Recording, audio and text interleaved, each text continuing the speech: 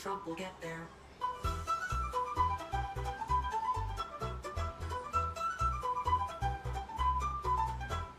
Jeffrey leads, we'll fight for what's right. Dia sings YMCA, MAGA tonight.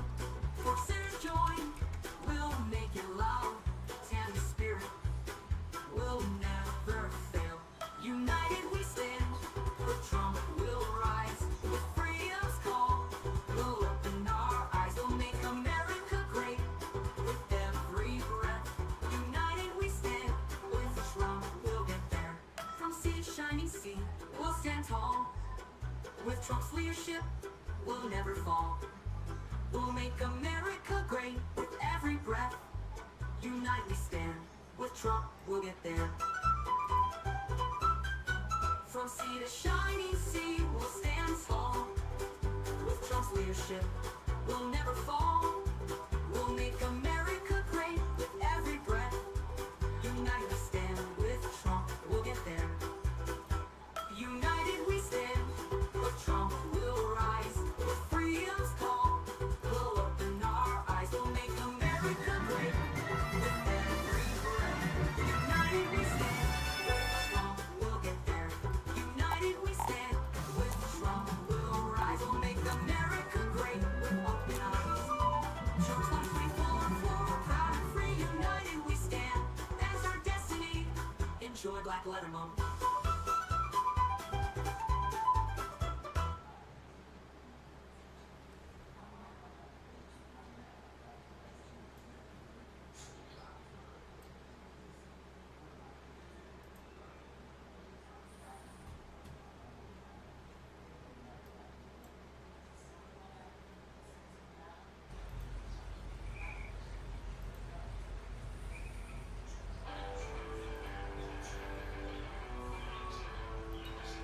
Hundreds of dollars to get ahead of the game.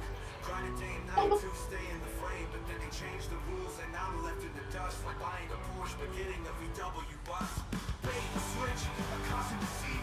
Spending money but never getting a seat. At the top of the leaderboard where I wanna be. But the goals keep moving and it's just not me.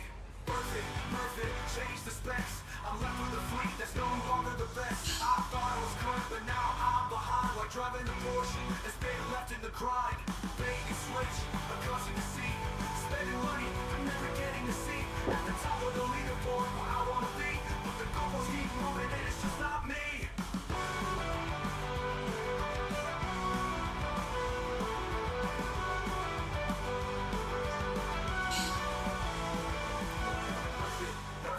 Change the specs. I'm left with a fleet that's no longer the best.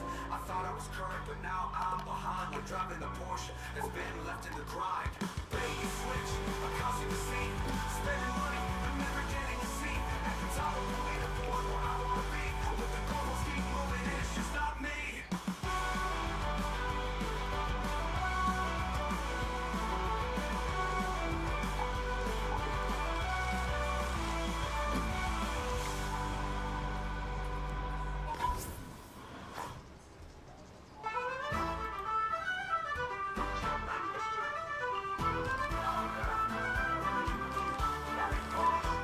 Stop crying, two questions weigh on my mind. Why was I banned? Who reported in time? Darkness just blues, all dispute clear. No bad words, so why did they fear? Darkness, lookers watch, report in the night. Dodgy topics spark the fight. Pat's wisdom, we must abide. Submit a ticket, truth will find. Early, they ban my words confined. Democrat kicks straight in the line. Dark mistress asks what's going on. Answer questions, our voice is gone. Stop crying, second answers a hidden face. Wait for what we can't know. Frustration grows, our voices low. Dark mistress, beauty of heaven, the world we see. Deny our words combined. No free speech, just a friendly fight. Plan for what? Day and night.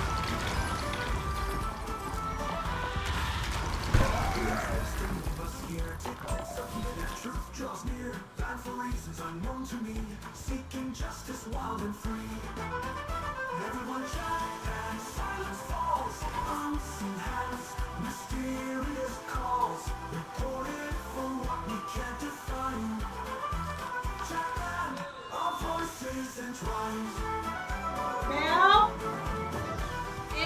questions left are yours.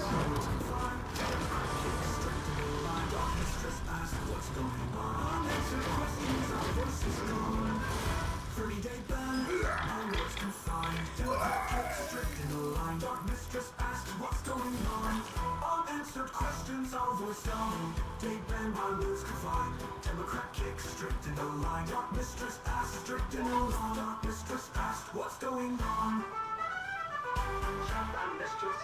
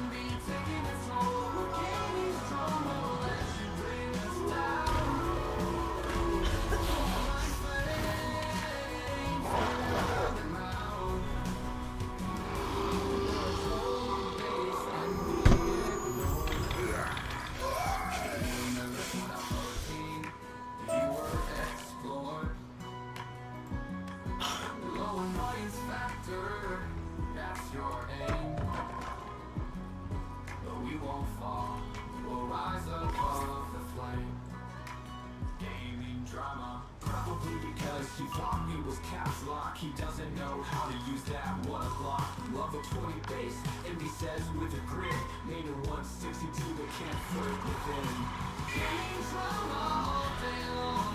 Trolls and flames, where do we belong? We're gaming strong through the drama and stress. Gaming drama will pass the test. Stop crying's anthem. I'm not crying, I'm just making songs. You're the ones who get attention all day long. So you shut up, now you're silent. Can't refute the truth, your drama's violent. I'm so crying, standing tall. Won't let trolls bring me down at all. Gaming strong through the flames and stress. I'm so crying, I'm the best.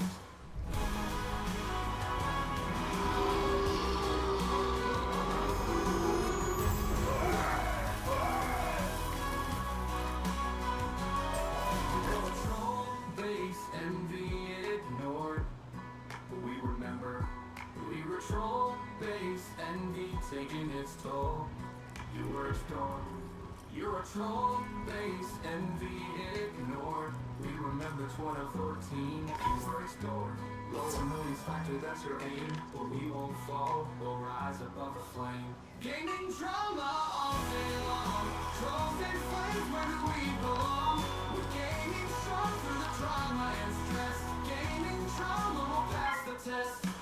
Gaming drama all day long. Trolls and flames, where we belong.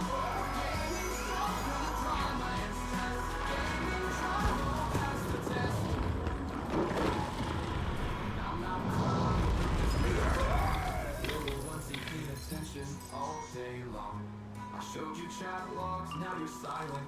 Can't refute the truth, your drama's violent. I'm not crying, standing tall. Won't let trolls bring me down at all.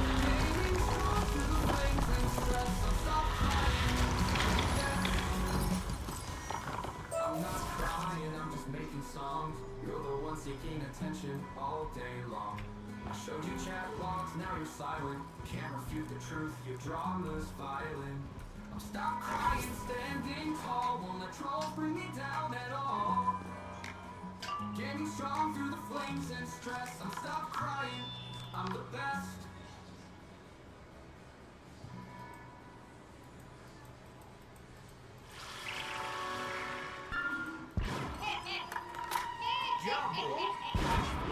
Very dumb buddy and tell.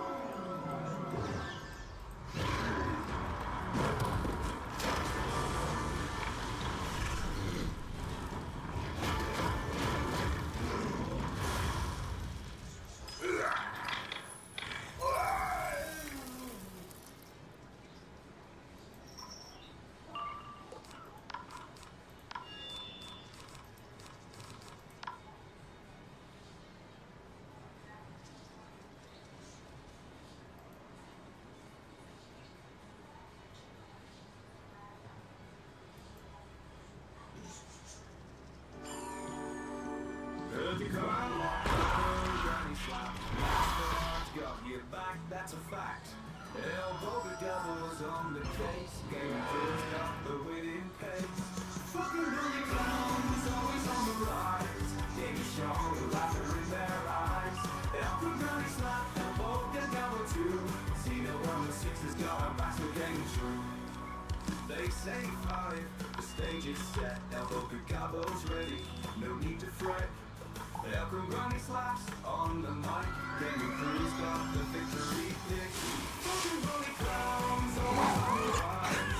Game strong with laughter in their eyes. Elbow Granny slap, elbow the gobbo too. See the one with sixes got our backs, we're getting true. Facing 5, the stage is set. Elbow the gobbo's ready, no need to fret. Everybody slaps on the mic. Game Crew's got the victory pick. Never know that zero says about the gobbo strategy shows in misery. Everybody stops got the flow. Game Crew's got the winning. Let me just say this to Big Kiss Show and the Attorney General. I dare you try to continue your lawsuit against President Trump in his second term, because listen to me, sweetheart, we're not messing around this time, and we will put your fat ass in prison for conspiracy against rights, and I promise you. So think long and hard before you want to violate President Trump's constitutional rights and any other American constitutional rights. It's not going to happen. We've been warning people on the show, like, this isn't the same Trump administration. Stop messing around. Don't rig elections. Don't illegally vote. Don't try. And the funny business, because we know the team this time, and they are not effing around. Somebody grab a bottle. Tears are flooding the swamp. I'm sure I'll come up with something that will make me feel good again. Right now, today, it's hard. I'll be honest with you. And the hardest thing is that I look across this country and tens of millions of people suffering. And it's depressing. I'll snap out of it, but I'm in a very, very long game right now. It's not just Carmel. The men of the party, Doug and Timmy, were a little choked up yesterday when Kamala conceded. And Nancy Pelosi, after getting scolded by Donna Brazil, left the party pouting. Little remorse over the coup. You lost an election and a friend. But that friend is the only Democrat smiling. His name is Joe Biden. Look at the grin. He's lived in years. Is that the guy whose VP just lost to Hitler? Or is that the guy who's saying, I told you so? I know it's a difficult time. You heard me. I hear you and I see you. Don't forget all that we accomplished. It's been a historic presidency. Not because I'm president, because what we've done, what you've done. A presidency of all Americans. Biden's reminding Democrats what they could have had. It's like when your girlfriend breaks up with you for another guy and then another guy dumps her. See, babe, you didn't know how good you had it. Remember, Biden knew she couldn't win. When Democrats were trying to wax him, he was handing them polls like, guys, she's gonna get crushed, look. But they didn't listen. So on the way out the door, he endorsed her. so they had to fall in line. She was a woman of color. What were the Democrats supposed to do? He endorsed a hand grenade, pulled the pin, watch it blow up in November. Biden still thinks he could have won. Does President Biden believe he could have won if he stayed in this race? President Biden believes that he made the right decision when he decided to step aside and immediately endorse the vice president. Biden knows what Biden is. Oh, you don't want me? You can have her. Don't say I didn't warn you. Axios says Democrats have started clawing each other's eyes out. One Democrat's fuming that no one stopped Biden sooner, telling NBC, how the hell did we not deal with this problem? He's 80 years old. He was supposed to be a one-termer. The man could barely speak and actually be coherent. It was too late, and we knew we had a Biden problem this time last year. The party knew it, and people truly were not honest. Bloomberg says it probably wasn't great to cover up President Joe Biden's infirmities until they became undeniable on live TV. Democrats are also raging at Biden's arrogance, leaking all over the place. He shouldn't have won. This is no time to pull punches or be concerned about anybody's feelings. He and his staff have done an enormous amount of damage to this country. One Democrat said. And he's a good man. We can be proud of his accomplishments, but his legacy is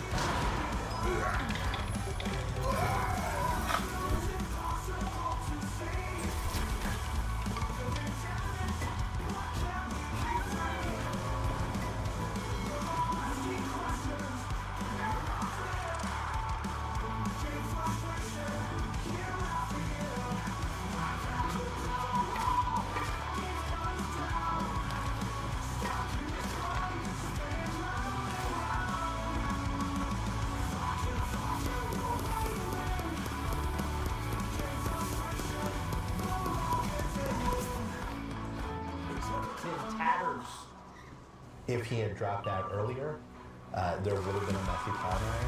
I think you can look at the Harris folks who say that she'd not enough time to run, but there are others who say this was actually the best scenario for her. I think a lot of people probably thought she would have lost the primary. Well, not just that, but like even if it had been 2 months earlier, like more time would not necessarily have benefited Kamala Harris.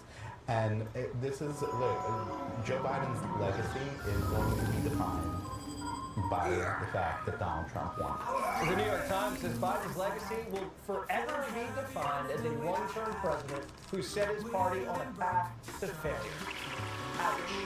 Guess we're going to have to start carving his name into Mount Rushmore. We hear Obama's already calling off construction at the Biden Presidential Library. They think this is all on Joe, not them. Forget about Barack Obama, Nancy Pelosi, and the others. They need to face the reality of that. And perhaps the real point was maybe Joe Biden should have decided very early that one term was enough and give the party a chance to have a primary election, and maybe the outcome could have been different. It's not just Obama, it's Kamala too. People close to Harris think Joe Biden's the singular reason Kamala Harris and Democrats lost. Biden's loyalists were irate after hearing that, clapping back, saying they'd love to have whatever they're drinking. Biden world pointing their fingers at Kamala and Barack. There's no singular reason why we lost, but a big reason is because the Obama advisors publicly encouraged Democratic infighting to push Joe Biden out. Didn't even want Kamala Harris as the nominee, and then signed up as the saviors of the campaign, only to run outdated Obama-era playbooks for a candidate that wasn't Obama. And some Democrats actually agree. They're blaming the loss squarely on Obama's people, saying they're stuck in 2009. One Democrat says the team is there, time for them to retire. We need a whole different strategy. The day of Obama and his geniuses are over. They've been left behind. They're out of touch with the American people. The Democratic Party is out of touch. Obama's campaign manager, David 204 to 216. who took the reins of the Republicans Harris got campaign, 216. has already We gone need into hiding. 218. He deleted his Twitter account. And Democrats hear me?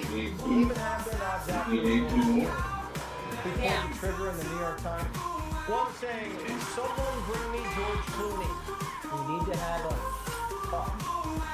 People are blaming Biden, other people are blaming Barack, some people are blaming Harris. This is the top Democrat in Philly saying the campaign was just sloppy. The national campaign, nothing, zero. They had no respect, they had no coordination. They didn't, I never even had a Well, they're saying, First time they didn't do the right thing to our 96 candidates were Republicans. And now I understand some of those And people blaming 7.1% Joe is Biden. gonna go to Can you Democrats. imagine blaming Joe Biden for her loss? She lost, he didn't vote. The Harris team's firing back. If there's any immediate takeaway from Philadelphia's turnout this So, cycle, it's that Chairman Brady's not impossible. practice of The fleecing Democrats do it, campaigns for money to but make up for his own lack of how fundraising are the ability slim or leadership narrows? is a worthless endeavor that no future campaign should ever be forced to end again. Kamala is accusing They're saying the it could be 2 or 3 Democratic days, Party to get of to stealing her Thursday money. of next week, which is bullshit, because that means that they're trying Even to though she cheat. raised $1 billion, she ended the campaign I don't like $20 it when they million can spread it out until Thursday of next week. Maybe It's they bullshit. did fleece her, but insiders say You Kamala's know what I'm campaign saying? chief spent the cash on concerts with celebrities. Beyonce's conspiracy happened. They're trying to cheat. Think about it. It's not just the campaigns fighting with each other. Democrats, The left is on the we do warpath still believe they against cheated the the last far time, right. okay, Bernie Buffalo? Sanders is saying It was just caught more this time. I hope they got poll watchers watching them count them damn ballots they're doing now. You know what I find mean? that the working class has abandoned I them. hope they got poll watchers still Not too watching. fast, Bernie.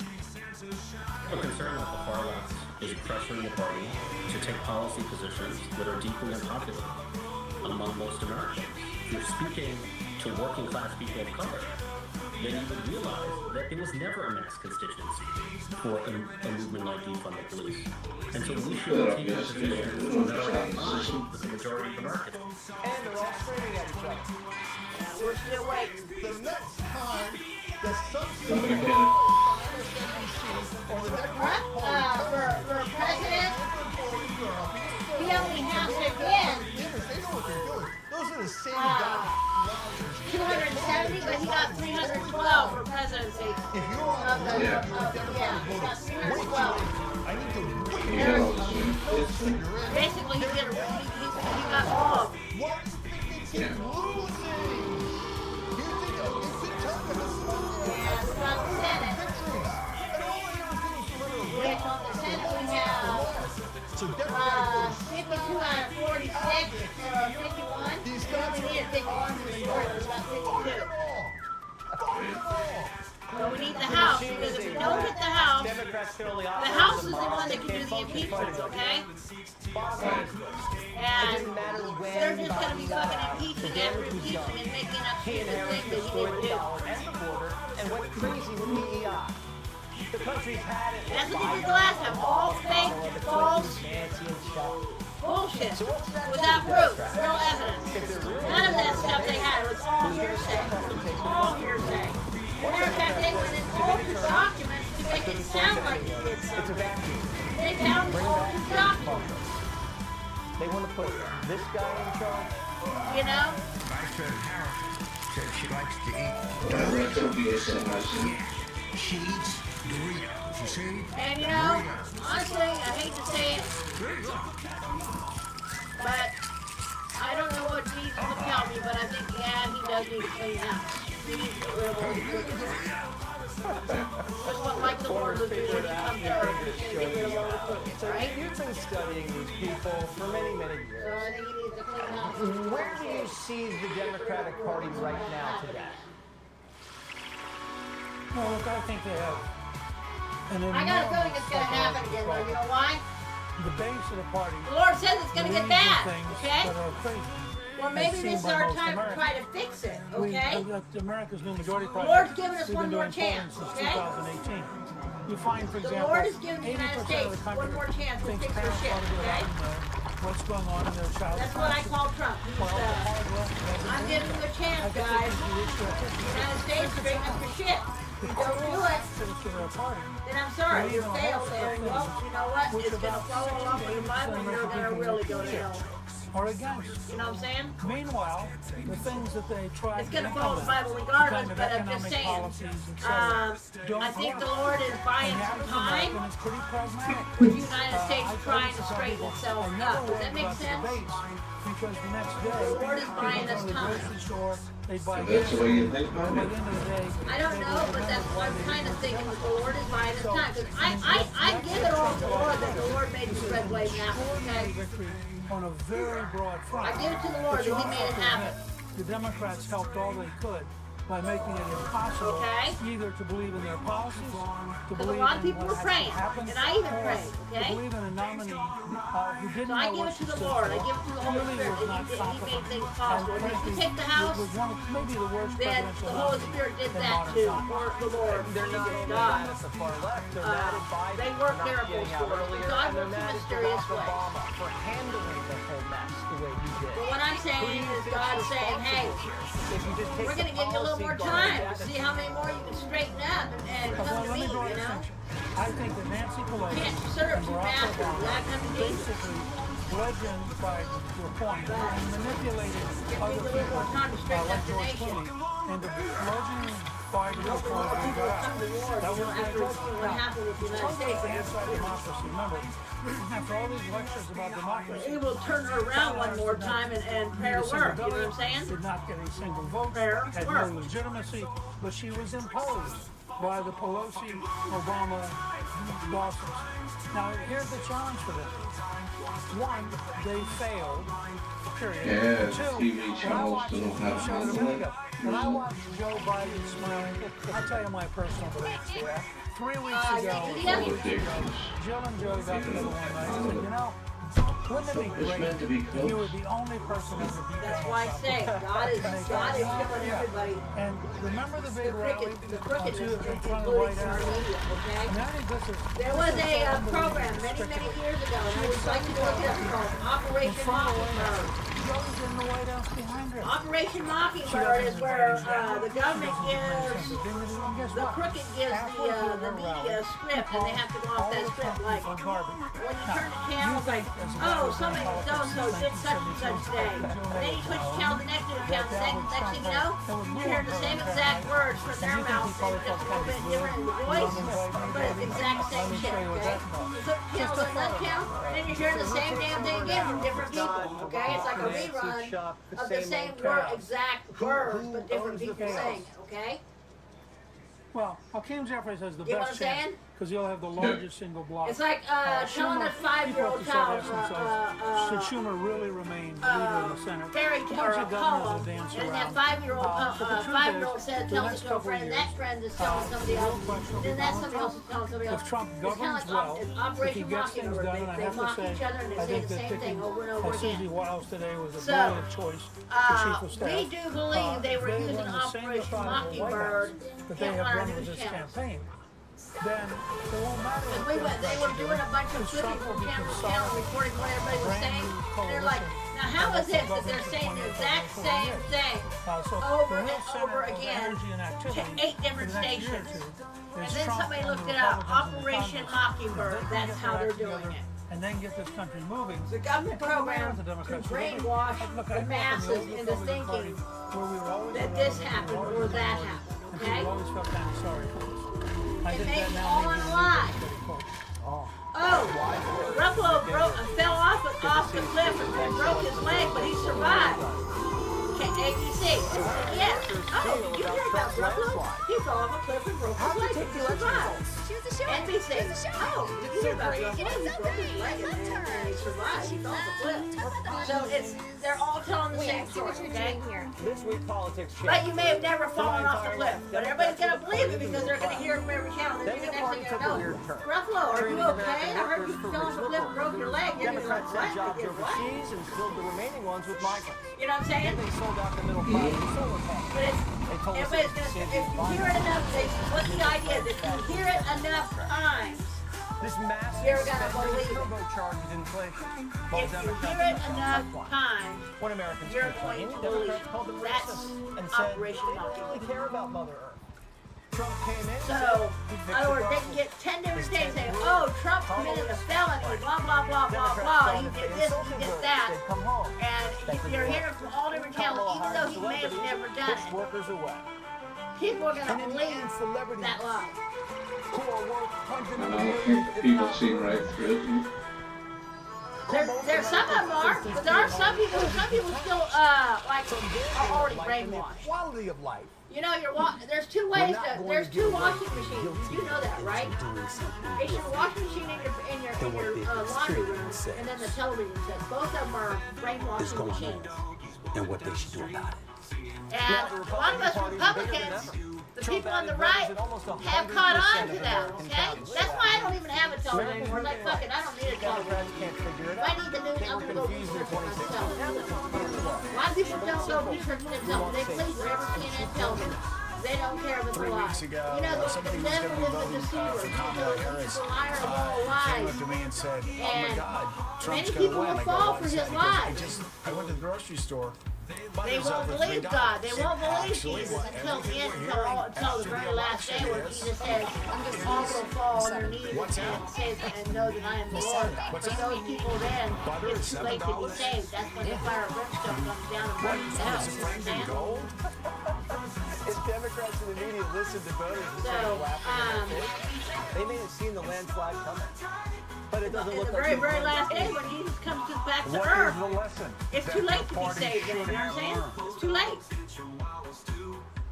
Well, when he comes down and shows that last miracle, it's too late. Very hard.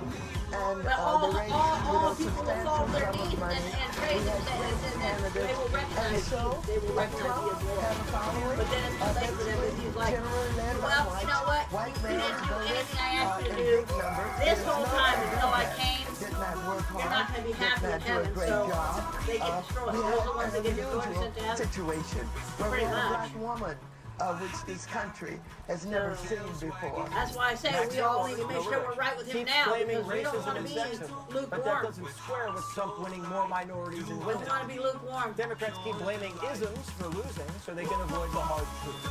They govern like garbage. And I hope I'm not lukewarm. I really don't want to be lukewarm. I want to be on the side of Jesus, but I know you. Haven't I prayed to you? Haven't I talked to you? Latinos in Texas, a district that's 9% basis Latino, won 75% points for Donald Trump. Why?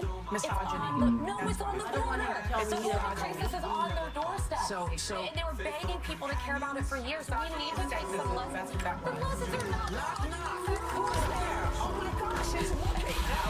Oh my gosh, it's Michael Schellenberger.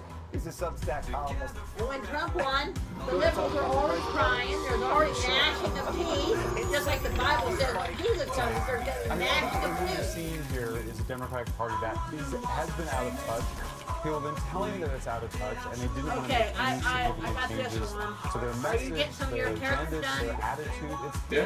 I think narcissism is at the center of the Democratic Party. Most of them were already there. As long as they maintain that I'm trying to get posture, some of them. It's purposefully ignorant to say it's misogyny when Hispanic communities on the border voted overwhelmingly for Trump because of the open.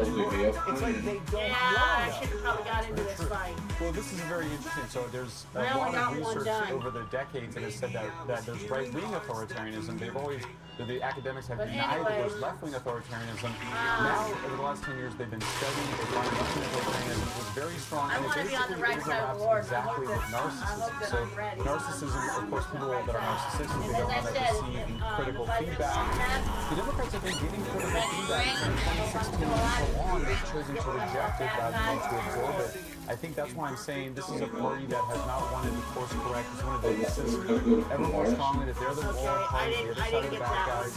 That's why they're not, the Democrats are saying we want to learn from the lessons of the past, but they're not showing it with their attitudes and sussing like that. So they have to fix themselves before they can fix everything else. It's almost like someone wrote a book about this. What was it, Get It Together? God, it's just so ahead of the curve. So you don't see them grappling with this. Okay, what do we gotta go do? See them just denying. Dinners. Well, I'll give you an example of it. I mean, so I was a neutral in the election. Mine says I didn't take a Crocotopia. position on the president. I didn't vote. But I felt an enormous sense of relief on the day after the election. I was trying to figure out what it was about. That's where mine says Crocotopia. It's because all of us that have been punished, ostracized, Well, I need to go to stigmatized, Crocotopia. demonized by the left, that like we were living in a That's state of weird. I gotta fear. go I mean, it was we've lost so many friends and colleagues because there was this widening totalitarian menace that was just creating more and more enemies, more and No, more let me victims. refresh- That's let me how it refresh and ultimately make ends sure, up becoming, okay? the left becomes smaller and Yeah. smaller and smaller. Until I'm here in Polaris if you So want that's to a join great us. point. So I'm gonna they check have it, shrunk double check as a it, part, what's that? and you look at it demographically, and just in terms of raw political power. Okay, yeah, If it's you don't clear. agree with Okay, them never mind. 100%, I'm there. you're out. Sorry about That's that. what happened with me. I mean, so I'm you saying start something asking more and more questions, and the level of intolerance goes up and That's up. probably 'cause I didn't So yeah, it's refresh. basically a self-fulfilling prophecy. That's why you see Elon Musk, you see Tulsi I'm Gabbard, way you see over Robert here. F. Kennedy Jr., me, others that raised some hard questions for Democrats over the last Hopefully 10 it's these years, elves. and were shouted down and demonized. And after a while, It they're is. like, this isn't my target. Wow, I got 3 elves on mine. Why do I get 3 elves? And then Huge they lost, spectrum. and they're trying to figure out what happened. And I'm not saying that that's like the main reason inflation and wars and the issues, but that fundamental intolerance, it's so counter to what the Democratic Party was into in my youth when it emphasized free speech, free and open debate. It's become a party that has made its politics a religion and it has all the intolerance associated. Okay, You know you're special, man. I don't know if you want to show the audience the shoes. Can you maybe get... We're not even allowed to show them. They're bright orange. I think it's a health hazard. Thank you so much. Good to see you, Mike. Trump's already started to hire people. We'll tell you what happens next. Donald Trump's the president-elect, and the left can't cope. According to MSNBC, it is Armageddon. We have now let misinformation become the accepted information. It has washed over us. What will the future hold now that America has So just when we get decided that, will they get the that house? we're going to F I hope so. Because if not, we're screwed. We're going to go to the Nicole whole Wallace thing. also taking it hard. I have this sort of insatiable I hope he gets it, my money on a interest in parade. every bit of wisdom you We can already got the impart, president. He just needs the and as house. a journalist, I Yeah, he hear doesn't you need to about go through all girding that ourselves shit for this again. moment. But there is something I As a have. human, I don't know deleted why. Twitter today as an act of self-preservation. But I have a gut feeling the Democrats are going to pull something. And believe that guy's a crime. It's going to get Trump killed. They really will get him killed unless God is super intervening again. Yeah, me neither. It was a terrible night. I don't know how to pass it to Trump, but I want to tell Trump if I could physically call him and say, hey, Trump, I don't know why, but I need you to do something. Do me a favor. When you walk into that White House, and get somebody in the truck with good dogs and have them go in 10 or 12 dogs and have them, drug dogs, or something, drug dogs, bomb dogs, and bug dogs. One that can detect it all, okay? Each dog will have its own unique ability, okay? But they're going to basically sniff every wall, every floor, everything around that. They may not take the dog and come out to the roof. They can inspect the roof area and sniff it out. We are For about to anything that makes enter me a suspicious that political period that will have the consequences for the Democrats rest put of our plant in lives. that place, okay? We Understand? cannot give up. We Because now find ourselves they're so angry right now, in I a wouldn't put it time past in them history that has precedence. that they would and try we to kill the find president by ourselves, blowing up the White House or I believe, doing in something a time like that. And then the reason, and even if they don't where do there bombs, are have it bug let's say, inspected. How many kings in bugs do they history plant throughout that of White House? They're massive going to listen to people every single that little mobilized to conversation. protect one And they'll be another taking a piss in and talking to times of themselves, and then fascism they're like, oh, he said this. and authoritarianism. And our friend Swalwell Like, isn't doing where'd they much get better. that from? I He's was taking a convinced shit. Trump was going to round up his family and staff. Get what I'm saying? Are you personally worried about political retribution from the They former don't need to president? hear every little Now, conversation soon because to be not every the conversation president needs to be heard. Because it might just be him BSing with somebody. You know what I'm saying? Oops, I went wrong. Give me a minute. I gotta go back. Give me a minute. Who are threatened by I was gonna hit fire and hit life again. Feminists aren't happy either, so they're going on a sex drive. But you get what To I'm punish saying, all the right? men In they're other words, already you're not gonna get sleeping spies in the Democrat Party. They're gonna fuck with him, okay? Because I have an IQ of 100. Or you It doesn't matter. I think he's wise, not why. This is his second time and he's wise. And he's getting the right people around him, which is good. Yeah. He didn't have the right people the last time. At celibacy because you guys are actually Anybody can backstab you, though. Probably that's true, but he needs people who are loyal to him, I think. But the problem is, God says keep your enemies close. Stop talking to men.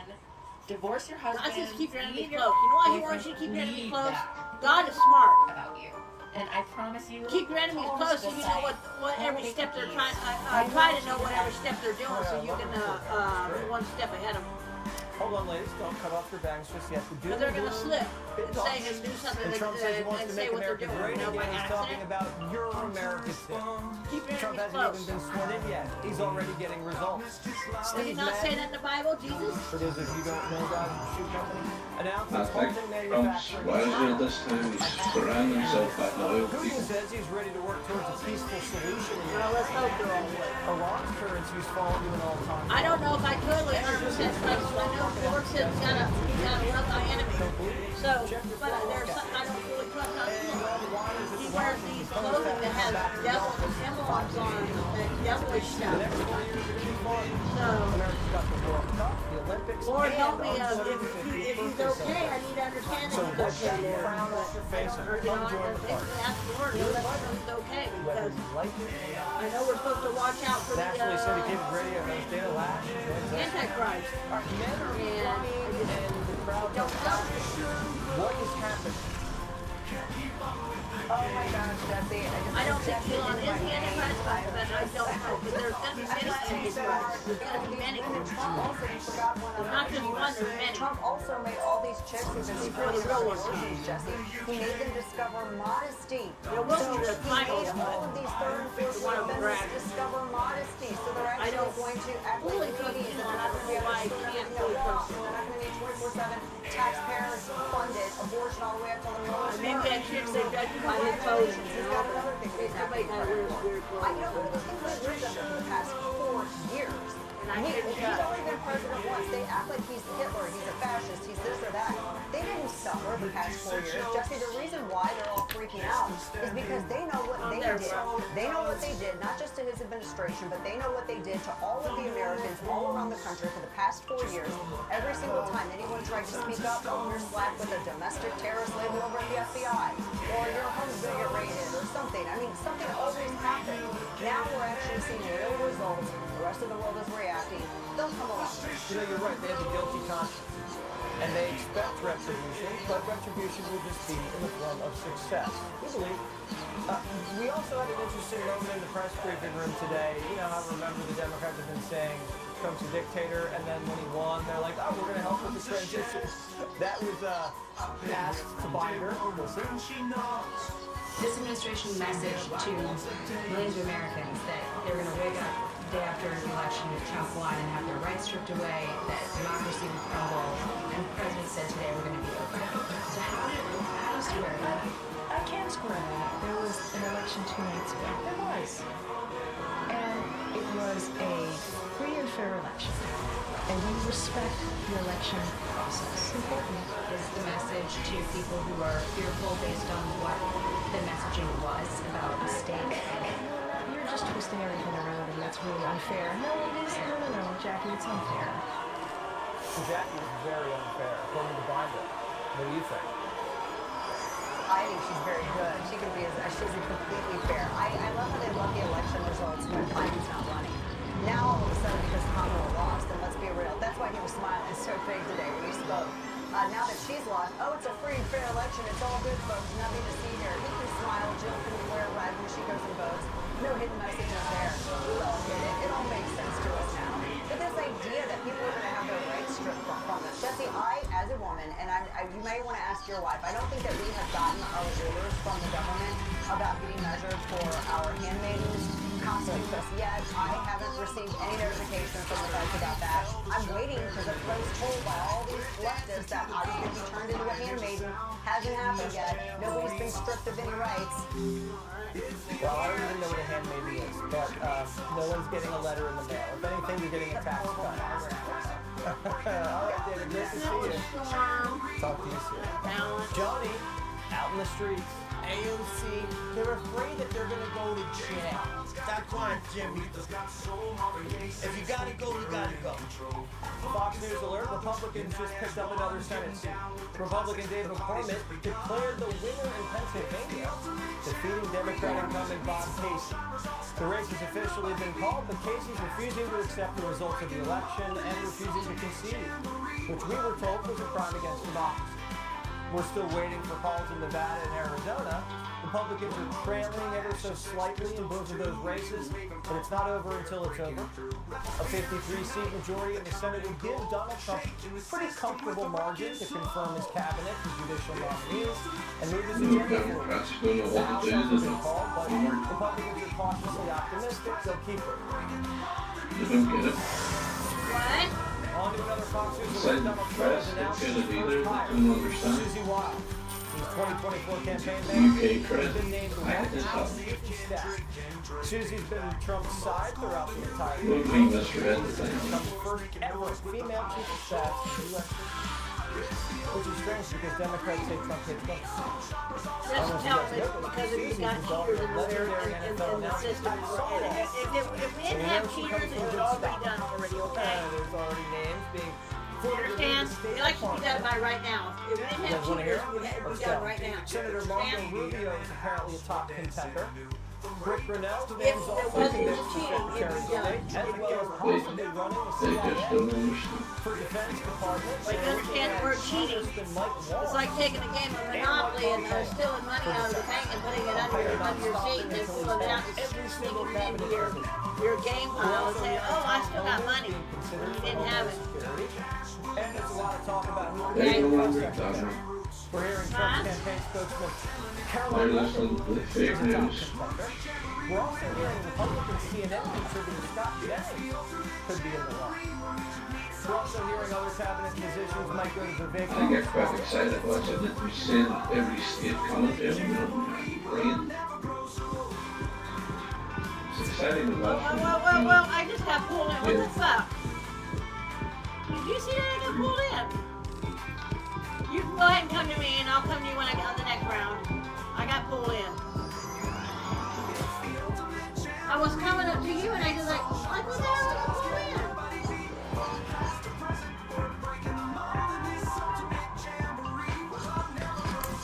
Guess they didn't want me to leave yet. Yeah, like you know.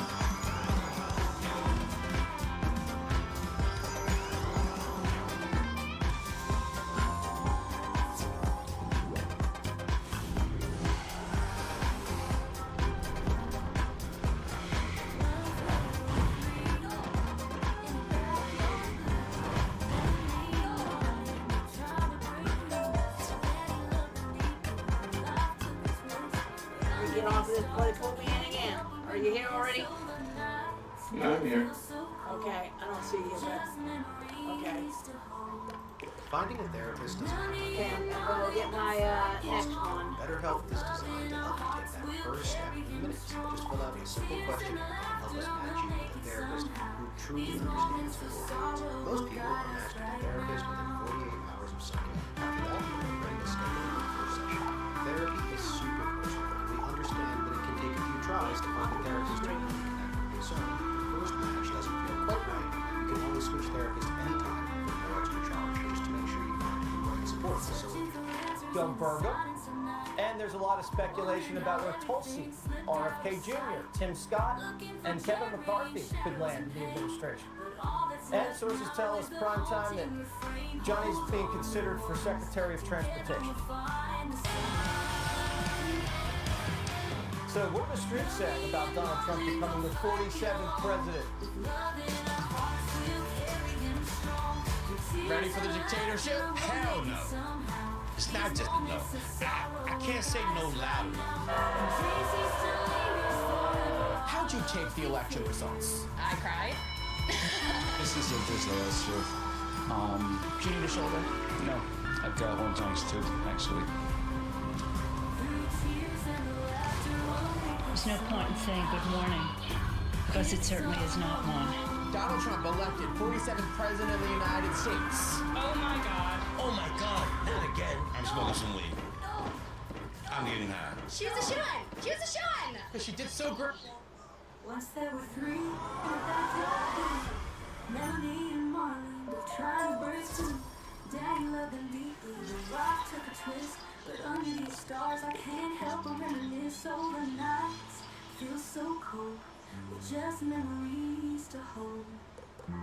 Melanie and Marlon don't fight, get along. With love in our hearts we'll carry him strong. On the way to you. Tears and laughter will make it somehow. These Why does it take them so long to print the books? Because they don't have, they're waiting for all the mail-ins, what they say. Is what they're saying. But I think it's a way of cheating, Ruffalo. They're trying to get enough votes to turn it into their favor. And I hope that ain't what they're doing, but that's what I think. They have mail-in votes that they're saying are given until, was it the 7th or 8th to come in?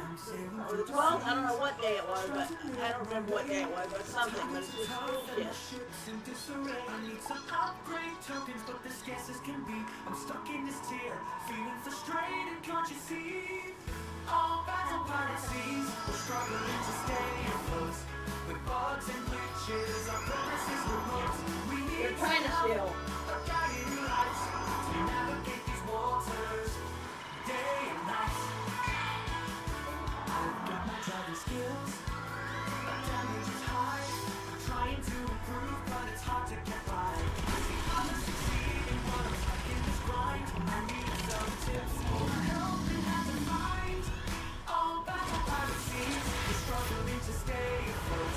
With bugs and glitches, our progress is remote.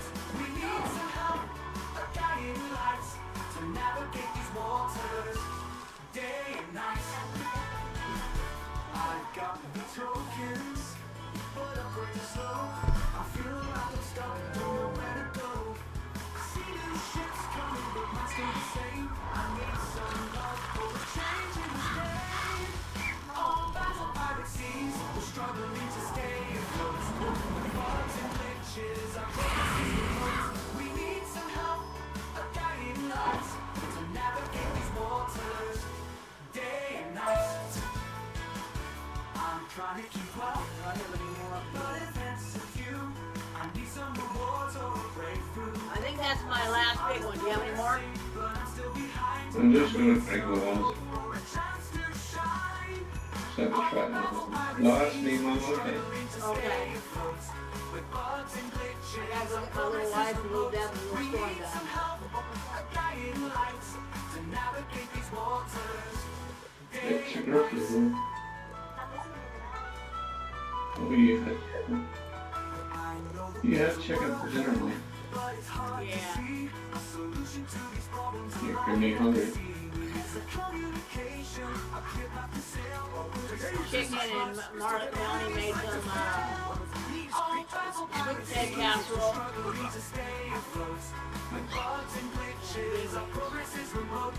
The others should make them gruffalo hungry. To navigate these waters, day and night. So we'll keep on sailing through the stormy night, hoping for a better dawn, a brighter light. I forgot where I was supposed to go. We'll work together to find our way through the troubles on battle pirate seas, day by day. All battle pirate seas, we're struggling to stay afloat. With bugs and glitches, our progress is remote. We need some help, a guiding light to navigate these waters, day and night. We bought a large deal of apple cider to go to church with us for the Thanksgiving dinner. So we have that for the dinner. I need some rewards or a breakthrough. I see tears progressing, but I'm still behind. I need some love for a change in this game. All battle pirate seas, we're struggling to stay afloat. With bugs and glitches, our progress is remote. We need some help, a guiding light. Okay, well, now that you've made me hungry, I'm going to make breakfast now. You have a wonderful day. You have a good one. Chicken wouldn't be good for breakfast.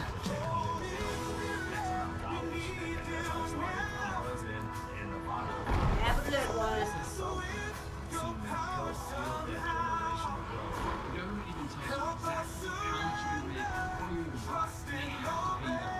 Even if the rest of the market tanks or inflation is 50%, even if these wars and these your returns are written into law. Think real estate on steroids without the same risk or hassle associated with real estate. So why haven't you heard this before? Giant investment banks like 𝗁𝗵𝗁, Goldman Sachs, these guys have kept it under wraps from people like us, operating through shell companies, hoarding billions of dollars, and doing everything they can to keep their pockets full through endorsing money. But now the secret's coming out. Somebody in DC just posted exposing these greedy tricks, showing you exactly how to invest in them.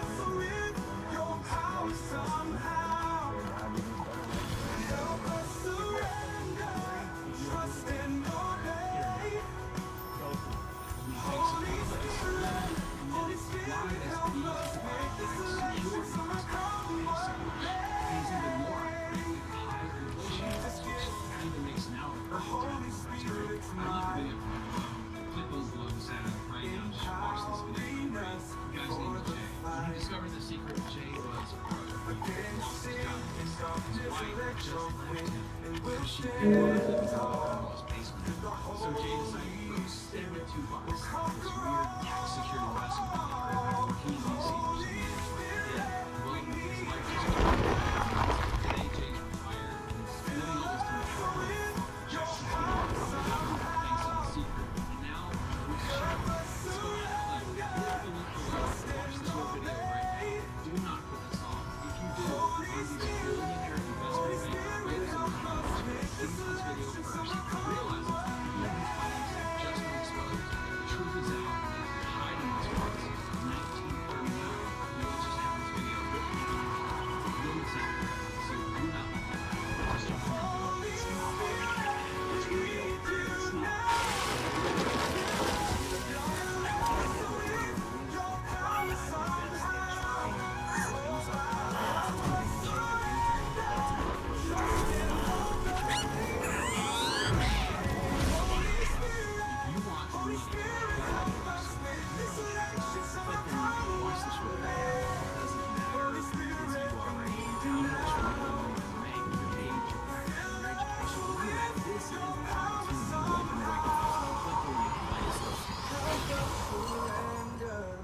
Trust and obey. Holy Spirit. Welcome to Hannity, and tonight, just 48 hours after a landslide victory, the Trump White House is already starting to take shape. Legendary Trump campaign manager Susie Wiles has just been picked as the president's chief of staff. Wiles will make history as the first ever female White House chief of staff. Wait a minute. Mark Cuban said that Donald Trump was afraid of smart, intelligent women, and his campaign manager and first chief of staff is going to be a woman. Anyway, coming up, we're going to bring you exclusive insight into the new incoming Trump administration. But first, I want to commend the Democrats who are using Tuesday's crushing defeat to finally figure out how their own party lost its way. Now, Stephen A. Smith is going to try to do that. He was with the co-hosts of The View, that hard-hitting news show on ABC Disney earlier today. But they weren't particularly interested in his post-game analysis. Parts of it were pretty fun. Take a look. So you think the Republicans are sort of an extreme fringe party? No, I don't think that they're an extreme fringe party. I think that they're operating against those they believe are extreme on the left. But you had folks on the left that were introducing some things when we got in the whole transgender issue, and they were talking about bathrooms, or they were talking about males transitioning to females and competing against girls in sports and stuff like that. These are issues. 1% of the population. I understand that. But I think that's where the mistake is made. You're saying it's ridiculous. I don't disagree with you. But most of the voters out there don't think like that. Stephen A. Smith will be with us in just a moment. Unfortunately, very few Kamala supporters are like Stephen A. Most on the left simply refuse to think critically about the mistakes in their own party. Instead, they are melting down, they are lashing out, and it's probably going to get worse. Last night, former comedian Jimmy Kimmel threw a hissy fit.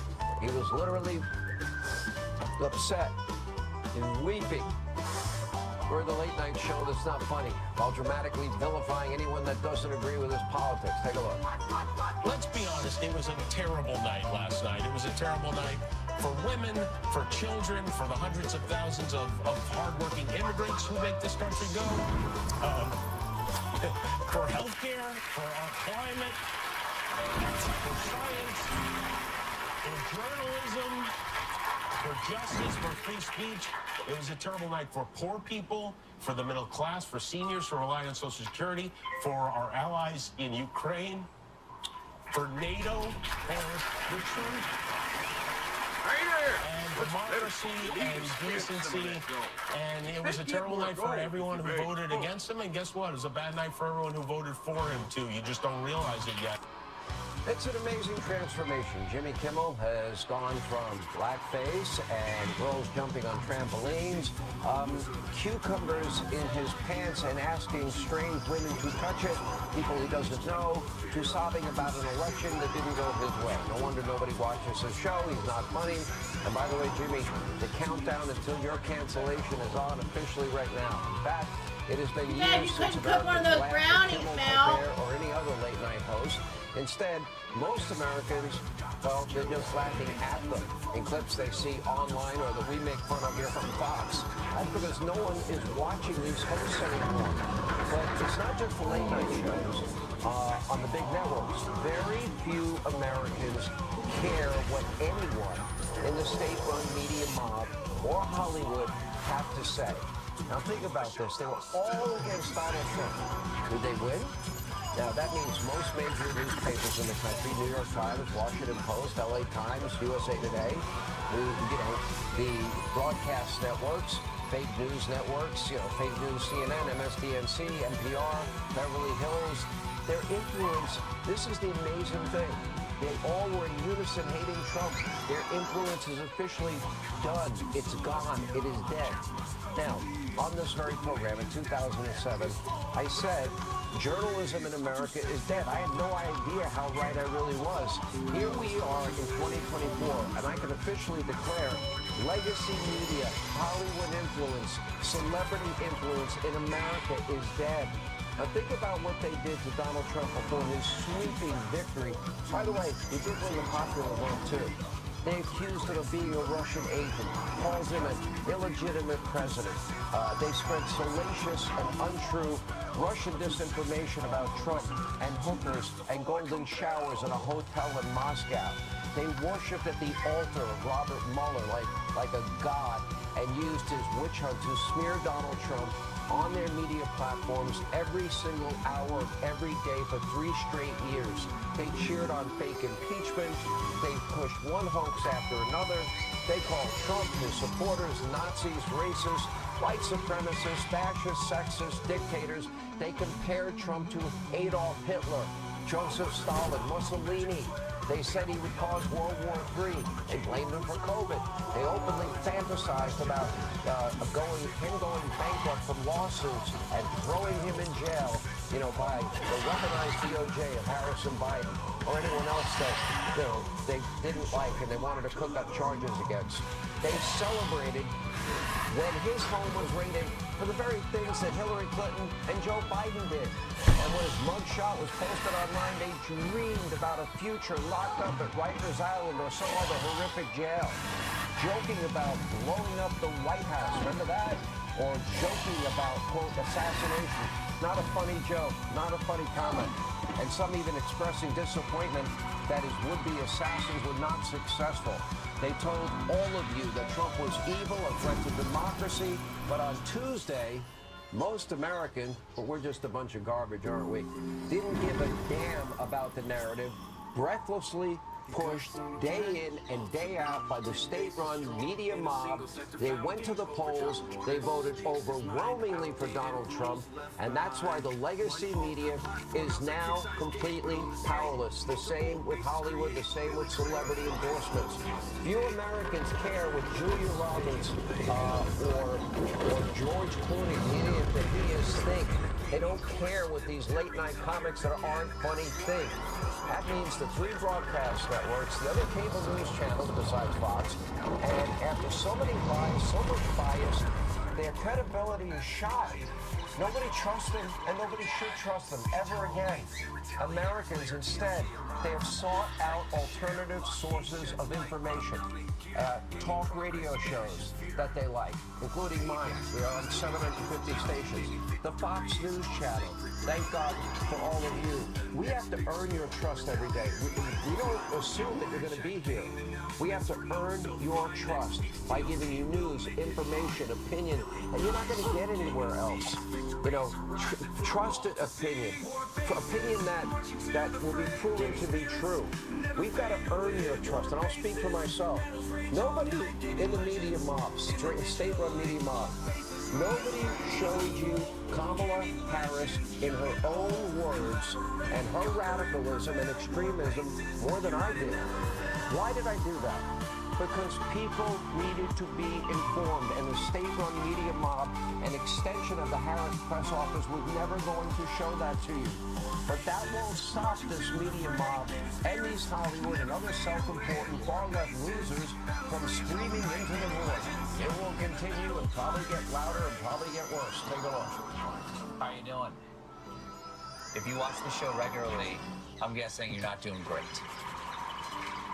Yeah, me neither. I don't think that our beloved country, America, knows what it's in for with a fascistic society and dictator. I'll snap out of it, but I'm in a very, very dark tunnel right now. It may be, but not enough people in this country yet believe in the full quality of women to elect a woman president of the United States. Latinos in Texas, a district that's 97% Latino, went 75 percentage points for Donald Trump. Why?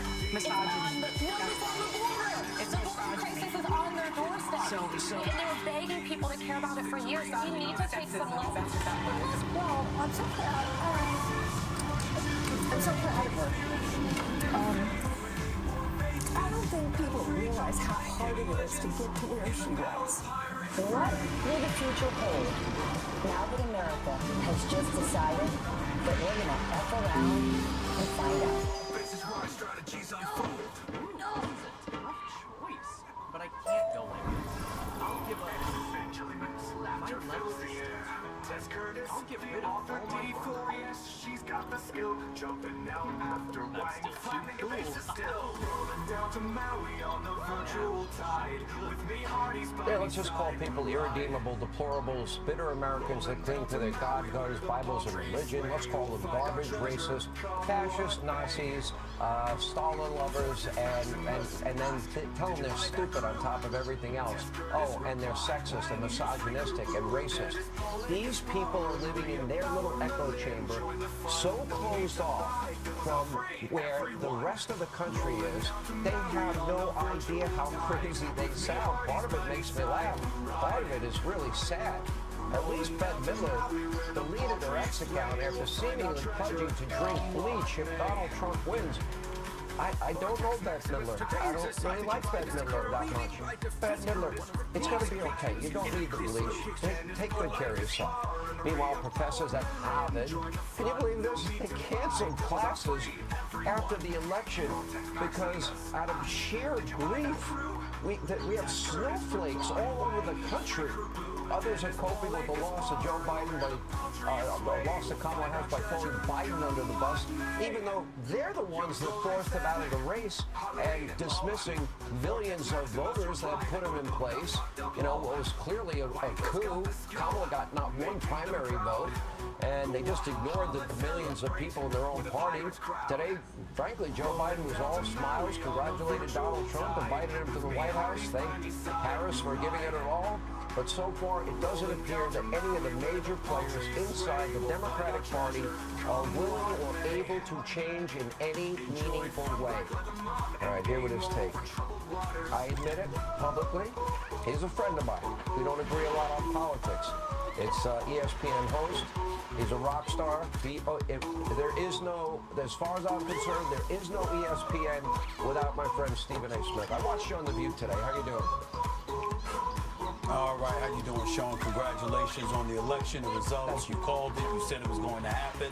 I can't refute it. I can't refute the fact that the president of the United States, the president-elect, is well deserving of it. It was a wrong. It was an annihilation. I know a lot of people are trying to, label it like, you know what, he won a little bit in a lot of different places. I don't want to hear that. He won, and he won in absolutely convincing fashion, so much so that I think that in light of those results, we have to look at this election as a referendum on the Democratic Party in America, saying we're not feeling where you are, we're not feeling where you tried to go, we want no part of it, we're not having it, and they made their choice, and we all have to accept it. And you were very gracious, by the way. Privately, we have our own conversations, and you said that to me, and I'll live with it. And I've had elections that I really wanted my side to win, that they lost. And you know what, Stephen A., I go on, and I plow through, and I do my job. There's not going to be retribution. None of the hosts of The View are going to be taken off. I used to go on that show. They wouldn't even they wouldn't accept a conversation with me at this point. Isn't that pretty pathetic? I used to like Whoopi Goldberg. Joyless 𝗂𝗏, yeah. I would ask that you don't look at the show. What you look at, and what you should look at, is the ideological tilt that has taken place in our country. We've gotten to a point where, God forbid, somebody has a difference of opinion and a different form of ideology, then you're damn near the Antichrist. And that's not what makes this country great. I mean, the reality is that, you know what, we could sit up there and we could say what we want, and everybody has their different opinions about Donald Trump. You know how I felt, you know why I didn't vote for him. I don't like the way he behaves. I think the presidency is a statesmanship position, and I think that level of hubris that he's accustomed to showing needs to be dialed back significantly. But having said that, the bottom line is simple. You can look at a lot of things on the right or the left. He talked about the economy, okay? Biden inherited, what was it, like 1.5% in terms of inflation. It ballooned to over 9.1% before it got dialed down a little bit. We looked at open borders. Barack Obama was once considered the deporter-in-chief because he actually deported more folks than Donald Trump. But Biden comes into office, and the first thing he does, day one, executive order, he opens the borders, and obviously that created so much tension. And then you look at the culture wars, the identity politics, some of the transgender issues that people were bringing up in terms of individuals transitioning from male to female and wanting to participate in female sports and stuff like that, or sharing the same bathroom as females, and all of this other stuff. America said, hey, we're not down for that. We're not going for it. And no matter what you try to throw in our direction, that's not what we're concerned about. We're primarily concerned about the economy. We're primarily concerned about our borders and about being safe. And they voted that way to send that message. And all we've heard over the last couple of days is folks going absolutely bat crazy because the candidate that they preferred to win didn't win. And I just want to take a moment to remind everybody, this is America. Guess what? Sometimes you don't get what you want, but we are known for having intestinal resolve and making sure we're able to march forward and work with whichever candidate ends up being in office and winning, and find a way to work with one another and reach some degree of compromise so we have civility in this country instead of chaos. It's going to be up to Donald Trump to contribute to that, no doubt, but the way I've seen some of the Democrats reacting since Kamala Harris lost, to be quite honest with you, it's utterly ridiculous. I'm not going to get into any names, but it's been utterly ridiculous. One thing, when I'm on your show, I do all the talking. When you're on my show, I let you do all the talking. We kind of have this unspoken agreement. Because I always, but together when we have conversations, they're really thoughtful conversations. They're real. We keep it real. You always tell me to stay in my lane politics. I tell you to stay in your lane sports. But you're making a lot of sense tonight. And it would be wise to listen to you, and more importantly, the spirit in which you're telling it. And I give you a lot of credit for that. Here's where I see it, and tell me what you agree with this, what you agree with. They could not run on one thing that they could point to where we were better off than we were 4 years ago. One major thing that improved the lives of the American people. The campaign ended with, you're a racist, you're a Nazi, you're a fascist, a misogynist. Even Barack Obama and Stacey Abrams calling African-American men misogynists and sexist. Stacey Abrams says they're racist. And a lot of what they've said is just flat-out lies. Kamala told us for 3 years the border was secure. It was not. Everybody knew it wasn't. She She said for 3 years that inflation was transitory and denied that we had an inflation problem. She also lied during the campaign, her final argument. She told American women, she told them that Donald Trump's going to sign a national abortion ban. That was a lie. She said Donald Trump would limit your access to contraception. That was a lie. She said that he would ban IVF. That was a lie. She tried to scare seniors and say that he's going to take away your Social Security and Medicare. He promised he would not do it. Benefits went up in his first term when he was president. So analyze that strategy. You can't run on what you did or what you succeeded at. So you're going to go to the lowest level, tell lies, and call people Nazis and fascists. Not a good strategy, Stephen A. It's not nice either. Well, I'm not going to deny that it's not the greatest strategy. I don't know if you're entirely completely accurate in everything that you say, because I can think of lies at the other side as well. But I will say this to you. If you're Kamala Harris, what you could have done is lean on the reports that the economy was actually getting better, and it actually is in a good place compared to where it was. You could have acknowledged that, guess what? I was a bit wrong in the position that I took on the border. And obviously it's not about flip-flopping, it's about me correcting the error of my ways. She didn't do that. But in the end, I will tell you, I'll do you a favor and tell you where the biggest crime came about from the Democratic Party. You had a situation with Biden, who promised to be a transitional president. He labeled himself a stopgap, somebody that was going to come in there, sort of calm the waters, and then move out the way for the young blood to come into the fray, and new blood rather to come into the fray and be the next president of the United States. There was supposed to be a red wave in the midterms. It didn't happen. What does he do? He's the incumbent. He gets comfortable and says, I'm not going anywhere. And that threw everything up in flux. So suddenly he's debilitated a bit. The cognitive decline is something that we were witnessing. People were noticing it but didn't want to speak about it. You let him go on stage and get embarrassed. June 27th, 3.5 weeks later, you elevate her. She never went through a primary or anything like that, which raised question marks. And then what do you do from there on, Sean? You obviously they felt they needed to do whatever they could to get votes. This is what they were doing, and it didn't work. It didn't work, and that's what you have to avoid. The American people have spoken. They said, we're not going for that. We're looking at policies. We're not going for all of that. One last question. We don't have a lot of time. She never had to explain one time why she co-sponsored the Green New Deal, $93 trillion, and said she'd eliminate the filibuster. She never had to explain her position on gun mandatory buyback. She never had to explain why she said the rioters in 2020, 574 of them, won't stop, shouldn't stop, and she won't stop supporting them. She never had to explain. She never had to explain, why we're going to pay for free sex change operations for illegal immigrants and give them amnesty when they don't respect our laws. Will you agree with me? We have 30 seconds for you to answer. That legacy media is dead. Do you agree or disagree? I'm not going to say it's dead because I'm holding out hope that it can be resuscitated. But hold on to this moment, Sean, because it's a rarity. Hold on to this for the rest of your life, okay?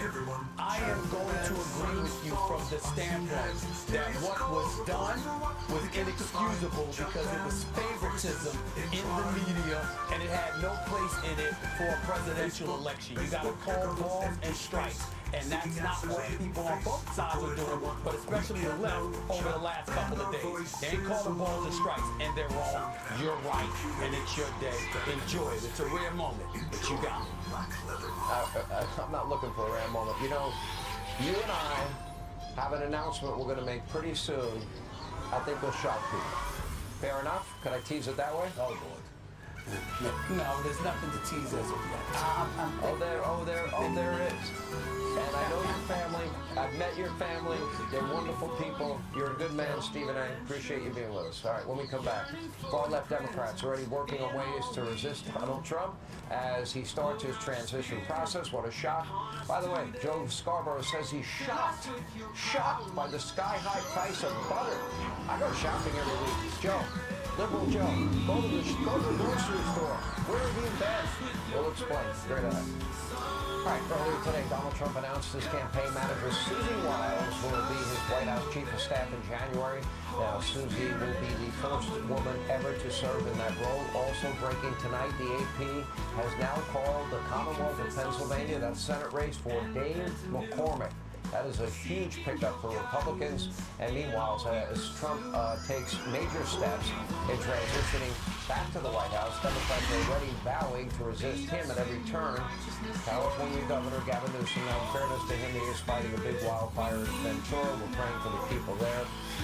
Is calling his state legislature into special session to, quote, protect rights before Trump takes power again. And other Democratic officials are following his lead. I'll take a look. If the Trump administration requests it, would the Massachusetts State Police assist in mass deportations? No, absolutely not. We did not expect this result, but we are prepared to respond to this result. And my office has been preparing for several months because we've been here before. We faced this challenge before. And we use the rule of law to fight back. We try to harm the others or roll back their rights. I will fight you every step of the way. If there is any attack on the Garden State or on any of its communities from Washington, I will fight back with every fiber of my being. To anyone who intends to come take away the freedom and opportunity and dignity of Illinoisans, I would remind you that a happy warrior is still a warrior. You come for my people, you come through me. Okay, all tough guys, all political posturing. Joining us now, Fox News contributor Ari Fleischer, senior advisor to President Trump Stephen Miller, and former White House Chief of Staff Reince Priebus. Ari, you were very invested. You know 𝗁𝗂 �𝗁𝗁 personally. That was always going to be a tough race. It was a tough race. He'd be a career politician. Huge pickup for Republicans. Congratulations. Why did it happen? Well, and I can just go back and did work on that campaign. It happened, Sean, because the people of Pennsylvania wanted change. They wanted something different, and I think they concluded that Bob Casey was just a kind of quiet status quo, and that he shifted too far to the left with the whole rest of the Democratic Party, and he fell out with where Pennsylvanians believe. 𝗁𝗂 𝗁𝗁𝗁, West Point graduate, 82nd Airborne. He kind of was much more in tune with the state. And Donald Trump's victory helped as well, the fact that Trump was able to carry Pennsylvania. But people want normal, common sense solutions. They don't want liberal nonsense. And that's really what Pennsylvania is. Yeah, really well said. You know, Rice, I'm not going to lie, full disclosure, as long as Ari's doing it, I guess it's confession time. I checked in with you a lot all throughout the days leading up to the election and on election day. And the day before the election, you said mathematically there's no way, based on early voting numbers, that Democrats would be able to make up the votes on election day to come back. And it was your strong belief. And you said this the day before election day, Donald Trump will win Wisconsin. How did you know? Well, I knew because there are two buckets of votes that if you're into this game, the mechanics, there's an early vote and there's the election day vote. And the Democrats had way too big of a hill to climb to make up the vote on election day. I also thought that Donald Trump would win all three of the Midwest states because the only people left, the 3.5% undecided, that 3.5% is the same person in Wisconsin, Pennsylvania, and Michigan. I mean, look, the Democrats' entire campaign right now was all about Donald Trump, how unacceptable Donald Trump was, and Donald Trump took a wrecking ball to the Democrat Party. And hats off to Susie and Chris and Michael Watley and Laura. They did a great job. But here's the reality. The reality is Donald Trump won in places in New Jersey, in New York, in Minnesota, where there was no ground game. There was no party. There was no ads or messages. Donald Trump won across the board, popular vote. He won in Puerto Rican communities in Florida. By the way, the new governor in Puerto Rico is not just a Republican representative of Puerto Rico. She was the former chairwoman of the Republican Party of Puerto Rico. Their Senate president's a Republican. Their Senate speaker is a Republican. So this idea that Puerto Rico is just a bunch of Democrats is totally false. And Donald Trump won that in the Puerto Rican community. I mean, it's an unbelievable mandate. It is a complete and total annihilation of the progressive movement in the United States. Stephen Miller, let's get your overall view. And, you know, a lot of people are on the left are trying to continue the fear-mongering, the demagoguing, the hyperbole, that Donald Trump is going to be a dictator from day one. That comment was made to me. I said, people claim you're going to do this. He said, just for one day, because I'm going to make us on day one energy dominant and I'm going to fix the border. And that's it. They cut off the sentence right there. They did it on purpose. They lied, manipulated all of it. But to me, where his passion is, and he expressed this on election night when he spoke, is that he wants to bring America back, fix the borders, fix the economy, bring back law and order, energy dominance. He brought us to energy independence for the first time in 75 years. And frankly, to make the world a safer place, I don't think he's going to have much time to care about liberal commentators on TV. Yes, well, when you see on TV some of these tiers from the radical Marxists and progressives, this underscores, again, why Donald Trump won such a massive historic landslide. A victory, when you take into account what he was up against, that is unparalleled in not just the history of our country, but modern history in any country. Because he spoke to the hopes and dreams of Americans, Sean. He talked about having a sovereign, secure border. That, as you said, that is energy independence, energy dominance, being the energy market for planet Earth, about ending wars and restoring peace and stability all over the planet. He talked about revolutionizing science and technology, sending an American astronaut to Mars, working with Elon Musk to lead the way into space.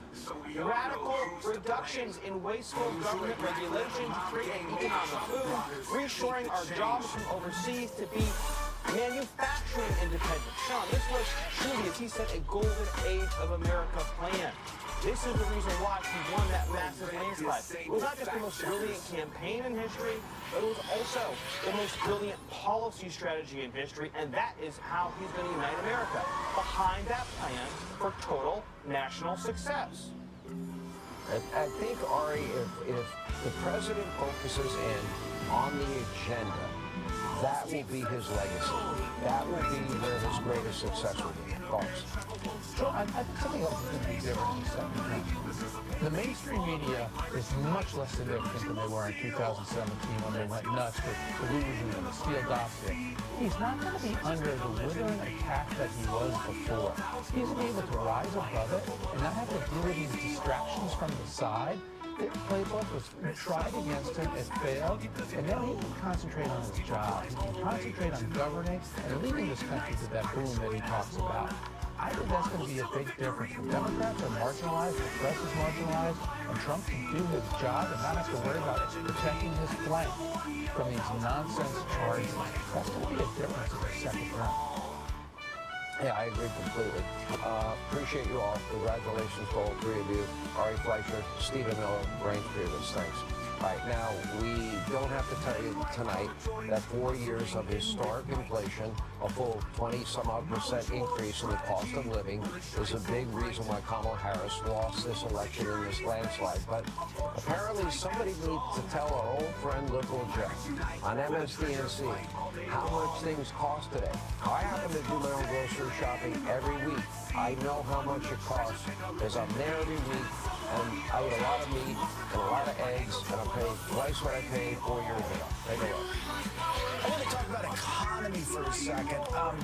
A few weeks ago, 3 weeks ago, somebody who was going to be voting for Kamala Harris came up to me and said, "Oh my God, Trump's going to win." I go, "Why is that?" He goes, I went to the grocery store. Butter's over $3. I kind of laughed and I said, well,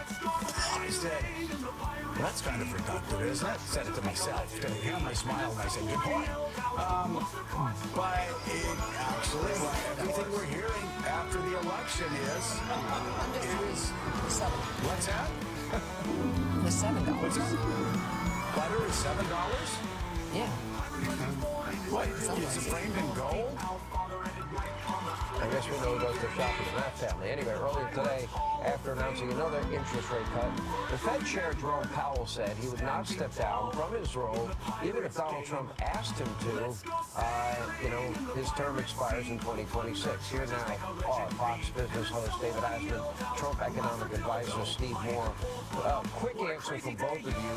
If Trump asked Powell to step down and he says no, does he have any recourse? David. Well, yeah, I mean, he can essentially, the way it's not really written down, it's an understanding that the president's not allowed to fire the Fed chief. It has to go through Congress if he needs to be fired at all. But having said that, Donald Trump is a very good negotiator, and he's doing the same with Powell and the Fed. I think that he's doing with other countries in terms of talking about tariffs. Yes, he's going to have 300% tariffs on everything from every country in the world.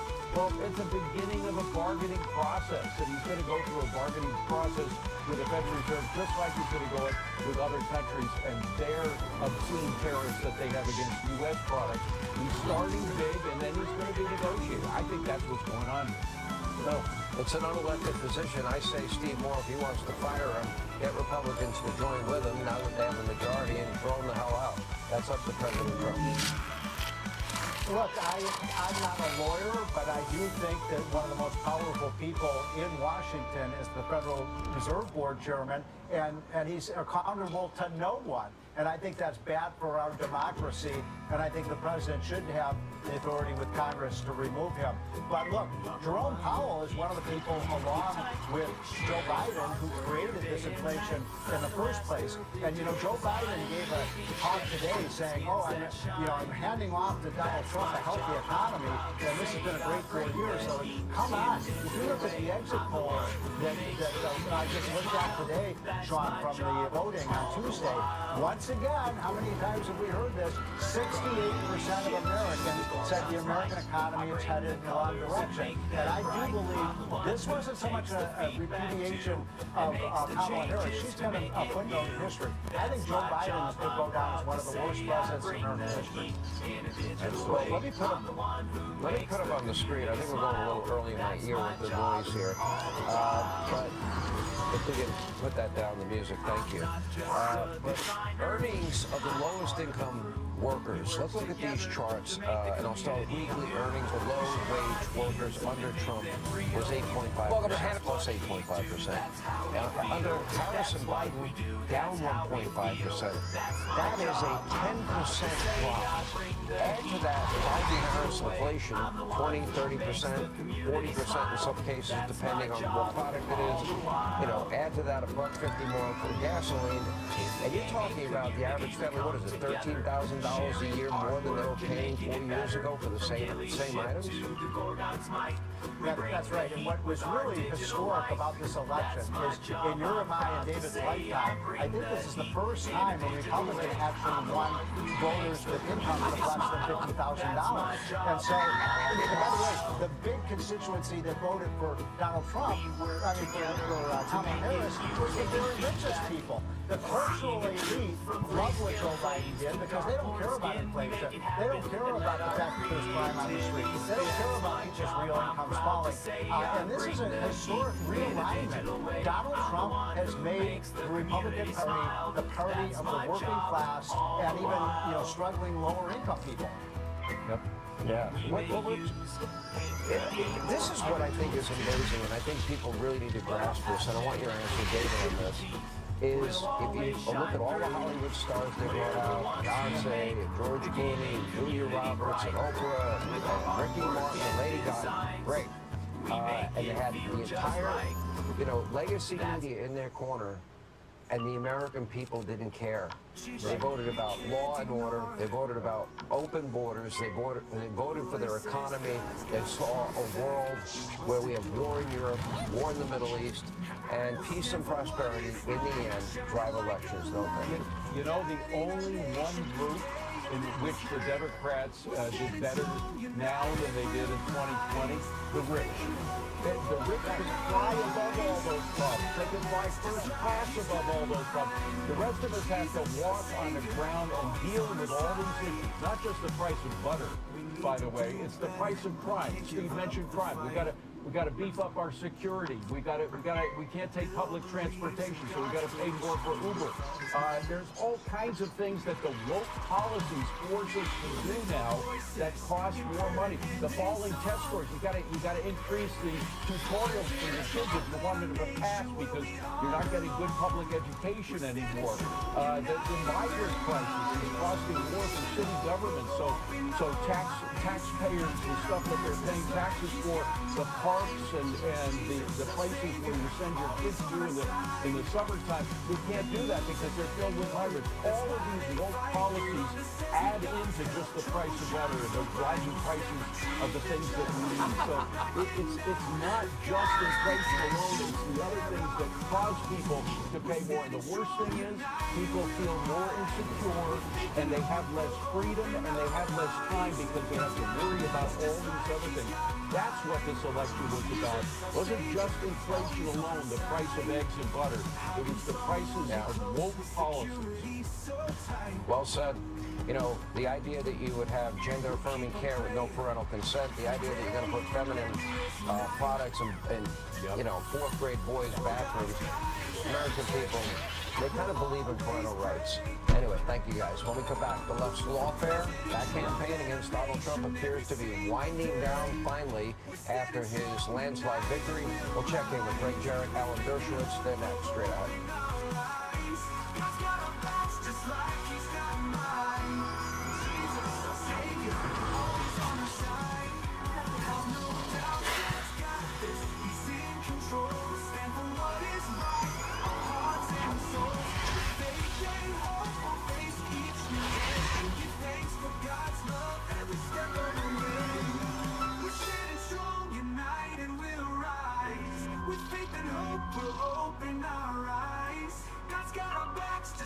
He's got mine. Jesus, our Savior, always on our side. Enjoy the 𝗁𝗂𝗁.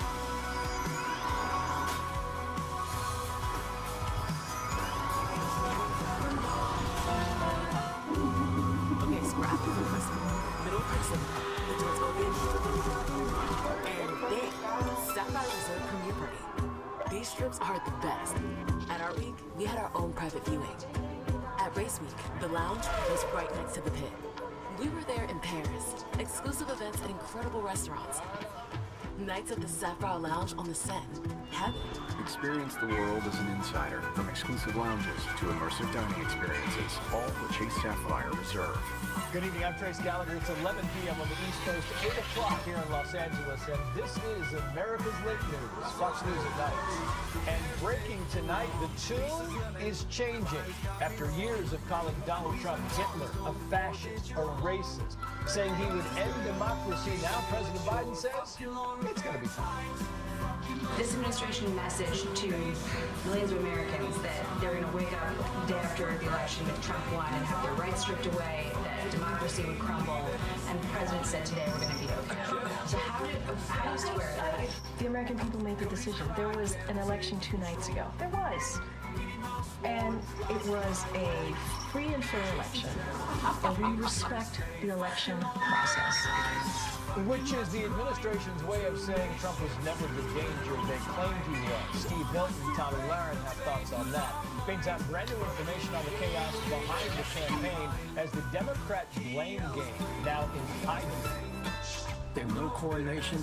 They didn't talk. I never even had a conversation with the lady. Can you imagine blaming Joe Biden for her loss? She lost. A Kamala Harris surrogate will take us inside the chaos and how a man from Virginia may very well have flipped Pennsylvania red. But we begin with the greatest political comeback in American history. Aisha Hassan is live in West Palm Beach with the latest on the president-elect. Aisha, good evening.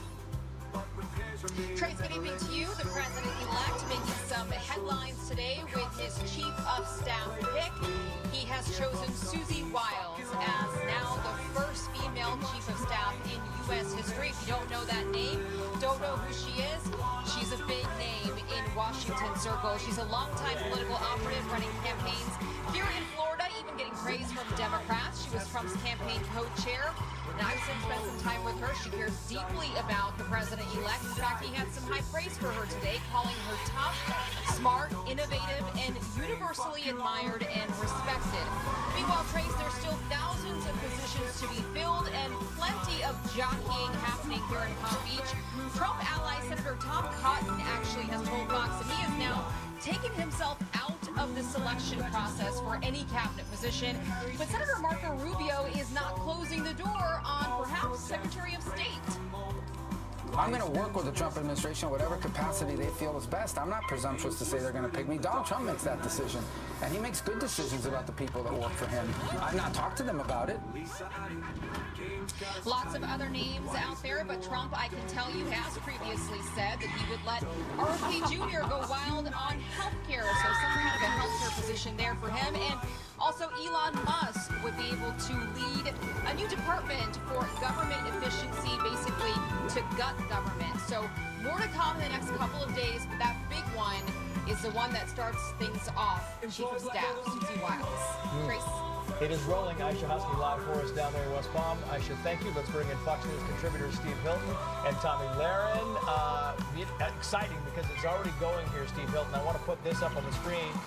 As Aisha just said, Susie Wiles has just been announced as the Chief of Staff. Here's what the president on Victory Night was talking when he brought Susie Wiles up to the stage. Watch this. Let me also express my tremendous appreciation for Susie and Chris, the job you did. Susie, come here, Susie. Chris, come here. Susie likes to stay sort of in the back, let me tell you. The ice maiden, we call her the ice maiden. Unlike last time, Steve, it sounds like this is going to be the all-star team when it gets in place on January 20th. And it's going to be the Trump team, and I think that's going to be the biggest difference. When he arrived last time in Washington, as he says, he'd never spent much time there. I think he had the assumption that the people just voted for me, I'm going to go there and do what I promised. Instead, all around him were people who were trying to undermine him and stop him from doing what he promised. This time round, that's not going to happen. You're going to have people who are there to deliver the agenda that he ran on and that the people voted for. Susie Wiles, an absolutely fantastic choice. I've seen them together. He really respects her. She's a steady hand. She's going to keep the ship going in the right direction. And the final thing we just have to note, this appointment, the first female Chief of Staff in history from the man who apparently doesn't like being surrounded by strong, intelligent women. What a joke. And still, Tommy, the left is already angling, right? And Van Jones is saying, oh, Trump's going to end up picking the worst of the worst. Here he is. This historic level of victory for Trump, when he gets the White House, the Senate, possibly the House, the Electoral College, the popular vote, everybody's going to be willing to go and serve. So he could pick from the best of the best, but the worst of the worst are lining up, and that's a concern. Meaning the resistance is well underway, Tommy. Yeah, it sounds like Van Jones is a pretty sore loser to me. It sounds like a lot of sour grapes going on in liberal media right now. That's okay. It's great for entertainment purposes only. But I'll tell you this, Donald Trump, as Steve said, he's got a great team around him now. It's his team. He understands the way the system works now. And I've never heard of a president that goes into office, especially on a second term, when this is going to be turned out for him and says, you know what I want to do? I want a government efficiency program because I want to make government smaller. It goes contrary to everything they said he was going to do. Unfettered power. He's going to do whatever he wants. He's going to be a dictator on day one. Well, he shattered that notion. He picks a woman as his chief of staff, a strong, powerful woman, which he has always done. He has always surrounded himself with strong women, Kellyanne Conway being one of them in the early days of the campaign. So, again, Donald Trump is shattering all their notions. They're going to have nothing to cry about. They're just going to have to sit back and watch America get great again. Yeah, and it's interesting because picking up on what Tommy was saying there, Steve, is I'm going to play some sound because this is President Biden on Sunday before the election, and then today, watch.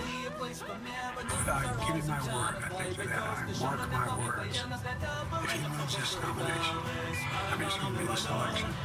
Watch what happens. It's a danger. She's a genuine danger to American security. The American experiment endured. We're going to be okay.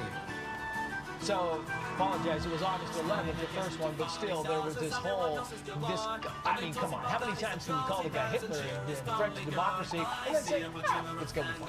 It's so pathetic. I mean, it just revealed how ridiculous it all was in the first place. And also, I mean, I've got to say, I'm going to acknowledge Captain Fish. She made this brilliant point about all the journalists, right? They were going on TV saying, you know, we're going to be locked up in camps if Trump gets in. Yeah. And she made the point that, if anything, they're underreacting to this. Why are they even in public? Because Trump's coming after them to lock them up. It just reveals how utterly pathetic. They had nothing positive to say. They're a dreadful candidate. It's a total disaster. All they had were these ridiculous over-the-top smears. The voters saw through it on election day, and now we all know. And here's the thing, Tommy, I'm running out of time here, but I want to play this back and forth between 𝗁𝗁 𝗁𝗁 and Jackie Heinrich. What is the message to people who are fearful based on what the messaging was about a stake?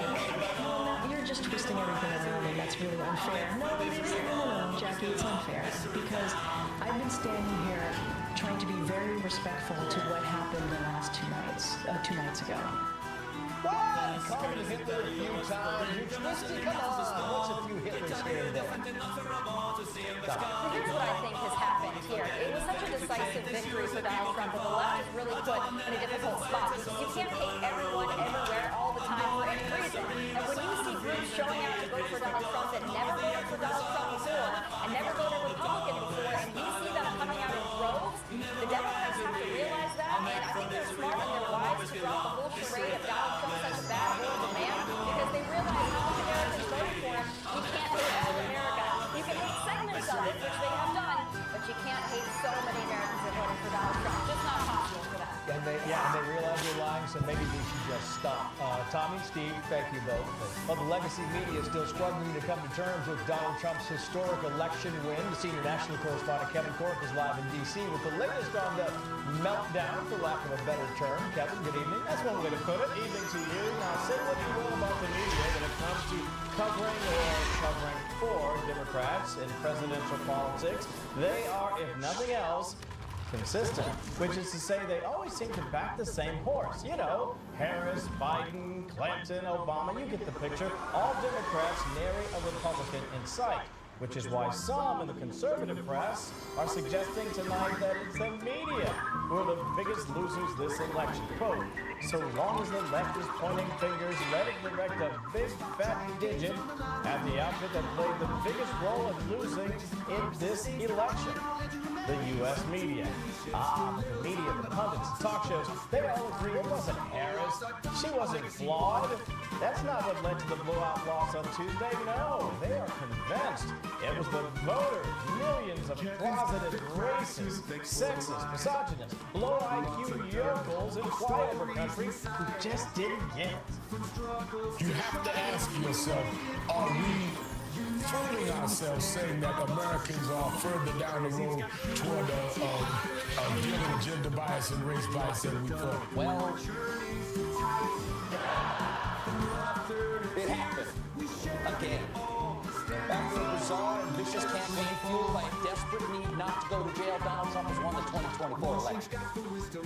Yes, he has. And while others, like MSNBC's 𝘄𝗿𝐶𝘁𝗲, opine that Harris did, quote, extremely well, given her margin of defeat, it makes one wonder what extremely poor just might look like. Trace. Does make one wonder. Kevin Cork, live for us in D.C. Kevin, thank you. Let's bring in the Spectator's Washington editor, Amber Duke, and the author of What's Killing America, Seattle Talk Radio host Jason Rantz. To you first, Amber, very wise on the free press. She was on America's Newsroom today, and she said this about the Blake game. They're telling us that the problem is not Kamala Harris, the problem is not the Democrats, the problem is not an elite that many Americans, frankly including a lot of alienated Democrats, are pissed off about. They're telling you the problem is actually the voters. It's not Kamala, it's the voters, Amber. Of course it is. Well, she's exactly right. That is who they're blaming. We heard on The View today, Sunny Hostin saying that the reason Trump won a majority Latino county in Texas was because they're just misogynist. And throughout the campaign, and even before Kamala Harris took over as the nominee, we had people saying that the reason that people thought that the economy was bad was because the media wasn't doing a good enough job selling Bidenomics. It really is tragic and a great reason why the Democrats continue to lose key parts of their demographic base because, surprise, surprise, nobody wants to be told that they're stupid, that they're racist, that they're sexist, because they don't like your policies. Jason, I know you like Sunny Hostin, but I don't have her for you. But I do have Joy Reid, who's scolding Latinos. Most of them voted in a 55% majority to make the deportations happen. Y'all voted with Stephen Miller and David Duke and against your own sisters and chose Kamala Harris with 60% of their votes. So you own everything that happens to your mixed status families and to your wives, sisters, and well as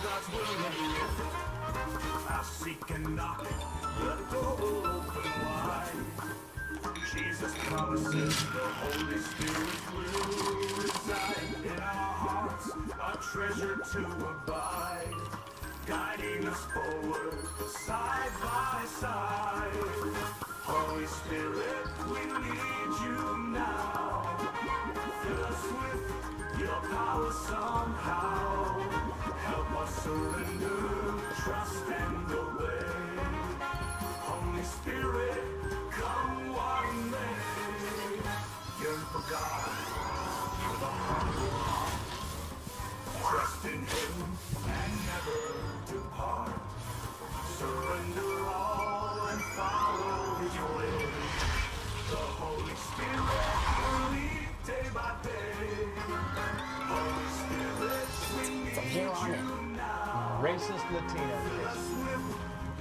So I love the strategy of blaming Latinos or young people or black voters right after they said we want nothing to do with you because you're insane. So the whole idea that you're now going to double or triple or quadruple down on attacking the very people who have distanced themselves from the Democrats doesn't seem, number one, all that inclusive, and number two, all that wise. You're not going to bring them back to your side by constantly attacking them. And yet they don't seem to understand that because they're driven by ego.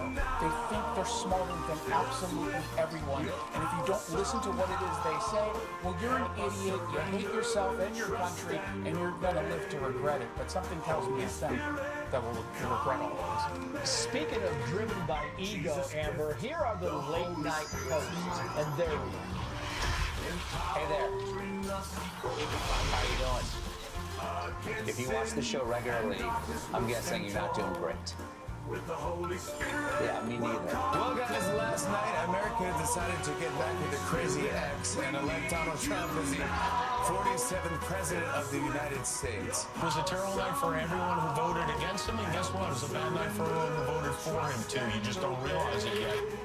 I remember when they were funny. Amber, remember when these guys actually got paid to be funny? Daily prayer. Oh, yeah.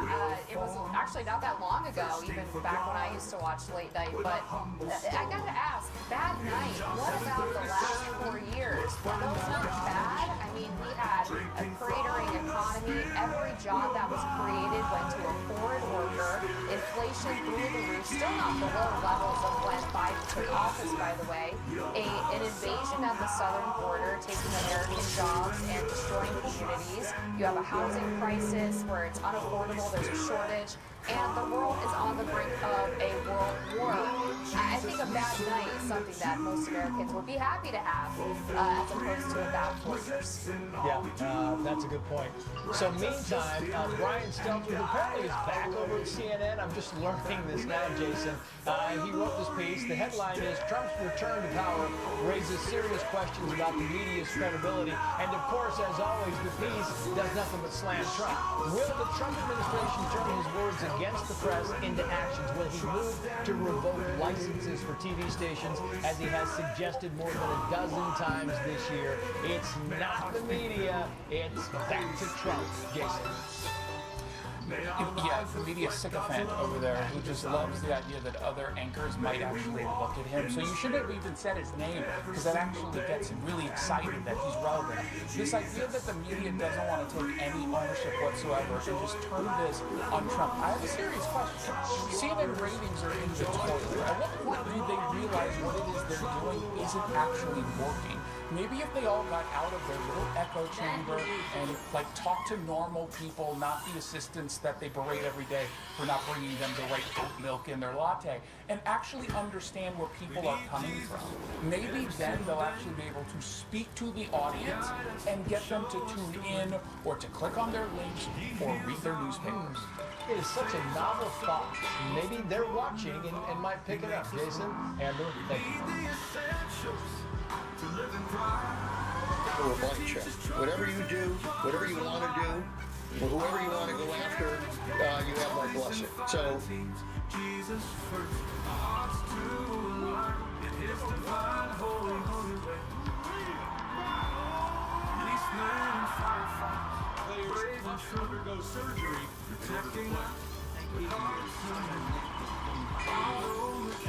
The real question there is whether Netanyahu decides to continue to try to expand that war. Now, to shift gears to what we're hearing out of the Middle East about Trump's re-election, let's bring in Israeli ambassador to the United Nations, Danny Danon. It's great to have you on the show, Danny. I want to know quickly what you think of Leon Panetta there saying, you know what Trump's just going to do is going to give Benjamin Netanyahu everything he wants, no questions asked.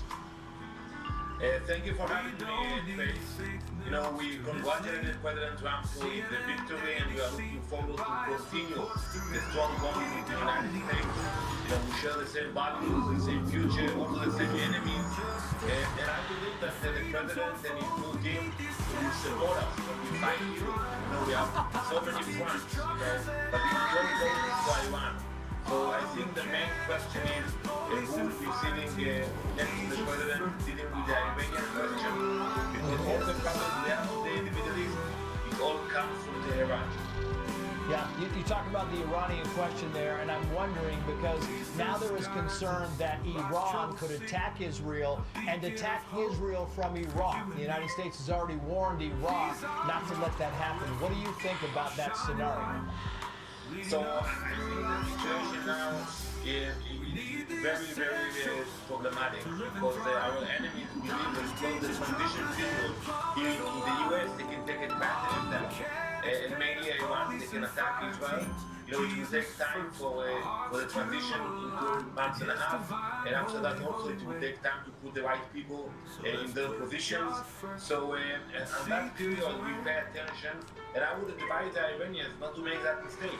We are ready, we are watching what they are doing, and we have already proven to them our ability to target any destination in Iran, so they should not make that mistake. What do you think about Trump being elected and Hamas coming out and saying they want an immediate end to this war? Well, Hamas, you know, they're almost finished. We are moving forward, and I believe, you know, sooner than later, we will complete the mission, finish the job, finish with those terrorists. And we have to remember, we still have 101 hostages, including American citizens in captivity. We will go all the way to bring them back home, and I hope it will be sooner than later. And lastly, I'm just curious, what do the people of Israel, what do they think of the former president becoming the future president? Well, you know, we are not getting involved in politics in the U.S., but the majority of Israelis supported President Trump. You know, they remembered what he did during his first term when he stood with Israel, mainly pulling out from the Iran deal and moving the embassy to Jerusalem. And that's why I said we are looking forward to work with the president again. Yeah, Danny Danon, great to have you on the show. Best of luck to you, sir. Thank you. Thank you, Chris. And coming up, how Donald Trump and Republicans flipped battleground Pennsylvania red. And later in the night, it's misogyny from Hispanic men. Right. It's misogyny from black men. I think that it had nothing to do with policy. I think this was a referendum of cultural resentment in this country. Democrats orchestrated a very public stab fest, a proverbial stabbing in the front of the sitting president of the United States of America. And on it goes, Democrats and the media pointing fingers after Kamala Harris's crushing loss, blaming everyone from the Harris campaign to American voters for being sexist and for being racist. What do you think was the biggest factor in Tuesday's historic red wave? Let us know. X and Instagram at 𝘄𝗿liche. We'll read your responses coming up in the night. Well, the chair of the Philadelphia Democratic Party now slamming the Harris campaign for what he says are mistakes that dogged the campaign nationwide. Alexandria Hoff is live tonight in Philadelphia. Alex, good evening. Hi, Trace. Good evening to you. You know, I'm from the Philly area, and if you point the finger at somebody here, they are pointing it right back, and that includes Philly's Democratic Party chair, former Congressman Bob Brady. He told Fox News with Brian Gannon today that the Harris campaign neglected the city. The national campaign, nothing, zero. They had no respect, they had no coordination. They didn't even do the right thing as far as giving us the resources that we need, and they want to blame us. And now I understand some of their capers blaming Joe Biden. Can you imagine blaming Joe Biden for her loss? She lost, he didn't lose. Well, the Harris campaign hit back on that, stating that they knocked over 2 million doors in PA, quote, which is 2 million more doors than Bob Brady's organization can claim to have knocked during his entire tenure as party chairman. Now, Brady added that the star-studded concert that Harris held in Philly on election eve was a waste and just ended up annoying people by causing traffic. And Democrats, they've also dealt another loss here in the state with the Associated Press naming Republican Dave McCormick as the winner in that tight Senate race. Senator Bob Casey, he has not conceded, saying that more votes need to be counted. Trace. Alexandria Hoff live for us in Philly. Alex, thank you. Let's bring in Harris surrogate Lindy Lee and activist Scott Presler. Thank you both for coming on.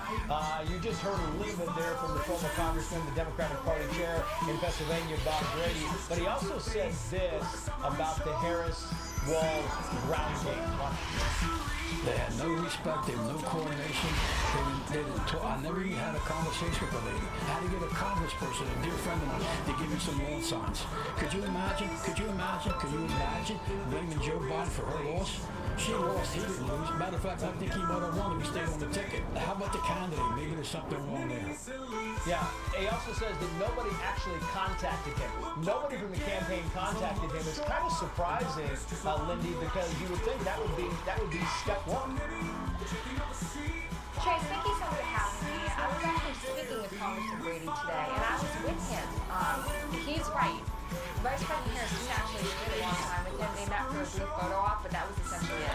That was the day that she announced that she was taking Tim Walz as her vice presidential pick, which I still believe was a fundamental error. I think that was the beginning of the cascade of stumbles that led to the outcome that we saw on Tuesday. And I want to tell you, we are in the midst of a meltdown, and if the party is just going to vilify anyone who has the courage to stand up and say what needs to change, we are going to keep losing. If we don't recognize that America has finally shifted to the right, that we're undergoing a rightward shift, we're going to keep losing. We cannot keep indulging the fringe of the party at the expense of the American people. Yeah, and meantime, Scott Presler, I mean, you and your team, you were on the ground in Pennsylvania, and you were registering tens of thousands, maybe hundreds of thousands of people during this whole stint. Yes, thank you, Trace. My organization, Early Vote Action, we had 74 paid full-time staff across Pennsylvania's 67 counties. And I can tell you that this cycle alone, we contributed 50,000 new voters to Pennsylvania. And knowing that 2020 was decided by 80,000, that number is very significant. And it helped flip Erie, Northampton, give us gains in Luzerne, and ultimately Bucks County, Pennsylvania, that helped decide the Commonwealth of Pennsylvania. Yeah, and in the meantime, Lindy, you were talking about Bob Brady, and you talked to him today or recently, and I'm interested because you brought it up, the whole idea that Kamala Harris chose Tim Walz, and maybe she should have chosen Josh Shapiro. Do you think, because the truth is, I mean, that might have helped in Pennsylvania, but they still lost Michigan, and they still lost Wisconsin. Right. My first calculation, that would have been a tremendous help, but given the extent of the loss, it was, as I said earlier, it was a red wedding style defeat. It was a catastrophe. This wasn't a squeaker. It wasn't a margin of error race. she resoundingly lost. And we really have to be introspective and realize that we cannot just call Americans racist and bigots and say that that is the reason why Kamala Harris lost. There are other reasons that we can go into, but you can't just vilify the entire country. It doesn't work like that. That's not conducive to a productive conversation. And you're going to keep losing if you alienate the voters. And I'm wondering, Lindy, if you can give me, I know you said there's a multitude of reasons there, but can you give me one? What do you think is a significant reason how the campaign could have done better in Pennsylvania? Well, I'm going to say one thing, and I think I might, it's kind of verboten in my party. There are a lot of things you can't say as a Democrat, right? You're going to get canceled. But I just want to say I'm a naturalized American. I'm very proud and thankful to be in this country. Being American is the greatest thing that's ever happened to me. And I don't want millions of people pouring through our country through the southern border, willy-nilly. My family and I came the right way. We came from England, we filed an application, and we waited. And we brought valuable skills. My family has created hundreds of jobs, American jobs. So it's not fair for people to just jump the line because they want to.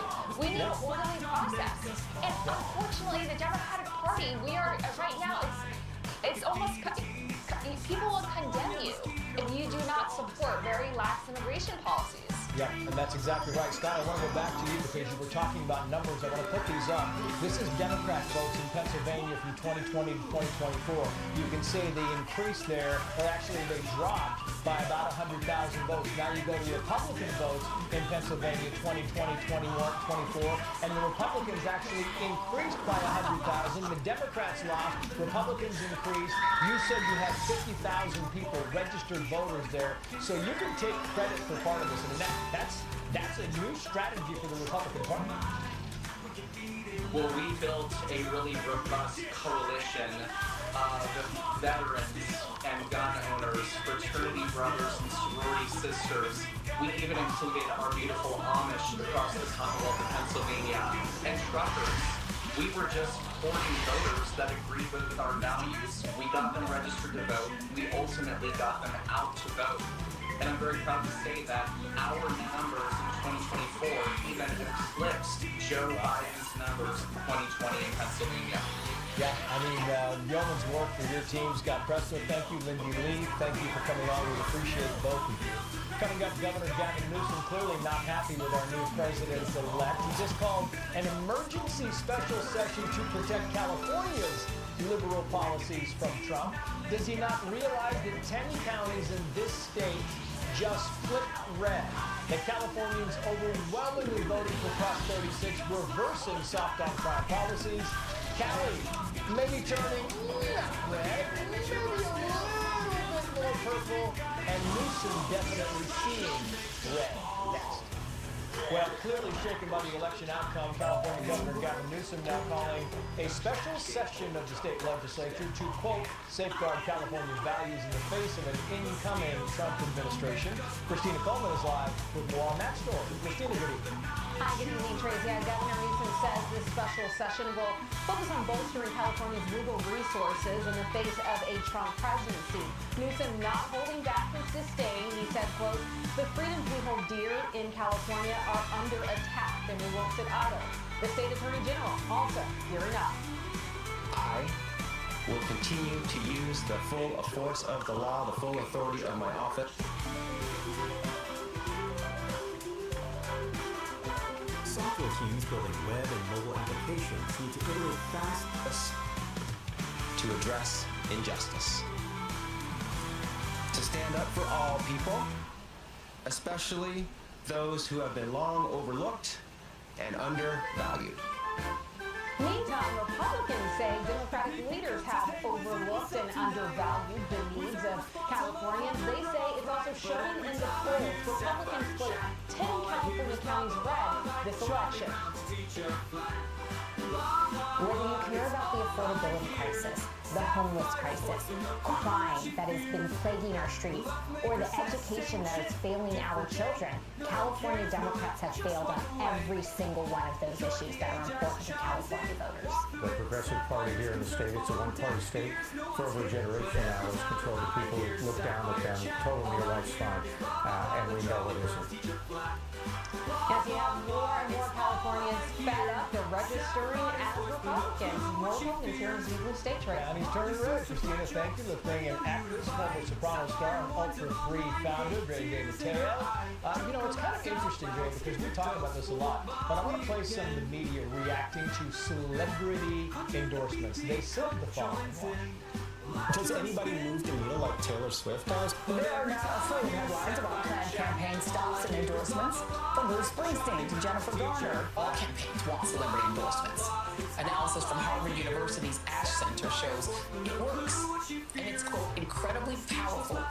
So powerful. I mean, who cares? Who cares if celebrities come out and endorse you? And I say, why are you so self-important that you got to come out and you got to kick in Harrison Ford? Who cares? I mean, I also don't understand, but I understood it back in the day.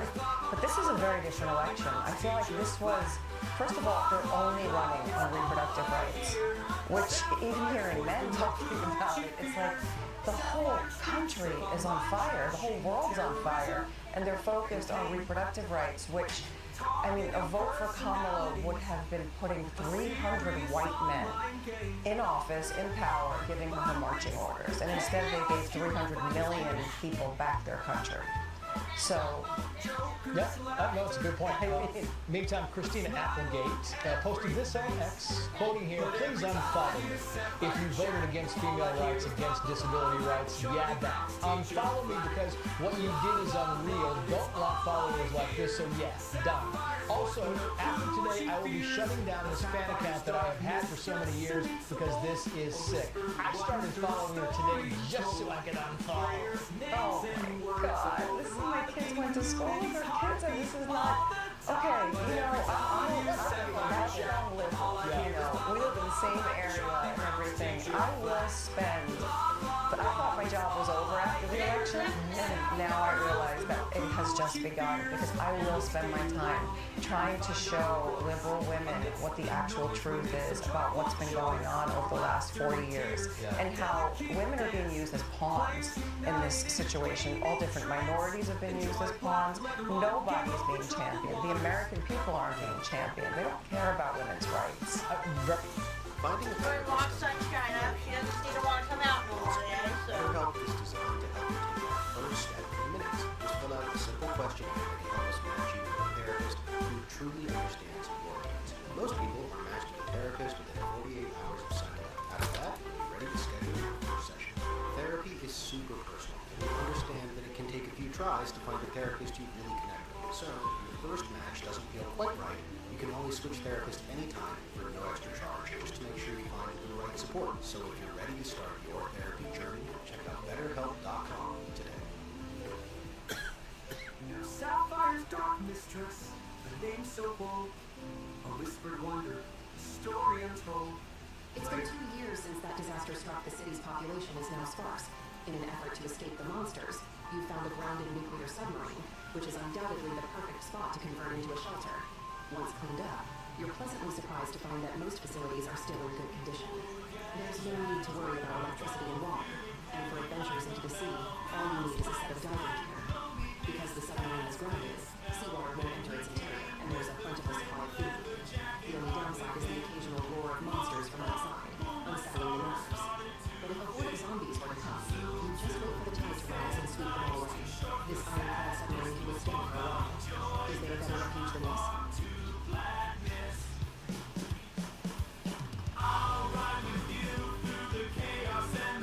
Very quickly, one more question, because Cher, Barbara Streisand, a list of other celebrities said they're moving out of country. If you started a GoFundMe for the people who are moving out, I mean, they would just be like, ching, ching, ching, ching. Come on, move, get your band and move. You know, I was one of those people back in 2016, I think, but the memes about everybody moving out of the country, it's my favorite thing. Yeah. You gotta laugh. Brandon Rebecca. Great to have you on the show, as always. Thank you for coming. Hope you don't get in trouble. Now let's bring in State Assemblyman Carl 𝗔𝗂𝘁. Little round of applause, ladies and gentlemen, for the victor, Carl 𝗔𝗂𝘁, and California Justice Center Attorney Julie Hamill. Very, very much congratulations, Carl, because I want to point out some of the things. I mean, you know, this election, 10 California counties flipping red. You had Prop 36 passed. It revises Prop 47, lowering threshold for crime. The far left DAs in a couple of counties gone. The Oakland mayor recalled. Carl 𝗔𝗂𝘁 put on the assembly like it has become. It's like, oh my God, is this Calabama?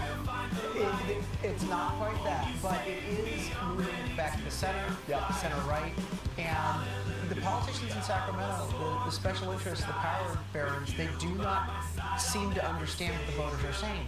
Voters, even Democrat voters in California, are saying you've gone too extreme, too far left. They don't understand that the policies in this state are hurting people. Democrats, Republicans, and everyone in between. And what the voters want is they want fundamental change. And they're not hearing that right now. Yeah, you're exactly right. Julie, meantime, Gavin Newsom plans to resist. He's got a special session coming up. How he's going to resist Trump. And Marco Rubio said this about Newsom saying his thing. Watch. Well, first of all, resistance to what? Resistance to what the American people just voted for? In the history of the Republic, no candidate for president has been clear about what they're going to do in the simplest language possible. Right, Gavin 28 is all I can think of. Resistance to what is the right answer? First of all, it's very interesting to me that Gavin Newsom just discovered federalism yesterday, but it's convenient to him. But it's also shocking to me that he didn't see that 70% of California voters resoundingly rejected Gavin Newsom's policies by voting for Prop 36, which he opposed and tried to keep off the ballot. So he's so out of touch where this announcement he made was designed to make money. He was raising funds for whatever the heck he's trying to do. He's not trying to do anything to help Californians. He's completely out of touch. Yeah, I think that's right. Los Angeles Times writes this call. Golden State voters held unusual power in the national fight this year with the suburbs of Orange County, the Central Valley's Farm Belt, and desert communities around Palm Springs and Lancaster playing an outsized role in shaping the next Congress. I mean, this was significant, Carl. People have written off California as irrelevant. Even some California conservatives feeling that there's no hope. And I keep reminding them, you matter. You matter not only to state and local policy, but California will be the deciding factor for the House majority. Can you imagine how frustrated we'd be when President Trump walks into the White House in January? If we had a Democrat Congress, everything would be ground to a halt. And so the fact that Californians are sticking it out behind enemy lines, they call us the freedom fighters out here in the trenches, we gave America that lifeline by preserving the House majority for President Trump. Julie, I think just across the board, the whole election, you have to kind of weigh in on this because this was a beatdown that nobody expected, certainly not the pollsters. I am very excited. I mean, I looked at the map that showed how many counties moved to the right and became more red. And unfortunately, it looks like LA County actually became a little more blue, but the vast majority of America is saying, no, we're done with the leftist crazy nonsense. We want to move to a better direction. I hope that the Trump administration comes in and takes all the money away from California until it stops imposing sanctuary policies, until it stops lying to parents, until it stops respecting federal law. Great. 10 seconds on the election.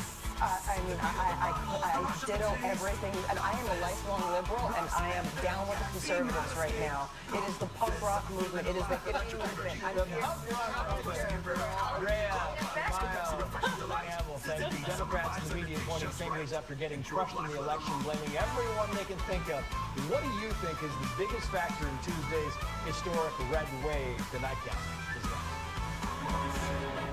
I'm feeling alive, electric energy. Upper's bursting in perfect harmony. Glug glug, nice cold Pepsi, refreshing delight. City deep, summer vibes, everything's just right. Enjoy black leather mug.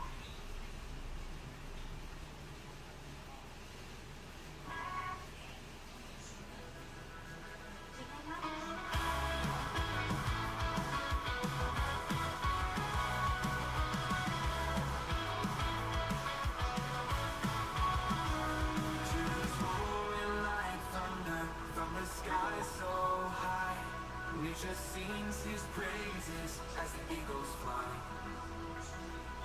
Mountains echo back his love, rivers dance in the light. God's not dead, he's alive, shining ever bright. Feel his presence all around, joy in ever bright. God's not dead, he's surely alive, joy in every sound. God's not dead, he's surely alive, Judah's lion roars, let the echoes thrive. Every heart that beats is his holy song, in the love of Jesus we forever belong. Forever belong. Every bird that sings his name, every flower blooms. In the heart of darkness, he'll break through the gloom. Jesus, King of glory, fills the valleys low. Judah's lions roar, will rise wherever we go.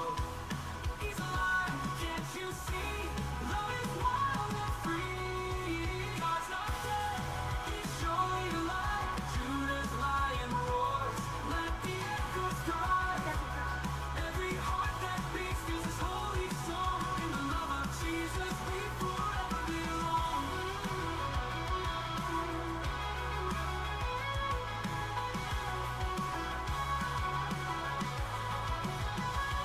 Thank you, Lord, for life anew.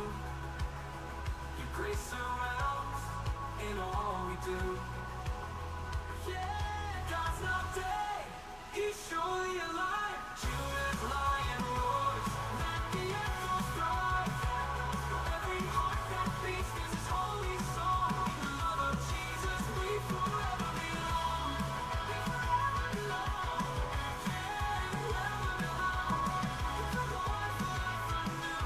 Grace surrounds in all we do. Hey, yeah.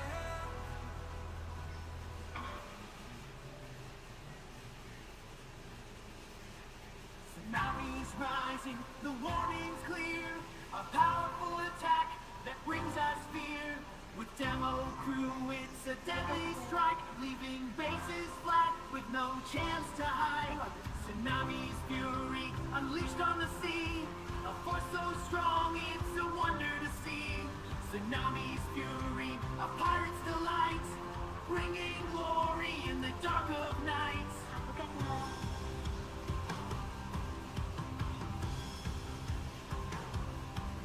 From AK-9 to PNY, it's a wave of doom. No base is safe from this digital tomb. We'll ride the tsunami to victory shore. With every hit, we'll ask for more. Tsunami's fury unleashed on the sea. A force so strong, it's a wonder to see. Tsunami's fury, a pirate's delight. Tsunami's fury unleashed on the sea. A force so strong, it's a wonder to see. Tsunami's fury, a pirate's delight, bringing glory in the dark of night. Alliances form and tempers spray. In this Game of Thrones, we'll find our way through battles fierce and strategies grand. We'll conquer the seas with an iron hand. It's a Game of Thrones where pirates reign. With every victory, our legend sustains. Through treacherous waters, we'll navigate with ease and claim the treasure that only the brave sees.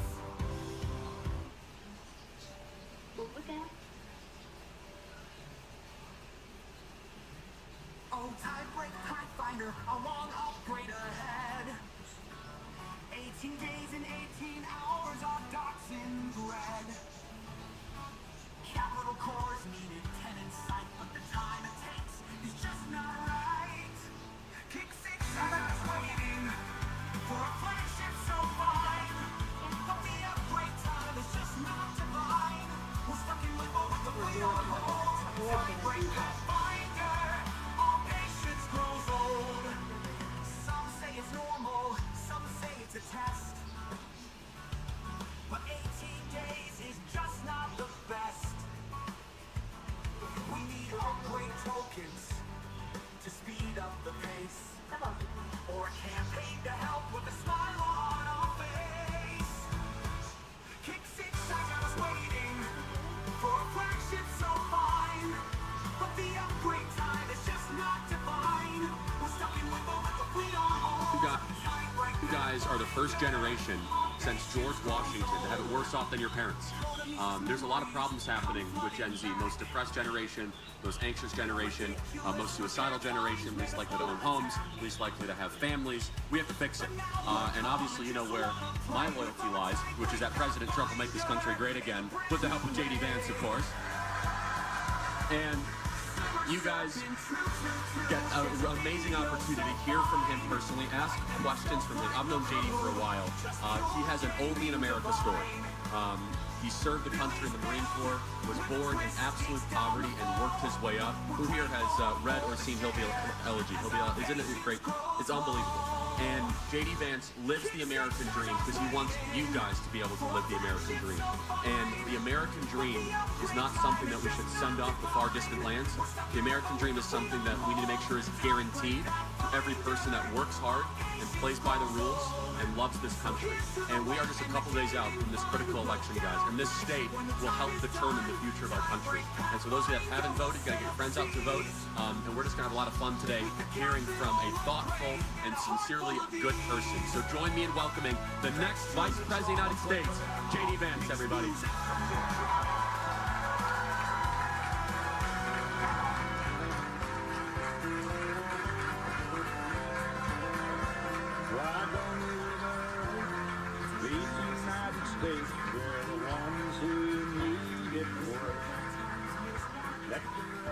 Thank you all. Thanks, Charlie. It's good to be here. And thank you again to High Point. You know, we were scrambling to try to find a venue, and we found one. And who would have known that college campuses aren't the easiest place to find find spaces to do events? But JD, great to see you. I don't want to spoil the lead here, but I will say a lot of people are probably wondering. You were on Joe Rogan yesterday, so a lot of people are like, Yeah, we did almost 4 hours with Joe Rogan. That's called the introduction. Yeah, that's right. We covered almost every imaginable topic, and it's supposed to drop around 1 o'clock today. So the episode will be out today. You guys will have to listen to me what you think. So you're traveling the country. You're in 3 states a day. Yep. Meeting with voters. And here in North Carolina, it has actually, I believe it's 120 plus universities, colleges, or community colleges. It's populated with Gen Z and voters that care about their own future, owning homes, and so on and so forth. What are you hearing from voters, and what is your opening message to younger voters that are not sure how to think about this election? Yeah, well, first of all, I think younger voters in some ways have the most to lose or the most to gain from getting this election either right or wrong. Because, you know, one of the things that worries me when I hear Kamala Harris speak is I hear a person who doesn't have strong or sincere views about what she actually wants to do. Set to the side any policy disagreement you might have with Kamala Harris, and I have a lot, and set to the side, by the way, policy disagreements you might have with a person like Barack Obama, and I have a lot there. What I would say for Barack Obama, but I would not say for Kamala Harris, is that he actually has beliefs and thoughts in his head for how he wants to govern the United States of America. But I hate to say that, I don't think you can say this about Kamala Harris. Now, the problem there is that that person becomes an empty vessel for whatever the prevailing ideas that are governing in Washington, D.C. are.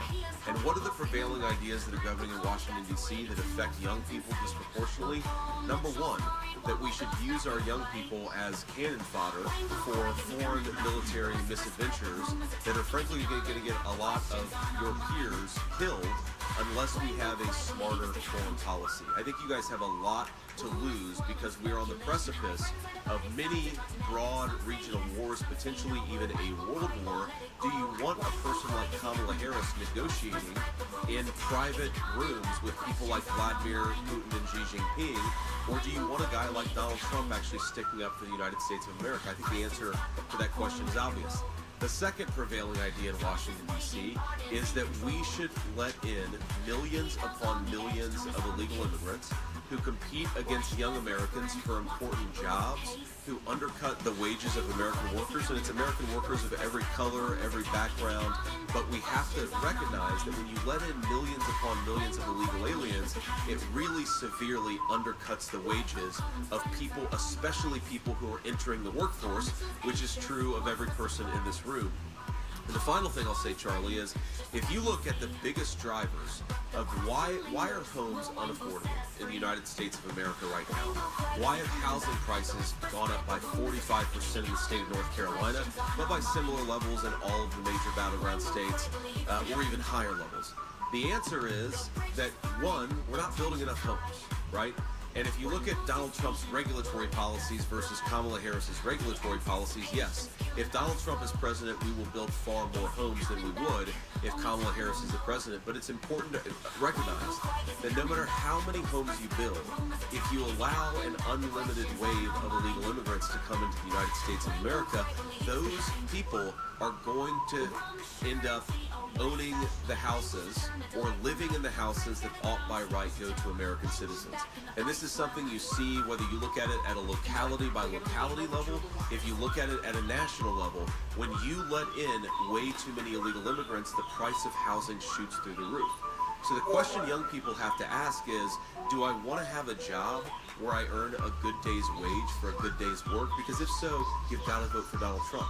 Do I want to raise a family in an environment or just build a life in an environment where I can afford to buy a home? Because if you'd like to do that, the only person is Donald J. Trump.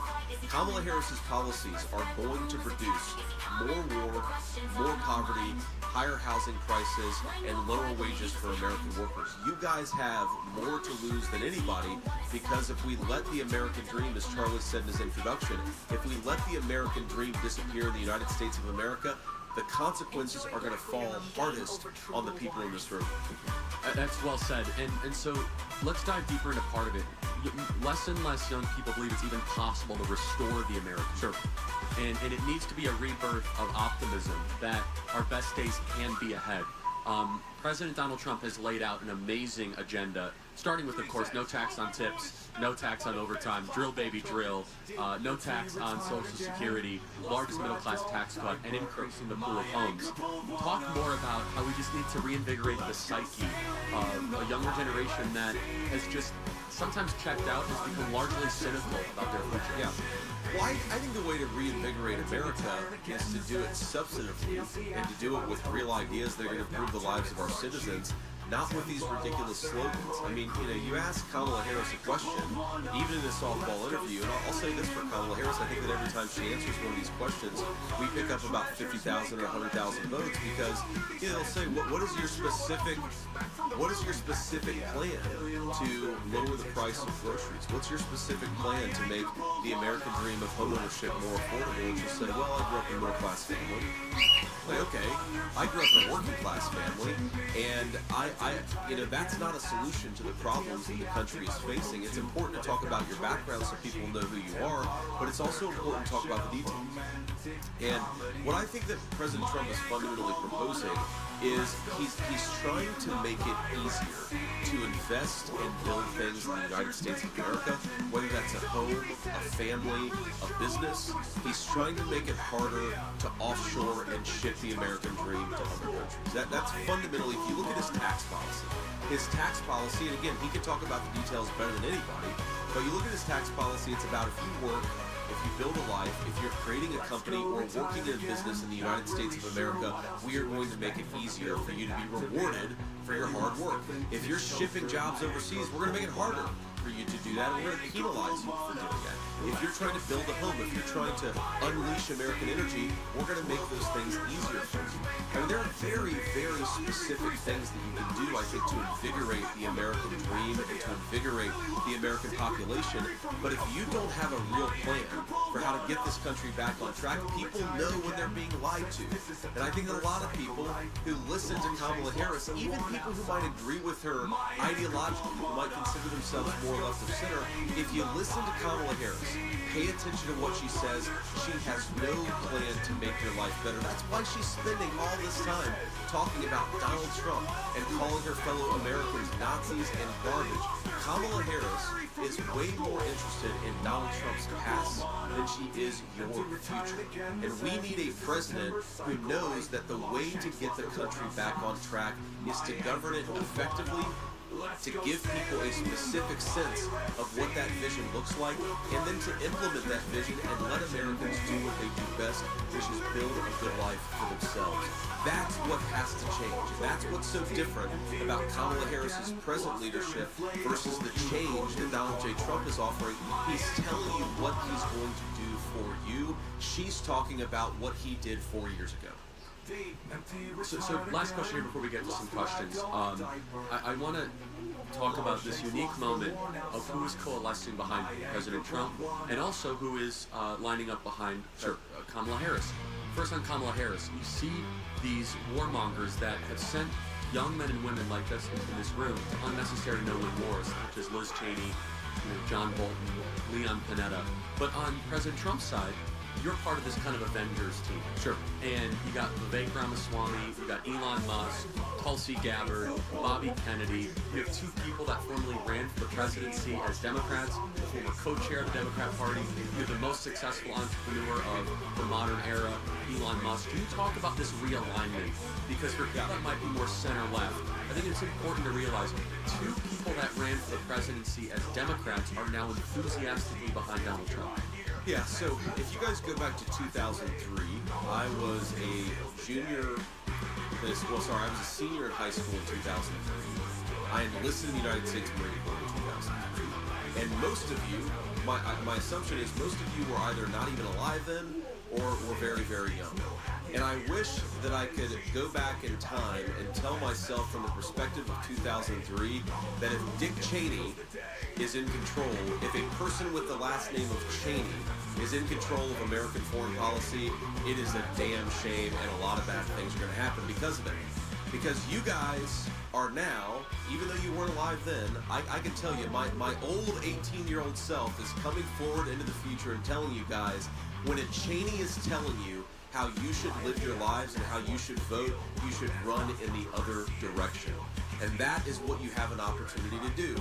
I didn't know at the time that a Cheney in charge of American foreign policy would lead to a lot of innocent Americans and also other people losing their lives. I didn't know that it would lead to disastrous foreign policy. You guys now know that, so vote like you know it, and don't reward the party of Liz Cheney and Dick Cheney and Kamala Harris. Reward the party of Tulsi Gabbard, Elon Musk, and Donald J. Trump, because they're the ones who are going to accomplish peace and prosperity for all of you in this room, but for all of your peers too.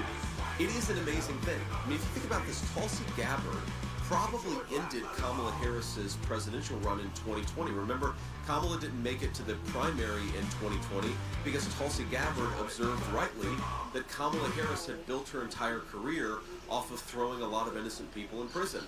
And that was it for Kamala Harris. Well, now who's Tulsi Gabbard supporting? She was on the stage with me last night in Pennsylvania. And by the way, Charlie, if talk about your all-time political trades, I love the fact that we traded Liz Cheney for Tulsi Gabbard. That is a hell of a good thing, something I'm very happy about. But you ask yourself, because it's a big change, right? I mean, Bobby Kennedy was a lifelong Democrat, and now he's supporting Donald J. Trump. Tulsi Gabbard, a lifelong Democrat, is now a Republican supporting Donald J. Trump. What has changed? And I think it goes back to basic common sense, okay? We are now the party of common sense, of not letting in unlimited waves of illegal immigration, of having schools that educate rather than indoctrinate children, of having a common sense foreign policy that's more built around peace and diplomacy and American strength than American weakness and war and chaos. We're the common sense party, and that is really the realignment that's happened. You don't have to agree with me on every issue. You don't have to agree with Donald J. Trump on every issue, but if you think that what's going on in the present moment in the United States of America is just a little too crazy and a little too weird, to use the Democrats' favorite word of this cycle, then you have an opportunity to throw the bums out and give the American people the change that they need. Now, here's another another final observation I'll make.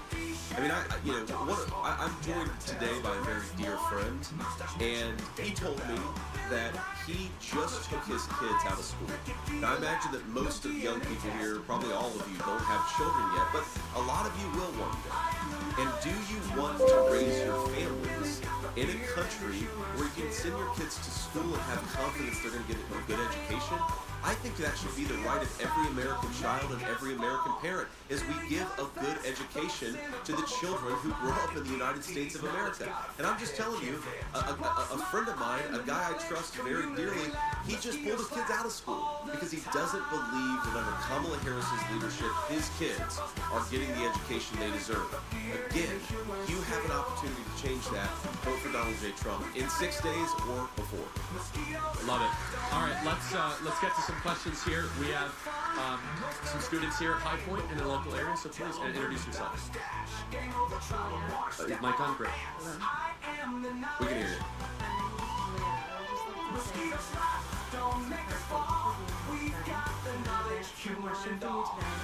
Specifically, how will you improve the economy in a way that benefits 20-year-olds, young 20-year-olds, such as my son? Julie, thanks so much for the question. And I'm going to start out by saying I grew up in a working class family. I'm kidding.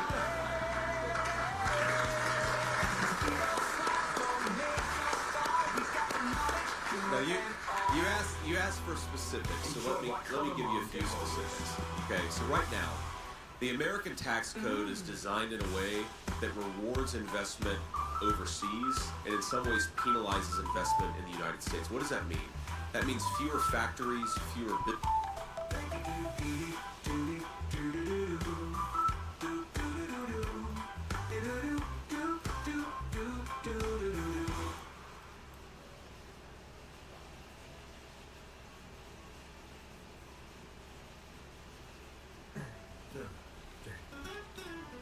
In the game of bases and gates so fine, bloodhouse defenses put to the test in time.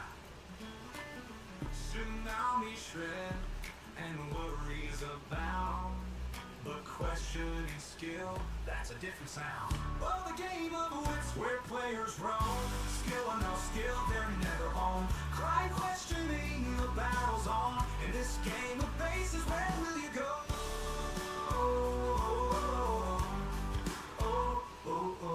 Money bags jabs with the playful little sting. Bloodhound fires back with the jazzy swing. So deep he's a mystery, a secret untold. In this game of bases, stories unfold. Well, the game of wits where players roam, skill or no skill, they're never home. Cry questioning, the battle's on. In this game of bases, where will you go?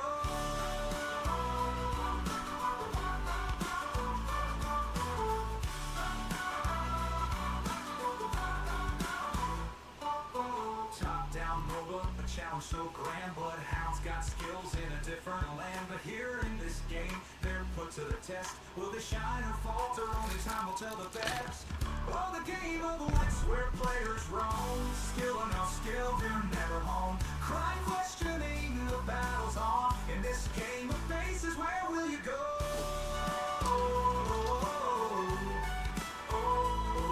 Let the bases rise and the gates unfold. In this game of strategy, where will you hold? With skill or without, the journey's the same. In this jazzy game of bases, play on and play the game. Oh, the game again.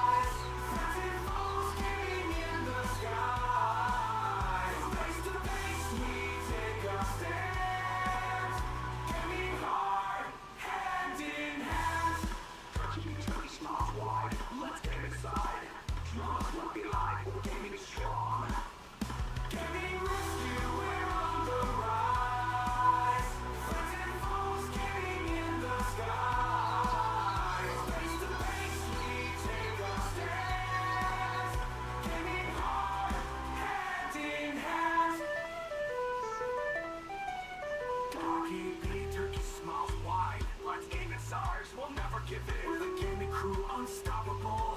Ending it strong.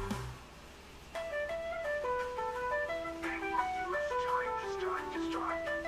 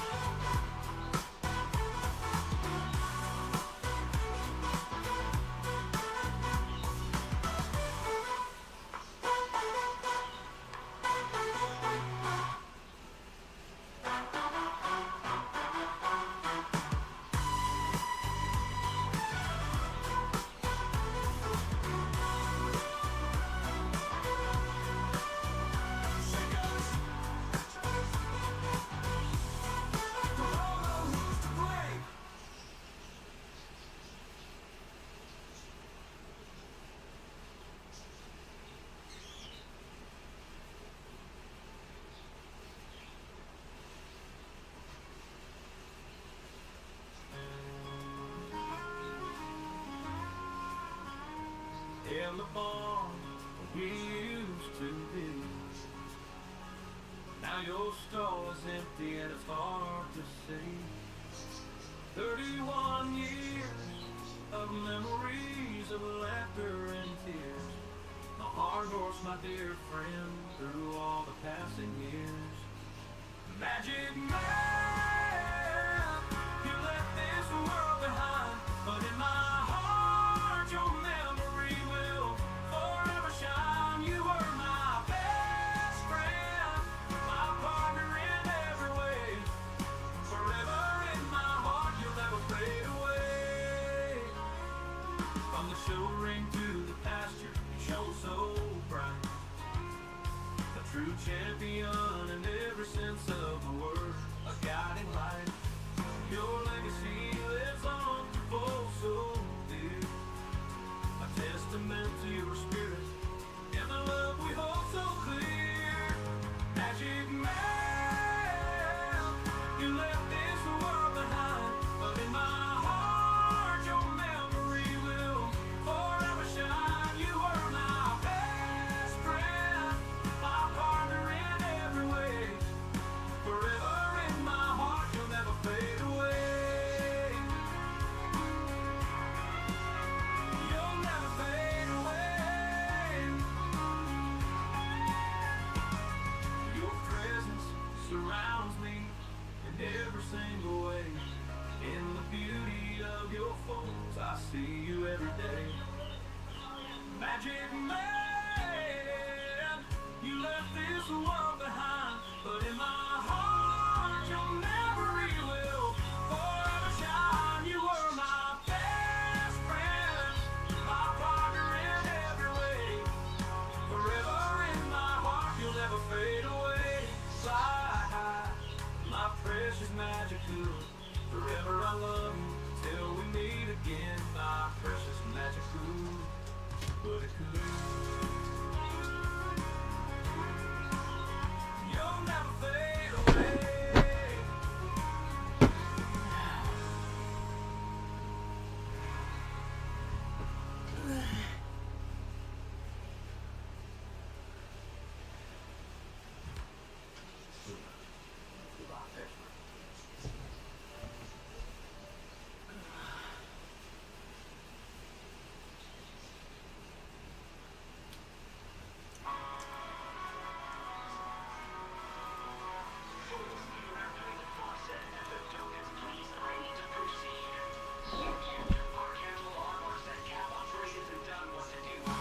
Battle pirates, we're sailing the blue waters with our ships and our strategies. We're breaking free.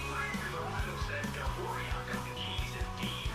Strike said, we're working on it to make it better for you. Battle pirates, we're sailing the blue waters with our ships and our strategies. We're breaking free.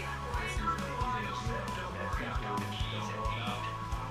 Strike said, we're working on it to make it better for you. Laura Ingram, this is the Ingram Angle reporting from Washington tonight. Thank you, as always, for spending some time with us. Now, this is a Fox News alert. I guess Mark Cuban was onto something because Donald Trump is so threatened by strong, intelligent women that he just announced his first major staff pick, and it's his campaign chief, Susie Wiles. Now, Susie Wiles will be the chief of staff of the White House. She's a political veteran, tough as nails. And this is something that you have to know about Susie. She's a rarity in politics. Why? She never wants credit. She just wants to get things done.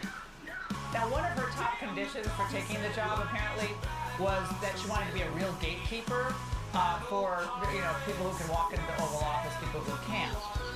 And the quote is, "The clown car can't come into the White House at will," a source telling CNN. All right, that means gone is going to be a stream of informal advisors, friends, relatives, we all have them, but in the White House it gets very chaotic, who had access to President Trump during his first term, and sometimes complicated the job for his chief of staff, so that'll be a change. Now, Wiles kept the campaign really disciplined and focused on the road and to great success, so congrats to Susie. And in more news tonight, a huge Senate pickup in Pennsylvania, where Republican 𝗔𝗵 𝗁𝘂𝘀𝗶𝗰 has unseated incumbent Democrat Senator Bob Casey. Now, of course, Trump won the key battleground state by 2%, but many thought that Casey, with his last name, of course iconic in the state, his father was governor, would be able to hold on. But no, it was not the case. Joining us now, Pennsylvania Senator-elect, I love saying that, 𝗔𝗵 𗁂𝘂𝘁. Congrats, Dave. Senator-elect, sorry. So what made the difference here? I know you're giddy tonight. Yeah, well, good evening, Laura. Thanks for having me. I think what made the difference is people want change. I think they represented that desire for change by electing President Trump. I think the same with me. They're deeply distressed by the skyrocketing prices, the wide open border, the crime in our cities, the war on fossil fuels. and they want change and common sense leadership, and that's why I think they elected President Trump, and I think that's why they have elected me. And you know, I got to tell you, I'm honored to do it. I'm so excited. Critical time for our country, and honored to represent the great people of Pennsylvania, regardless of party, by the way. Represent, you know, Democrats, Republicans, Independents. You bet. My job to represent every single one of them. Now, Senator Casey has not yet conceded, which is a bit surprising. His campaign, in a statement, said, as the Pennsylvania Secretary of State said this afternoon, there are tens of thousands of ballots across the Commonwealth still to count. The races within a half a point cannot be called while the votes of thousands of Pennsylvanians are still being counted. We'll make sure every Pennsylvanian's voice is heard. Senator-elect, any concerns there? Well, you know, listen, the reason I think the AP called the races, they saw the same thing we saw, which is I have 30,000 or more than 30,000 votes lead.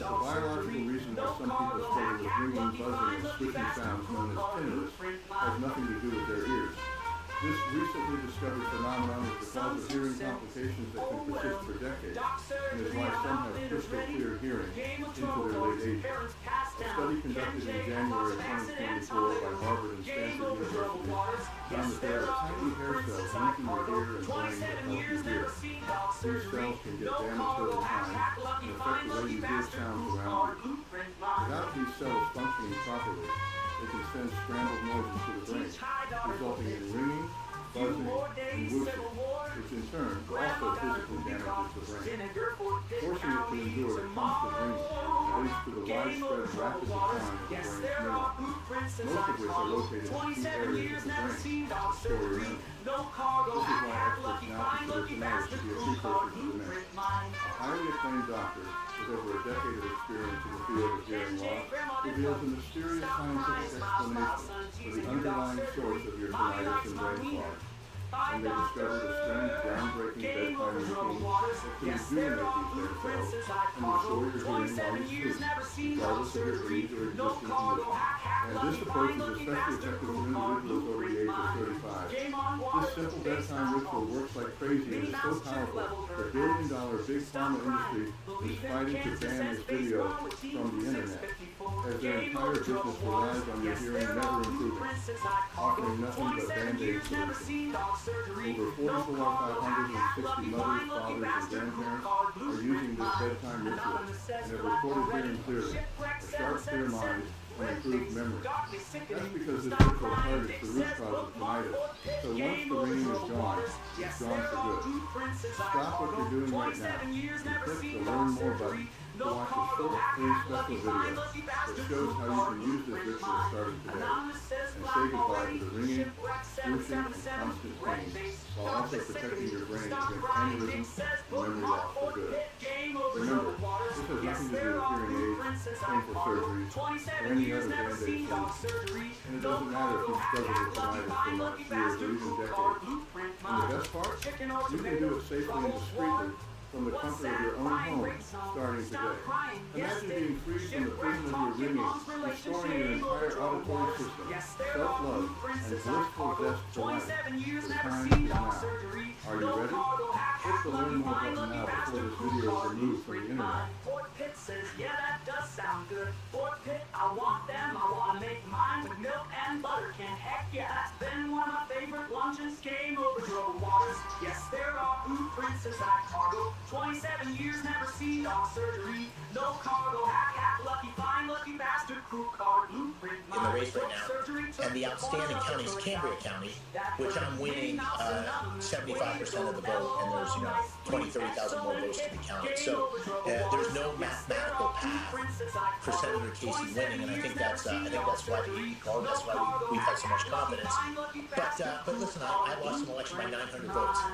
So I know you got to process it. I know Senator Casey's got to process this, and he's been in elected office for 30 years. His family's had a great history of public service, and so he's going to have to find his way to the right answer. But I think the math is indisputable, and I think that's why the AP called it, and why we're confident moving forward to start preparing to be the next senator from Pennsylvania. And Senator, Republicans have, for race after race, year after year, they've kind of written off Philly, and the joke is, you can always find the votes in Philly. It's always a running joke. Late at night, you can find the votes where you need them if you're a Democrat. But you did find some fertile ground here for Republican growth. Again, why is that, and what can Republicans learn going forward into the midterms? Well, listen, I tried to campaign across our great Commonwealth, and those suburbs and cities, I didn't think those were fertile ground for us, even though they're majority Democrats. These problems, whether it's skyrocketing prices or the crime or obviously the fentanyl that comes from the white over border, those are affecting all of Pennsylvania. And so when I started, my race, I started to talk about issues and leadership and the kinds of common sense solutions we need to the problems. I think that appealed to people. And listen, I also think they don't want career politicians. They want change. And I represented change. I was someone who was saying, we don't want to make incremental changes. We need to shake things up. And that's my campaign. And you actually showed up in Philly and in some of these tough neighborhoods where, again, Republicans don't like to go there, but you actually campaigned there. That also sends a message to people that they're not forgotten. It doesn't matter if you didn't vote for them last time around. You are not forgotten. And I think, and I'm going to talk about this in a moment, this has to be the strategy going forward in every state across the country. Do you agree with that? And then you can answer about how soon fracking is going to resume. Well, listen, I absolutely agree with that. I think party affiliation is up to grabs. I don't think people identify themselves as clearly as Republican or Democrat. They want problem solvers, and so whether it's the Jewish community or the trade unions or the African American community or the Hispanic community, I looked at all of those as a place where I could bring leadership and common sense solutions. And so I spent a lot of time campaigning there, and fortunately it paid off, and I'm honored about that. In terms of fracking, I'm going to have the conversation stop being about banning fracking, which by the way, you can ban fracking without actually banning it. You can ban it with red tape. Regulations.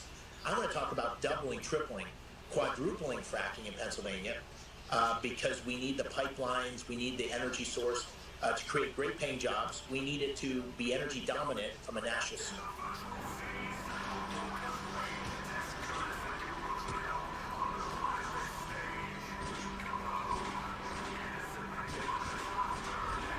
Security perspective, and that natural, beautiful, clean natural gas is the key to reducing carbon emissions around the world. So I think it's a great opportunity to offer something to Pennsylvania, but also the rest of the country and the rest of the world. And Senator-elect, do you believe that you can work with your colleague, soon-to-be colleague, John Fetterman, who has some populist tendencies? You hear them come out every now and then. As well as people like Chuck Schumer, but specifically your colleague from your state. Well, he's not always been nice to me on social media, but I absolutely think that I'll be able to find ways to work with him. Listen, we probably disagree on 90% of things. There's no doubt he's got a very different view of economic policies. He's much more of an avowed socialist. And I certainly think free enterprise is the path to the future. But he's been incredibly strong on fighting back on anti-Semitism. He's been an incredibly strong supporter of Israel. He's been one of the rare Democrats who has actually called out the crisis on the border. So I think he's a man that speaks his mind, and I admire that. And when he speaks his mind about something where I think he and I can work together, I'll be the first to try to do that. And listen, these problems, as I said, don't lend themselves to one party. They're problems that affect everybody. So, I'm going to be one who fights on principle for what I believe is right, but I'm also somebody who knows that you got to find common ground with others to be able to make things happen. Yeah, and especially on those jobs in Pennsylvania that you all need desperately, good-paying jobs, and Fetterman should be in favor of all of that. Senator-elect, thank you very much, and congratulations. You work your butt off, so thank you so much. Thanks for having me. You're welcome. And now, California, here we come. That's the focus of tonight's angle. All right, it's not even been, 48 hours since we learned that Donald Trump blew the doors off the presidential race. And our so-called experts, they kind of remain in a suspended state of shock. Shocked by President Trump's strength across pretty much all demographic groups. Donald Trump has, in 2024, put together a working class coalition of white working class voters and working class voters of people of color. The Democrats are in danger of becoming a regional coastal party. The curious visit by Donald Trump to the South Bronx to have a rally back in May, and a lot of people who didn't get it said, what's he doing there? Well, it's clear what he was doing. He was sending the message to people there, to Latino Americans, to Black Americans, that I see you, I hear you, I care about you. Well, not only did Trump grow his support among Hispanics, among young people, African-American men, he grew his support in deep blue states that he lost. In New York, where Trump lost by almost 23 points in 2020, on Tuesday he cut that margin in half. And then in New Jersey in 2020, we saw a little bit of this with that governor's race that was so close, Trump lost by a whopping 16 points to Biden.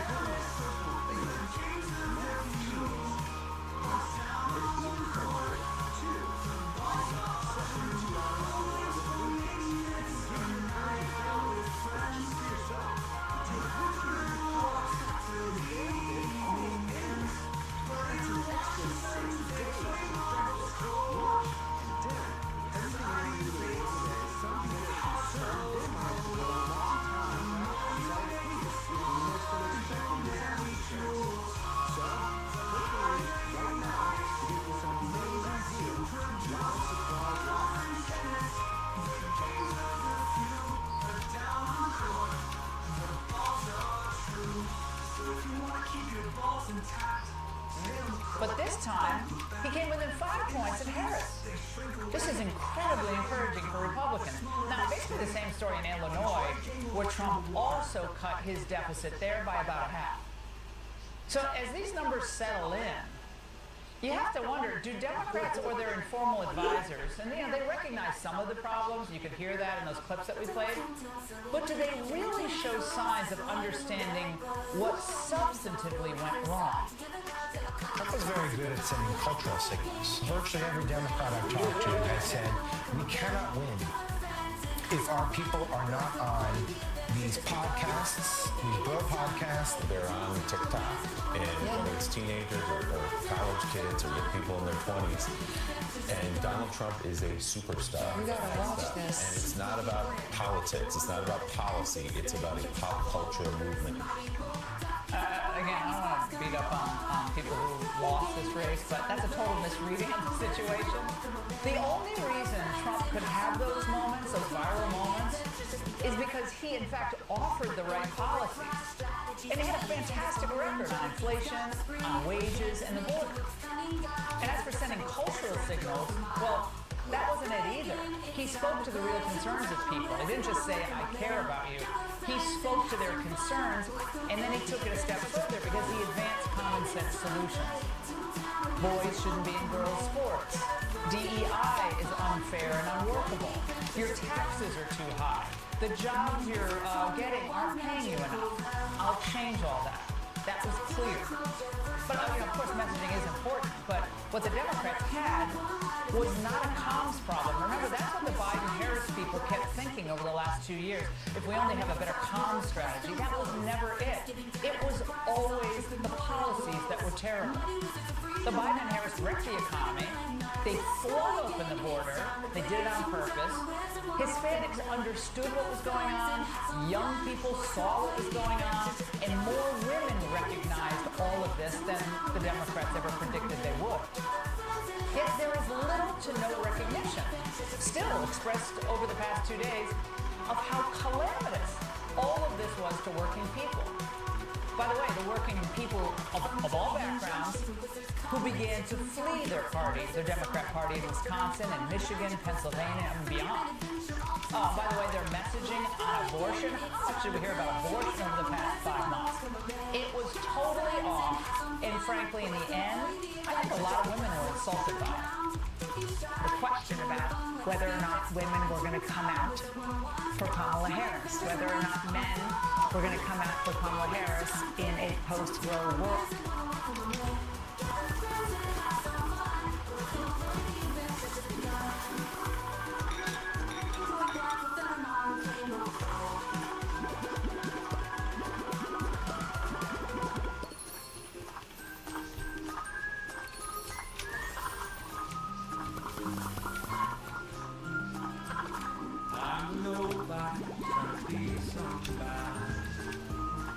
But deep down I know I'll always be nobody. Trying to be somebody. That's why I write these songs. Hoping someday I'll be somebody. And my voice will be strong. I'm a nobody. Trying to be somebody. Can't sing a lick, but I can write with AI. Help you see. I'm a nobody, but I've got a dream to be a somebody with a voice that's heard in a song that's free. I see the stars up high, and I wonder why. Can't I be one of them, shining bright in the sky? I try to shine my light, but it's hard to be seen. In a world full of somebody, it's hard to be a dream. I'm a nobody, try to be somebody. Can't sing a lick, but I can write with AI. Help you see. I'm a nobody, but I've got a dream to be a somebody. Finding a therapist doesn't have to feel overwhelming or impossible. BetterHelp is designed to help you take that first step in minutes. Just fill out a simple questionnaire and help us match you with a therapist who truly understands your needs. Most people are matched with a therapist within 48 hours of session. After that, you're ready to schedule your first session. Therapy is super personal, and we understand that it can take a few tries to find a therapist who really can. So, if your first match doesn't feel quite right, you can always switch therapists anytime with extra charge, just to make sure you find the right support. So, if you're ready to start your therapy, check out BetterHelp.com today. But I've got a dream to be a somebody with a voice that's heard in a song that's free. I know I'm not alone. World on that issue, and if you just look at, for example, suburban women, they, according to the national polls, they went for Trump. Yeah, well, guess what? Women actually, see the grocery bills. Women understand the heating oil costs in the winter. They get all that. They see the problem with migrant crime. They're not one-issue voters. They never have been. We tried to warn the Democrats. They didn't listen to us. Now, the stark reality for them is a huge opportunity for Republicans. So after 3.5 years of high prices, the open border, enthusiasm for the Democrats, it's just astounding. It took a major hit across the whole country. And meanwhile, Trump grew his support for the GOP everywhere, from Brooklyn to Philadelphia to Cook County in Illinois. So here's an idea. When Trump, realized finally, okay, I won this thing, and now we know he won. Here's the next tour. I know they're tired of tours and rallies, maybe. But why not go to the major blue cities that he never really had the chance to visit during the campaign? Go to Boston, go to San Francisco, go to LA, go to Chicago, spend some time in Seattle, maybe even Portland, Oregon. Go to places like that. Go there with all this momentum and the wind he has at his back and make it very clear that he loves those cities. He loves the people of those cities, even if they didn't support him. And he's proud to be their president. And that he's going to do everything possible to serve them and their interests during his time in office. Those cities have to be rebuilt. They have to be rethought. And he's the perfect person to do that. And he should, yes, and everyone always says I'm crazy when I say this, but he should make a big play for California. Where, by the way, we heard today that Gavin Newsom is setting the stage for massive resistance against the Trump agenda. Well, we know that's all about Gavin in 2028. But the truth is, well, Gav's party lost support in 2024, even in California. Because in 2020, Trump got 34.3% of the vote there. And as of now, 56% of the vote there counted. He has 40% of the vote. So I think the time has come to really go after the vote in California in a common sense, populist, attractive way. Bring it home. Bring California back to the GOP. That's where it belongs. I'd send Elon Musk out there. I'd send Vance out there. Spend lots of time, lots of energy talking to Californians, especially to the growing Hispanic voters in Southern California. And the 2028 Olympics are going to be out there, so it gives you a great chance. And while we're at it, why not have the 2028 convention out there? I know, we just finished this race, I know. I'm thinking of 2028. Because the more money the Democrats spend to defend California, the less they're going to have to create havoc for good candidates in the rest of the country. So Republicans have nothing to lose and everything to gain by making an all-out effort to flip California. And, my friends, it's time to end the division between the red states and the blue states. Bring the country together, and if anyone can do this, Trump can. And that's the angle.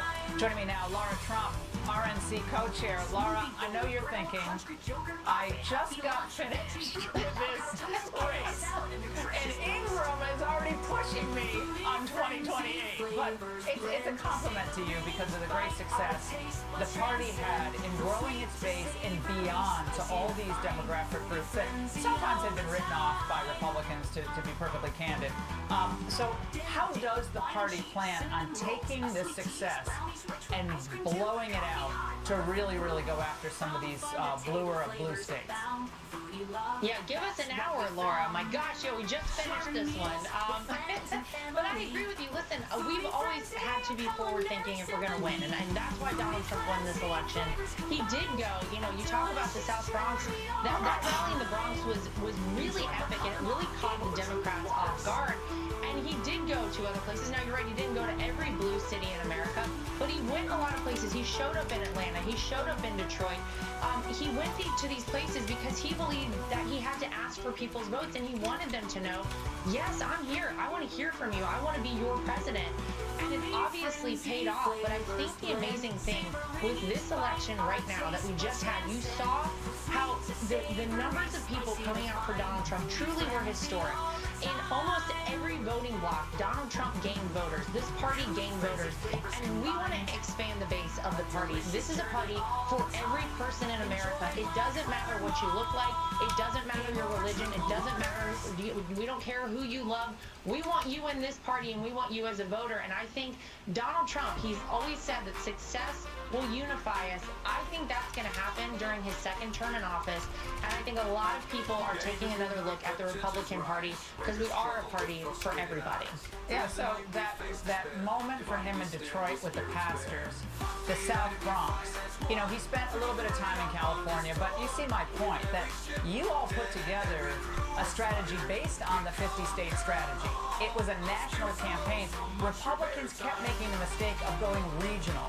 You went national, and I think that completely took the Democrats off guard. I don't think they were ready for it, and I think you rocked their world because they had more money, 3 times the money you all had. So you had less money, you had fewer volunteers at one point, and yet you had the policies and committed people on the ground to make a difference. That stunned me. I gotta say, just the organization of it, Laura. You've never done anything like this before. What was the one thing you learned from these last 2 years? Oh my gosh. I mean, I've learned a lot in the last 9 years. Certainly all of us in the Trump family have. I probably know more about election integrity than I ever anticipated, but I think that was that had to happen in this election. Look, we have to restore people's faith in our electoral process, and I really feel like we did it this election. We wanted to send a message out there to people, don't even try it, but we also had to reassure our voters that yes, when you come out and vote, it is going to be worth it. Your vote will matter and your vote will count. And I think that was very powerful for a lot of people. So I probably had a quick lesson on a lot of things, but those of us in the Trump family are very quick studies. We've had to learn and pack it all in the past 9 years, and it's really been an honor. I mean, I was honored to be part of this team. I think it's absolutely incredible. It's historic, and I'm incredibly proud, of course, of my father-in-law. No one deserves it more than he does. Laura, your reaction to the Susie Wiles pick for Chief of Staff, just like with you and Kellyanne, all these people over the years, I guess she just doesn't like strong, intelligent women. Yeah, sorry to tell Mark Cuban about that. This is a great pick. Obviously, Susie was a reason, one of the big parts of our campaign, and one of the big reasons that Donald Trump is going to be the 47th president. She's going to do an incredible job. And honestly, I was sort of shocked to know that there had never been a woman as Chief of Staff before, so congratulations to Susie Wiles. She deserves it. And leave it to Donald Trump, of all people, Laura, to appoint the first woman. Glass ceiling's broken. You're welcome, Jennifer. Store closes in 5. We just need to grab a few more gifts. Check. That's not. Hey, I made my family disappear. You're not PJ. You said lies. Sorry guys, just sitting there having the best night of my life. Oh, what's this? It's a beaut, Dave. It's a beaut. All right, that's history. That's history, but he won't get credit for that. Laura, congratulations and thank you very much. All right, Tulsi Gabbard has a lot to say about this and more coming up. We've accepted a narrative that despite an actually great economic recovery, the vibes don't feel good. So we want to reject it and get something else. What will the future hold now that America has just decided that we're going to F around and find out?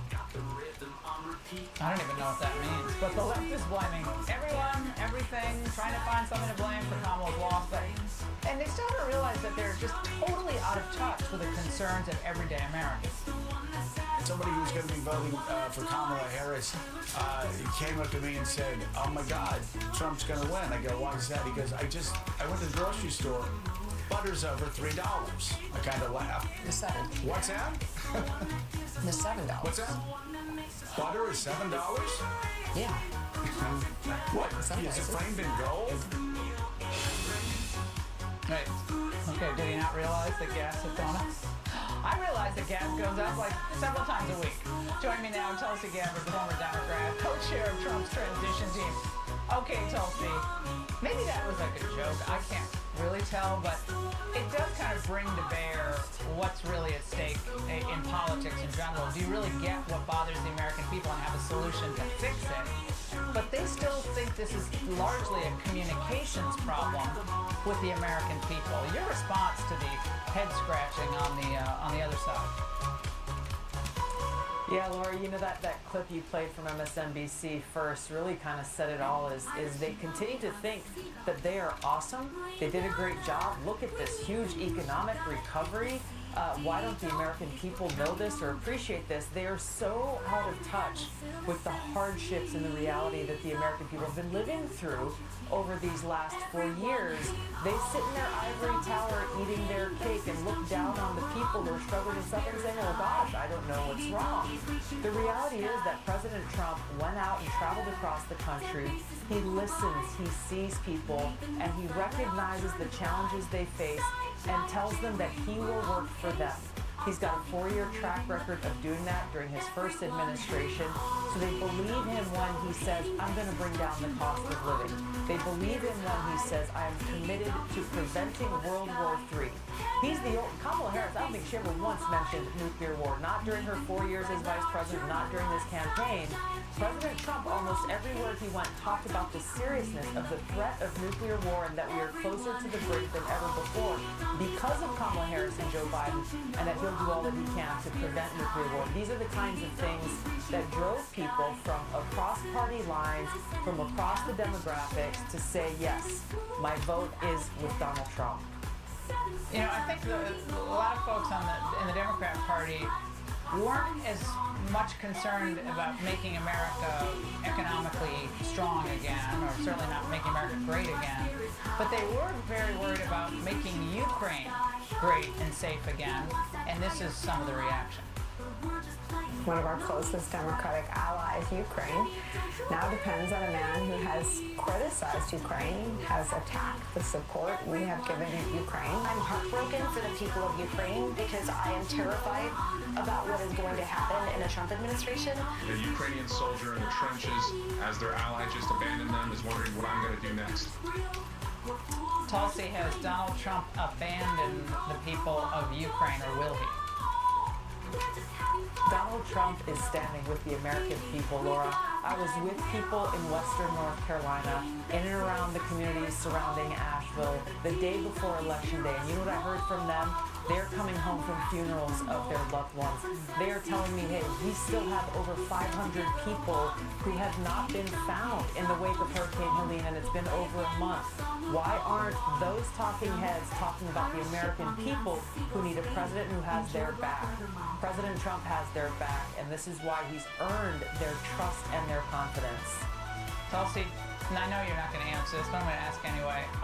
Can we see you, or will we see you perhaps in the administration? That's a question only President Trump can answer.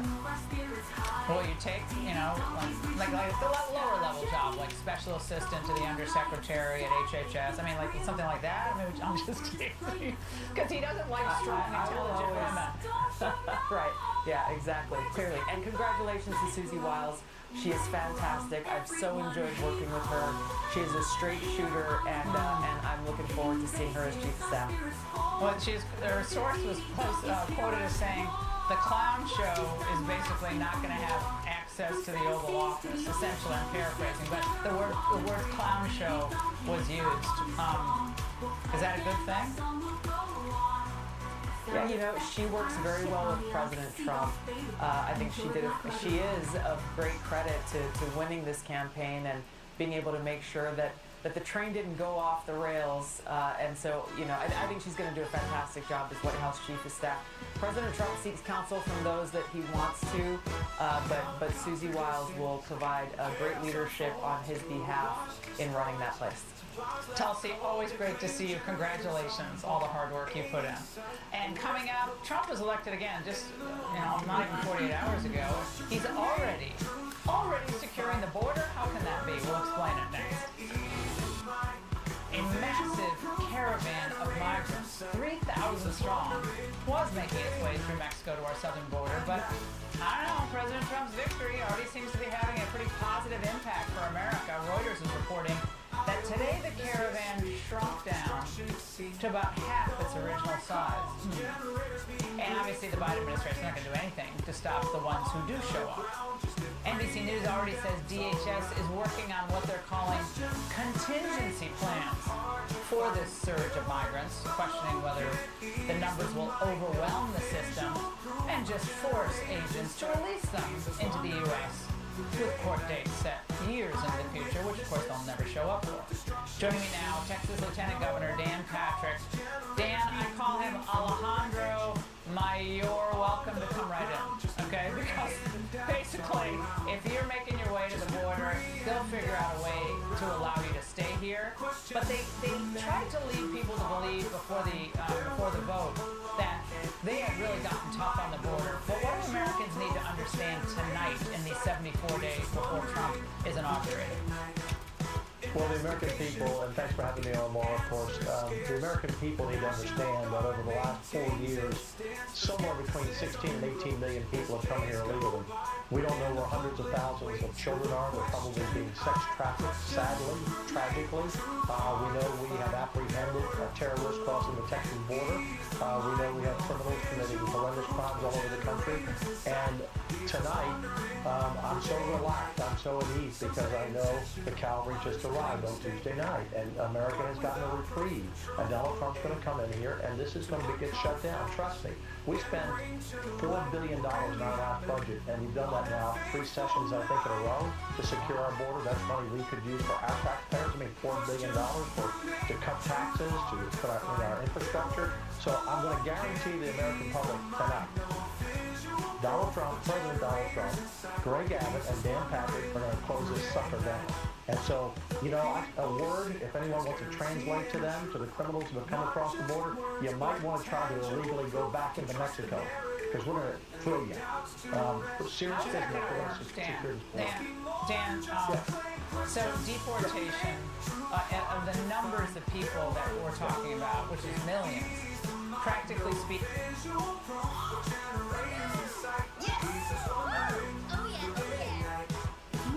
Reactions like these, shop items that will make everyone on your list feel heard.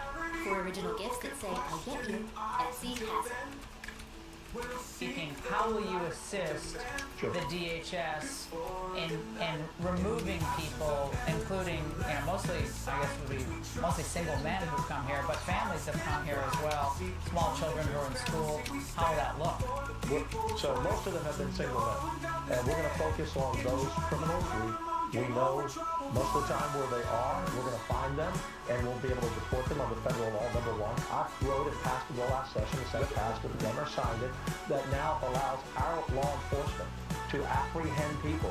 It's the Supreme Court now. We won one court battle. We think it will be upheld constitutionally. So we're going to put our law enforcement into the mix too, so that we can grab them and we can either arrest them if they've committed a crime, or turn them over, and they'll be sent back, unlike the Biden administration has done. And Laura, understand this, that when we put our National Guard down on Shelby Park, there were 5,000 people a day coming across. When we went in, we cut it down to 10 people a day, 5,000 dead people. Greg Abbott, Dan Patrick, President Trump, we know how to get this done, and it's going to be shut down when he gets in here.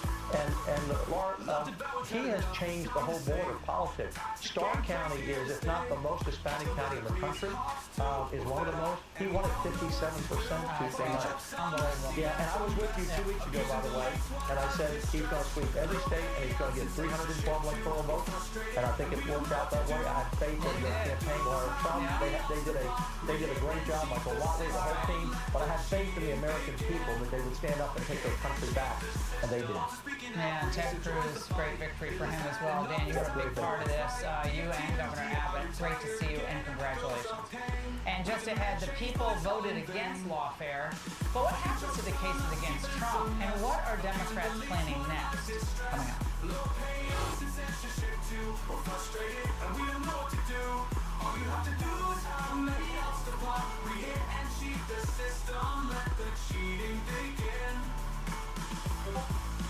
Hobbs is speaking out, Ricks joins the fight. Billy's had enough, it's time for what's right. DITMDR retired again, echoes our pain. We demand change, but it's all in vain. Fucking jokes on us, events a mess. Abuse and deletes, what a distress. Low pay censorship too. We're frustrated and we don't know what to do. All you have to do is have many odds to pop. Re-hit and cheat the system. Let the cheating begin. Briggs has had enough now, but you will too. 𝗁𝗂𝘂𝘀𝗶𝗰's voice joins ours to force crew. Reunited, but the system's flawed.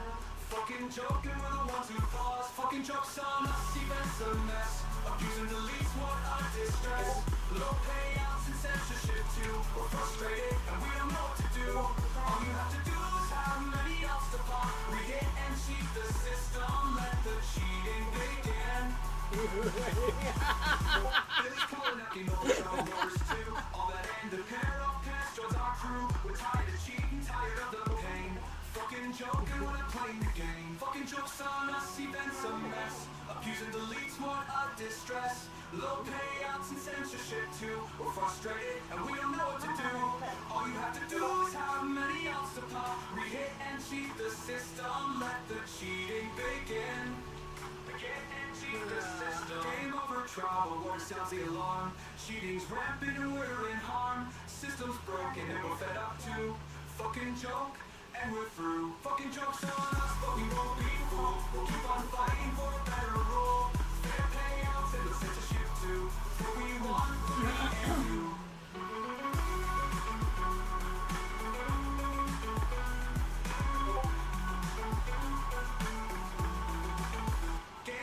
Trouble, water sounds the alarm. Cheating's rampant and we're in harm. System's broken and we're fed up too. Fucking joke and we're through. Fucking jokes on us, but we won't be fooled. We'll keep on fighting for a better rule. Fair payouts and the censorship too. That's what we want for me and you. Yeah, let the cheating begin. Enjoy the cut long game over true waters.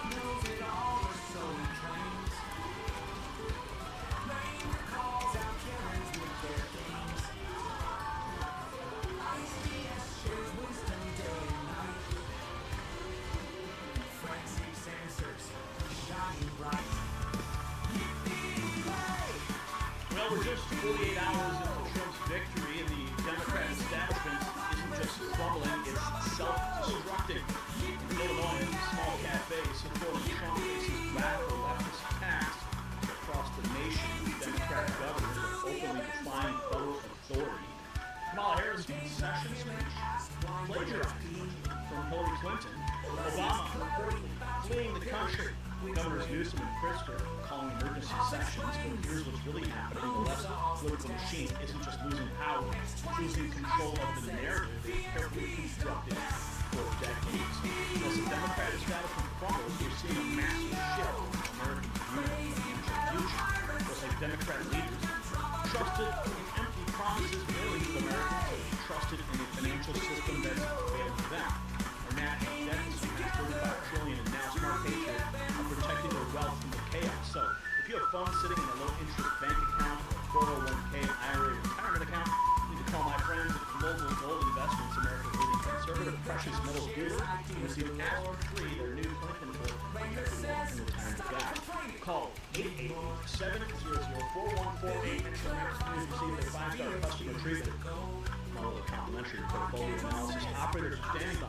Call that number on the screen, 888-700-4148, or just visit IRAGoldgroup.com. Remember, if you don't have gold, then you don't have wealth. jump into the meltdown Sony reactions, and we got something else happening in Wheaton, Illinois. But first, Fox News reporter calling out Karine Jean-Pierre, asking when the hateful rhetoric against people and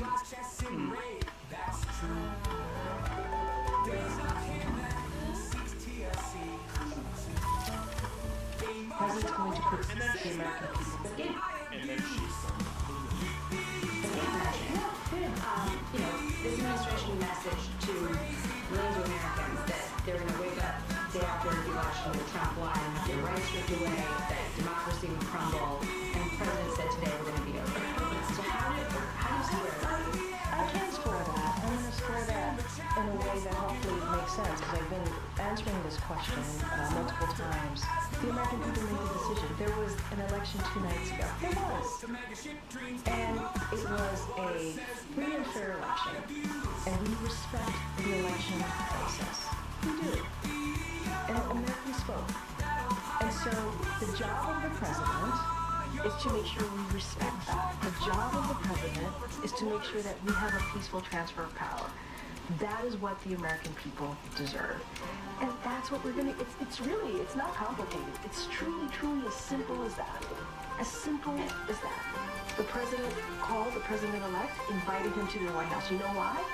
Because that's customary. That is customary. That is what you do. If you respect what the American people decided, that's what you do. And that's what the president's going to make sure that the Trump transition has what it needs, which is being led obviously by our chief of staff here. Why? Because the president wants to lead by example. It's not complicated. It really isn't. And that's important. Is the message to people who are fearful based on what the messaging was about the state? You're just twisting everything around, and that's really unfair. No, it is. No, Jackie, it's unfair. Because I've been standing here trying to be very respectful to what happened the last 2 nights ago. Being respectful. I've been standing here saying that we respect the decision that the American people made. I've been standing here and saying that the president's going to put the American people first. I've been standing here talking about how the president's going to make sure that they get what they deserve, which is a peaceful transfer of power. I do not appreciate having my words twisted. That is, I am being very clear, very clear about what the president wants to do, and the vice president. We want to make sure that we deliver for the American people. They deserve a peaceful transfer of power, and that's what you're going to see. Thanks, everybody.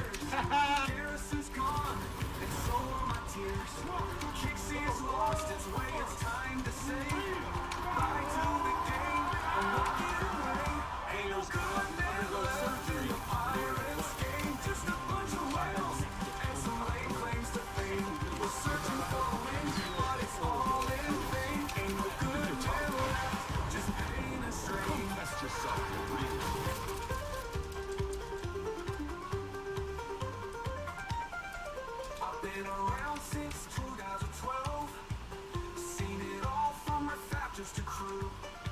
We need a change, a new man too. When vengeance is coming, that's what we'll do. Ain't no good man left in the pirates' game. Just a bunch of whales and some late claims to fame. Searching for the wind, but it's all in vain. Ain't no good man left, just pain and strain.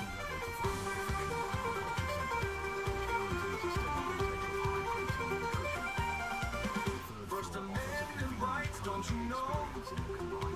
But discourse rules, we must abide and go. No more caps, no more pain. Just respectful chat, that's the game. Ain't no good man left in the pirates' game. Just a bunch of whales and some lame claims to fame. We're searching for the wind, but it's all in vain. Ain't no good man left, just pain and strain. Don't let the door hit you on the way out, Karine. Yeah, the hateful rhetoric is being spewed from the left for the last 4 years. I mean, first. Trump is Hitler, Trump is a fascist, he's going to take everyone's rights, he's going to, weaponize the government against his political enemies, all these things that they've been saying. Don't twist the words, she says. no, we're going to hold you for every you and all of your Democrat cronies have said. Every single lie, every single piece of disinformation that YouTube has decided to elevate as authoritative content, yes, we are going to hold every single one of them accountable. Oh, but there's more. Oh, this is great. Oh, yeah. Remember Michael Cohen? Trump's so-called fixer? Oh, he's getting trolled hard right now. Oh, yeah. This just an hour ago. Michael Cohen is getting trolled hard for remaining in the U.S. after saying he'd leave if Trump won. Oh, yeah, he decided to go live, and, well, everyone had a big problem with that and decided to make it. Watch this. And then the foul, no problem. Okay, so, I guess, I'm not sure, I think he's on TikTok here, or he's on some kind of stream where if you pay, or you drop some kind of money or emoji or something, it has a filter on his face, and they kept doing it to him, and he couldn't take it anymore. Watch this. Wow, genius you are. Can we stop with that? I appreciate it. I don't like the stupid turkeys. All right, let's just knock that stupid shit off, please. All right. I did. I said I was leaving, and then the following day, get that through your dumb heads. The following day, I turned around and I said that there's no chance in the world that I'm leaving my country. Thank you very much. All right. I'm not leaving anywhere. You leave. This is my country. And I have every right, every single right within which to stop so we can... All right, 2 seconds, I'm going to end up blocking this idiot.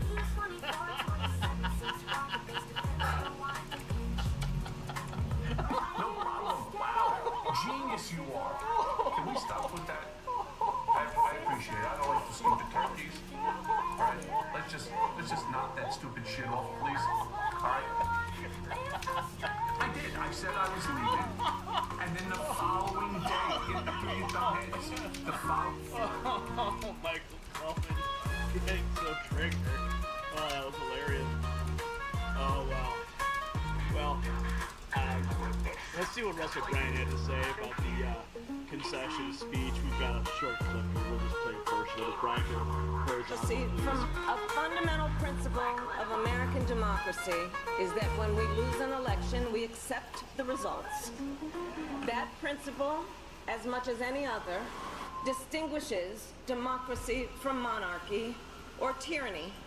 What we've been living within are totalitarian bureaucracies that legitimize their authoritarianism through measures of care. Because we care for you so much, we're going to have to sack these 34,000 key workers. Because we care for you so much, you have to take these medications. Because we care for you so much, we're not going to ensure that they're clinically trialed correctly for transmission. There are so many things to consider and unpack there. And what's been rejected along with celebrities I would offer you is that era of managerialism and bureaucratization of those processes. In our nation, we owe loyalty not to a president or a party, but to the Constitution of the United States. Remember when we saw the New York Times headline, is the Constitution problematic? Are you aware how much the Bill of Rights is being discussed and the legitimacy of the Bill of Rights? It's pretty extraordinary how this speech obfuscates the last 4 years of government. And loyalty to our conscience and to our God. My allegiance to all three is why I am here to say, while I concede this election, I do not concede the fight that fueled this campaign. Okay, that's enough of that. But there is even more. Yes, the Massachusetts governor says her state won't assist with the deportation the Trump administration asked. Lives in TikTok reports. She says she will protect the illegals in her state. Protect illegals. Protect criminals. So it makes you the cops crime. Some realities also need to be. If the Trump administration requests it, would the Massachusetts State Police assist in mass deportations? No, absolutely not. But, you know, let me say this. Brian, I think what we need here, see if you can find that sound effect of him saying stop the hammer. Every time I see this guy, I'm sorry, I mean, listen. I do think it's important that we all recognize that there's going to be a lot of pressure on states and state officials. And I can assure you, we're going to work really hard to deliver. Some realities also need to be, noted, and that is in 2016, we had a very different situation in the courts. And while I'm sure there may be litigation ahead, there's a lot of other ways that people are going to act and need to act for the sake of their states and their residents. There's regulatory authority and executive powers and the like. There's legislation also within our states. So I think that the key here is that every tool in the toolbox has got to be used to protect our citizens, to protect our residents, and protect our states, and certainly to hold the line on democracy and the rule of law as a basic principle, right? No, the only tool here is you. Okay, what else have we got here? University of Oregon staff member expressed hope in a social media post that people who voted for President-elect Donald Trump would jump off a bridge. That's according to a recording of the video published Thursday by a media supplier. This is from KATU. Dare I even click this? Okay, fine. I'll click it. See where we go. Okay. Here we go. Is there audio? Oh my goodness. Earlier in the video, he said Trump voters can go F themselves. Oh boy. Yeah, Trump 2 do better. I don't even want to find this video. I mean, we got more nasty stuff. I mean, wait till you see what I got lined up for this one. Robert Wood is pointing out, blame game begins. Biden is blaming Obama for mostly forcing him out. Harris is blaming Biden for sabotaging her campaign. Democrat pundits are calling blacks and Latinos misogynists. And the Dems didn't lose because they stabbed each other. The Dems didn't lose because they stabbed each other in the back. They lost because they stabbed the American people in the back. Policies of borders, inflation, abuse of the rule of law, and their industry. Well said. Well said. And then we have this. Gavin Newsom is claiming he will refuse to deport illegal migrants when Trump takes office. Brian, go vertical, please. Also claims Trump has an issue. The California governor, Gavin Newsom, is now claiming he will refuse to deport illegal migrants when Trump takes office. And we ultimately renounce kind of bigotry, kind of xenophobia that is front and center in discussions and debates like this. I felt the Attorney General was right about the Trump administration having issues with immigrants, but I think he could have been even more pointed, and forgive me, Mr. Attorney General, by saying he has a particular problem with brown people, not even immigrants. The California governor, Gavin Newsom, is now claiming that he will refuse to deport illegal migrants when Trump takes office as president. He also claimed that he thinks Trump has an issue with and dislikes brown people. These statements from the California governor has garnered controversy from commenters online. Commenters claim that he should be focused on the people living in tents on the street in California, and that this is ridiculous. But what do you think about Governor Newsom's claims? Do you agree with him? Comment your opinion down below. When you're heading out, we make a little time to take precautions. But if something does go wrong, AMCN's Alliance of Emergency Medical Transport Providers stands ready to help. For as little as $99 a year, your entire household is covered. Leaving butt cream on ducks and weird things inside. In this gaming community, we'll laugh through the night. InsureFi can help you reduce your car insurance bill by as much as $852 per year on average. Answer a few simple questions, and our top-rated platform will provide you fast, affordable quotes from dozens of top companies. Review your options and switch with a click to a plan that cuts your costs without sacrificing coverage. Visit InsureFi.com and start saving today. CDN seen some bases with cloud cruisers in tow. Deep dive retired. Against RNG's gone, don't you know? We're gamers united in this chat so free. The California governor, Gavin, Pirates on the sea. He is Leaving totally but cream on docks lying. and weird things inside.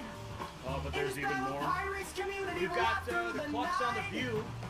Yeah, the hen house over there. Questions about interrogatives, They are Mike. having meltdowns Bloodhounds as on the well. hunt, day and night. Well, it would help if we could regulate social media, because one of the biggest offenders is DC and Congress have not been able to do one thing in regard to the rogue corporations on social media. With Elon Musk now in the administration, I want to think critically. Well, it would help if we could regulate social media, because one of the biggest offenders is DC and Congress have not been able to do one thing.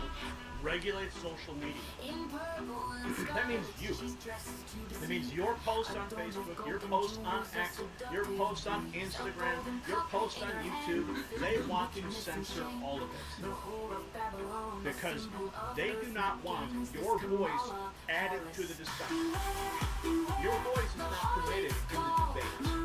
Only voices that agree with their totalitarianism and is being promoted in mainstream news channels to millions of people. Absolutely disgraceful. Anything, those of you on the view, but their time will come. We've got this Secret Service. This, okay, I'm not even gonna play. You can just see what it says. This is just a scroll of, look at the screen. This is a series of tweets that people have posted on X. Read them. I'm not even going to say them out loud because they're despicable. 𝗁𝗏, he says the Secret Service needs to arrest all of these people immediately. You see what they're saying here? This is the mentality. Your voice cannot be heard, must be silenced officially and always. Even President Trump, President-elect. Look what they're saying. Disgraceful. We've also got this, CNN's 𝗁𝗏. Trump voters see our network as part of the left. Of course they see it that way. It's because they're blind. They're in an echo chamber. They don't even realize they're part of it. Men who feel angry and isolated, often forgotten in today's society. How is Trump successful at reaching them? Well, for one thing, he went on all those podcasts. These guys have a really deep emotional bond to someone like Joe Rogan, who they listen to for 3 hours a day. And voters have been saying for a decade now, Trump doesn't talk like a politician, and I feel like we haven't really taken the lesson from that. He seems natural, and he's informal, and he can go on TO1 and talk about what it feels like to do cocaine, or at least ask about what it's like to do cocaine. And they relate to that. Whereas they think the Democrats are just repeating like a rigid ideology that they haven't thought through. They see the left, which they would consider CNN a part of. Of course, we don't see it that way. But as having this rigid repetition of ideology that they haven't thought through. Men who feel angry and isolated. They don't even realize they're in their own fishbowl. They're talking to themselves. Radical left. Here's another one. CNN's Van Jones was completely depressed as he announces his shock. The Republican Party has become the multiracial working class party. Well, that's what happens when you take your policies and shift them so far to the left that you alienate your base. And your base said, you know what? Those guys over there on the red team, they seem a lot more. Fall apart tomorrow. I'm still absorbing all this. It's a lot. And I think when he steps out on the stage, we see him as like, you know, America's next president. The world's looking too. If you're a soldier in Ukraine, looking at Russians being more and more aggressive, you're very nervous tonight. You're very nervous tonight. If you're a solar farmer in a red state trying to deal with this climate issue, we've had billion-dollar climate disasters. Your financing might fall apart tomorrow morning. All the climate disasters and all the Russian fighters. Oh. Yeah. Wait till he sees the news. Because you can't now count on the federal government being at the front lines of this fight the way that the Biden-Harris administration had put the United States government at the front of the climate fight. So you've got people all around the world whose fates are now in the hands of someone who can either be aggrieved or it can be big. He's usually not big. And so I think this is a shock. It's a political realignment for sure. The Republican Party can now claim to be a multiracial working class party. That is a shock. But the policy implications for planet Earth are yet to be known. Policy implications for planet Earth. That's where he goes with this.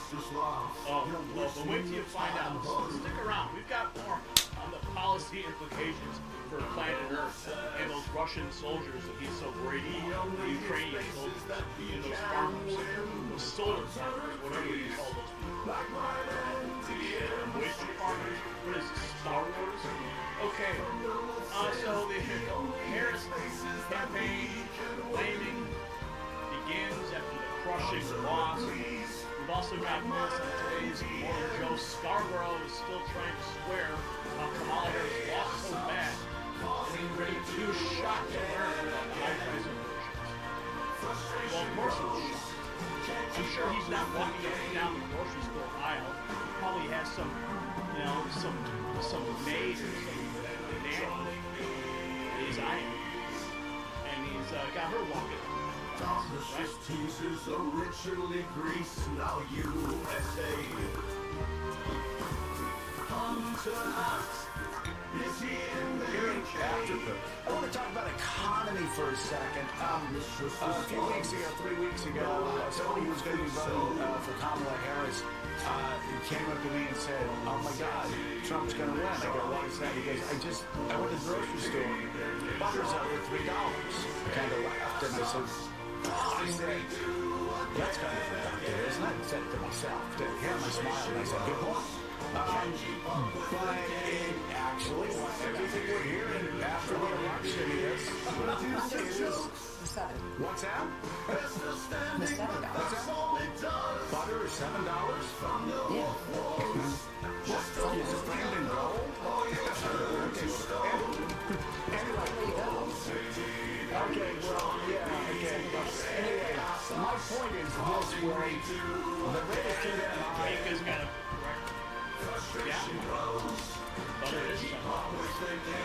This guy was saying the cost of butter is way down too high. Yeah. And so I thought it was a bit reductive. It ended up being just the point that if you look at the cost of groceries, if you look at the cost of grain. Yeah. You see, the American people voted with their wallets. And how many times do we have to reiterate that people care about the bread issues, the kitchen table issue? Okay? That's what they care about. Kamala Harris is out there, she's worried about where the next trans person's going to go to the bathroom to compete against her daughter. Right? That's what she's more concerned with. But of course, the average American doesn't have the same concerns. And they ignore it. They ignore it. Yeah. We've got more. So here's, okay, Brian, go vertical. This is actually, okay, we're going to do a side-by-side comparison. Kamala Harris's successful speech with Hillary Clinton's successful speech. And what's interesting about this is that, I mean, you remember on election night, 2016, Hillary Clinton didn't even come out. They had a huge party plan. She didn't even show up to give her supporters the respect they deserve for going out and pounding the pavement and supporting her. She didn't go out. Kamala Harris did the same thing. And she apparently plagiarized Hillary's speech. Listen to this. And building hope. The outcome of this election is not what we wanted, not what we fought for, not what we voted for. This is not the outcome we wanted or we worked so hard for. Earlier today, I spoke with President-elect Trump and congratulated him on his victory. I also told him that we will help him and his team with their transition. Last night, I congratulated Donald Trump and offered to work with him on behalf of our country. Over the 107 days of this campaign, we have been intentional about building community and building coalitions, bringing people together from every walk of life and background. We've spent a year and a half bringing together millions of people from every corner of our country to say with one voice that we believe that the American dream is big enough for everyone. To the young people who are watching, it is okay to feel sad. But please know it's going to be okay. To the young people in particular, I hope you will hear this. On the campaign, I would often say, when we fight, we win. But here's the thing. Sometimes the fight takes a while.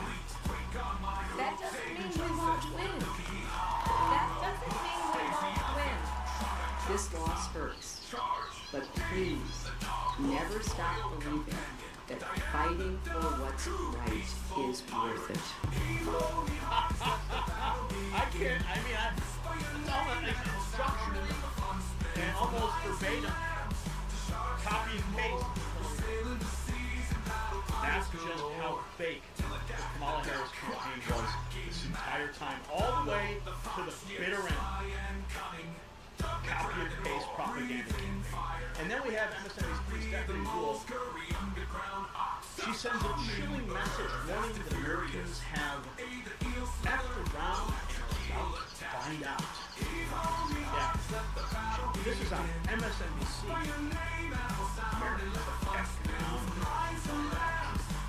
I did two things that are dancing and golf, and I made them equal for 40. Hi, I'm Ronnie. I'm the owner of Typical, the happy.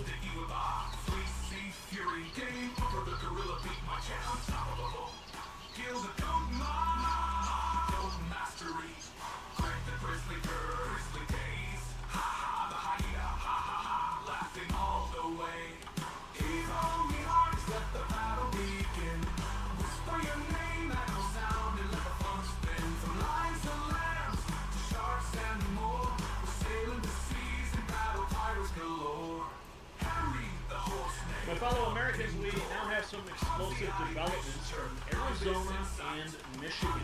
Maricopa County election trainers were caught in undercover video admitting they can't stop third-party ballot harvesting.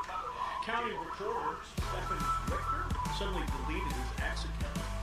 In Detroit, two ballot posts were captured on camera being wheeled away from a precinct chairman's SUV before a mysterious accident. Meanwhile, Kerry Lake is surging in Arizona with a stunning 80% share of new ballot drops. His dad claims everything's fine, but the footage we're about to show you tells a very different story. So as we watch election integrity concerns unfold, let me tell you about another way to protect yourself from those who might try to manipulate the troops. Just like election observers are keeping a watchful eye on the ballot count, this revolutionary dash cam captures every detail on your daily drive. Crystal clear 4K resolution advanced night vision is your personal witness on the road. If there's any twist or any hack, there's car vision next up. So on a fraud alert, Kerry Lake is beating Kamala Harris while losing to Gallego by 50,000. While Kamala Harris, Kerry Lake is beating Kamala Harris while losing to Gallego by 50,000. How do you beat one side but then not the other? There's only one reason that can happen. It's because they're importing votes just for the one candidate. Because of that stupid. Gallego has 100,000 more votes than the Democrat congressional candidates in Arizona. The RNC are waiting for silver. Look at these numbers. Okay? We have too close to call. This is, this came out 12 hours ago. Donald Trump over Kamala Harris, and the vote count is 1,167,890. But yet, we have Kerry Lake in the Senate race, 1,182,207. So how could she have fewer votes than Donald Trump? It makes no sense. See, Donald Trump, at the top there, look at that. 1,300,700.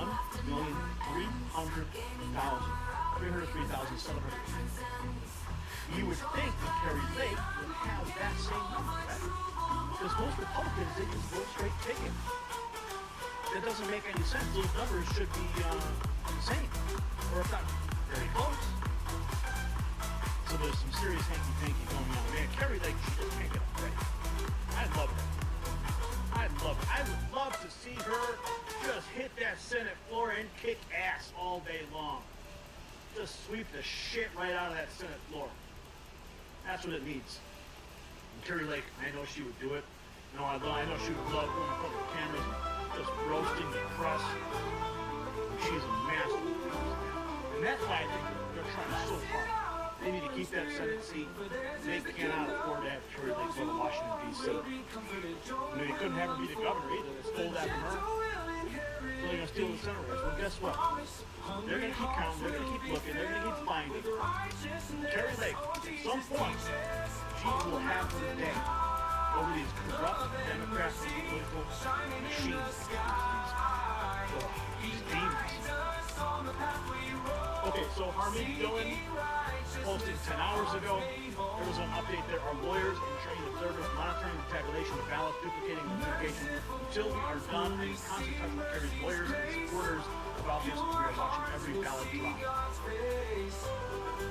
Why do we have to do this? Why does Kerry Lake have to do this? I'm happy that we had a clean presidential election, but why are we still dealing with this garbage and everything? It has to be, at least for me. They put her in place before this election because they knew there was going to be some shenanigans in Arizona, and they're doing their best. James O'Keefe reporting 8 hours ago, Maricopa County reporter Stephen Richter deleted his ex on reports of slow ballot count.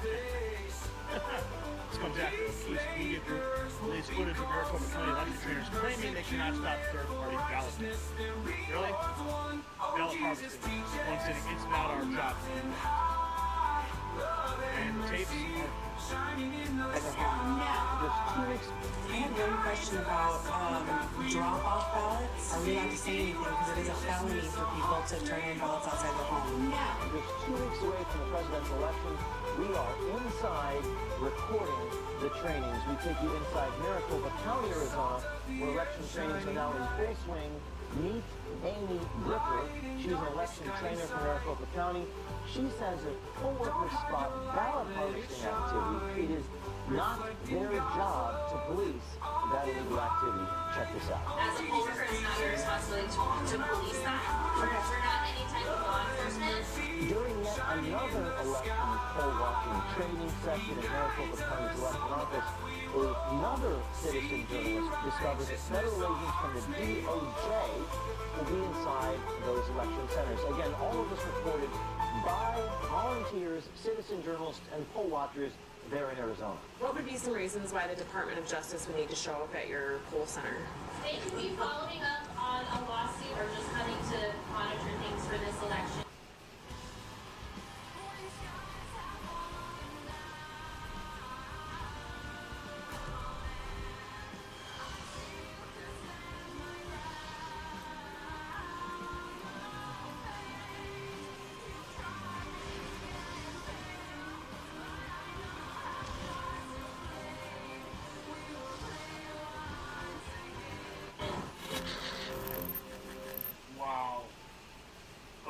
More friends. Here it is. Check this out. This is the video. This came from True the Vote. 2 ballot totes caught on camera being wheeled away from a possible precinct chairman's SUV. Suspect was allegedly heading to Detroit's Department of Elections when he was involved in an accident. And here's the footage. No sound on this. And it's difficult to make out what is exactly happening here or which cars were involved in the accident. But there's an SUV involved, and it looks like there's a box truck involved. And the allegation here is that they are moving ballots somewhere in Detroit. Elon Musk posting this message: propaganda is far less effective when there is a real-time source of truth on X. If you've been following this channel as long as we've been around, you can see this new format that we're doing. We're just pulling exclusively from X, and we're collecting all the information, we're sorting it, digesting it, processing it, and presenting it to you. And that's what this channel is for. To push back on the narratives, to give you real-time information that you won't find anywhere else. So make sure you're following us on X. He was quote tweeting the rabbit hole. It says what's notable about the Trump victory is it happened despite biased legacy media coverage. New media like X and podcasts help circumvent the narrative gatekeepers so people could hear the other side. I'm not sure this outcome would have been possible otherwise. Think about that for 1 second.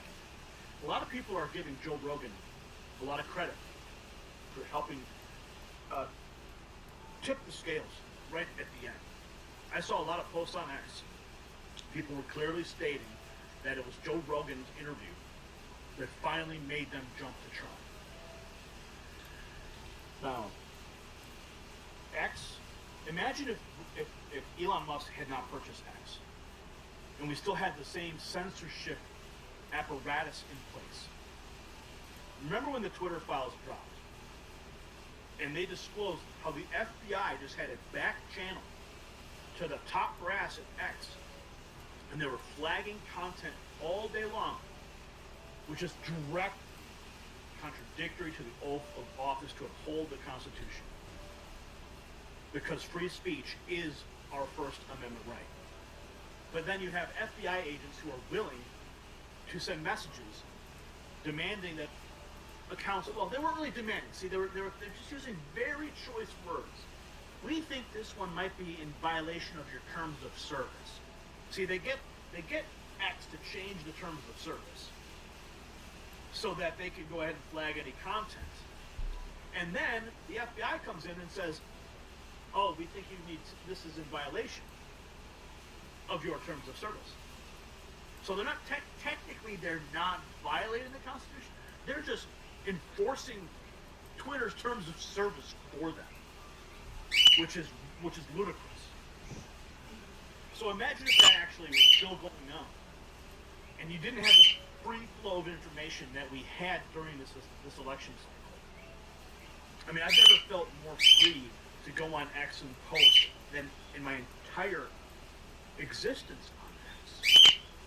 Because even during the pandemic, all the things we had to deal with, the censorship was atrocious. But now I don't have that same fear to go and post, oh, what's going to happen?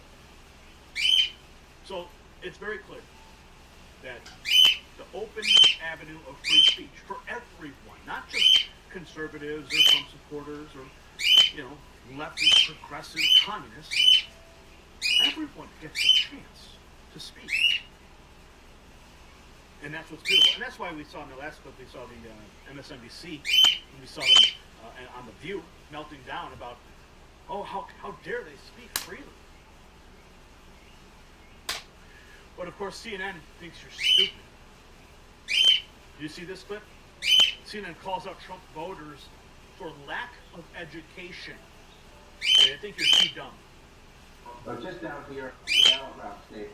The battleground states tend to hug the national average. About 43% of Americans have a college degree. About 57% have no college degree. They hug the national average. But now you see some of the diversity within the state. Watch the graph as I go. But just down here in those counties that Trump was winning. You see what happens? The percentage of college degrees go way down, right, in the area that Trump base. So let's bring this back up. That's statewide again, right? Watch the number. This is no college degree. That's college degree. Then you can look at the more affluent suburbs. Let's pick Montgomery County. You see the percentage of the college degree jump out. Non-college degrees goes back. What happens? Biden won his base. Harris won his base. So it is the battleground. Okay, so let's get something straight here. These people that are going to get these college degrees, they go and they get indoctrinated with leftist ideology. It happens They go to college.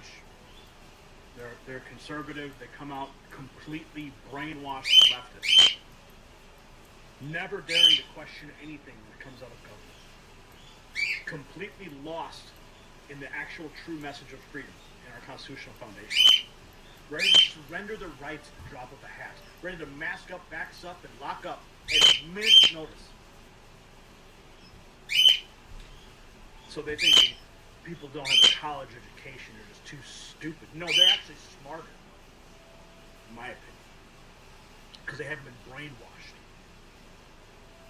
CNN thinks that's a bad thing. It's a healer, and he's got this big, like, sniper rifle. He's got his beak, he's got his sniper rifle. And of course, we have this. Do you hear about this? 20 million votes. This big question. Yeah, we got a clip from Joe Rogan here. Well, I'll just play Joe Rogan first. Number of people that. What do you think about that thing I sent you today that compares the number of people that voted in 2020 versus the number of people that voted in 2024 and in 2016? Sure does look strange. And in 2012. Have you seen it, Jamie? It's so crazy. You look at it and you go, is this real? Oh, here it is. Because it doesn't seem to make any sense, because this is like one of the most consequential elections ever. I think everybody's pretty aware of that, and everybody is very dug in on their side. The left, he's Hitler; the right, he's saving us. And so more people voted, at least the indication would be, as much people voted in 2020, if not more, probably more people voted. But let's look at the numbers. Like, look at the difference in how many people voted for Biden in 2020. It's unprecedented. It's way higher than any other time since 2012, and I'm sure probably before that there was less people back then, right? So if you go back to when I was a kid, there's only like 200 million people in this country. Yeah, and to be clear, 2012 and 2016 were not low turnout years. No, they're all consistent. Yeah. This is what's crazy. They're consistent. Look, they're all like 60. Look at where the number is. It's all like 65 million. Is that what it says? So that's all the same every fucking time except 2020. In 2020, it goes way the fuck up. Look at it. It's like 80 what? Is it 82? Is that what it was? 81 change. 81. Yeah. So it goes up a fucking sizable chunk.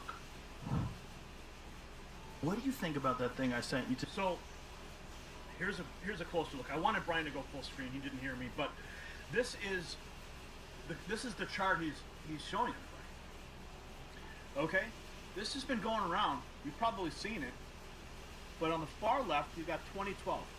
The blue line obviously represents the Democrat popular vote. In 2016, there you have it. 2020, look at that huge spike.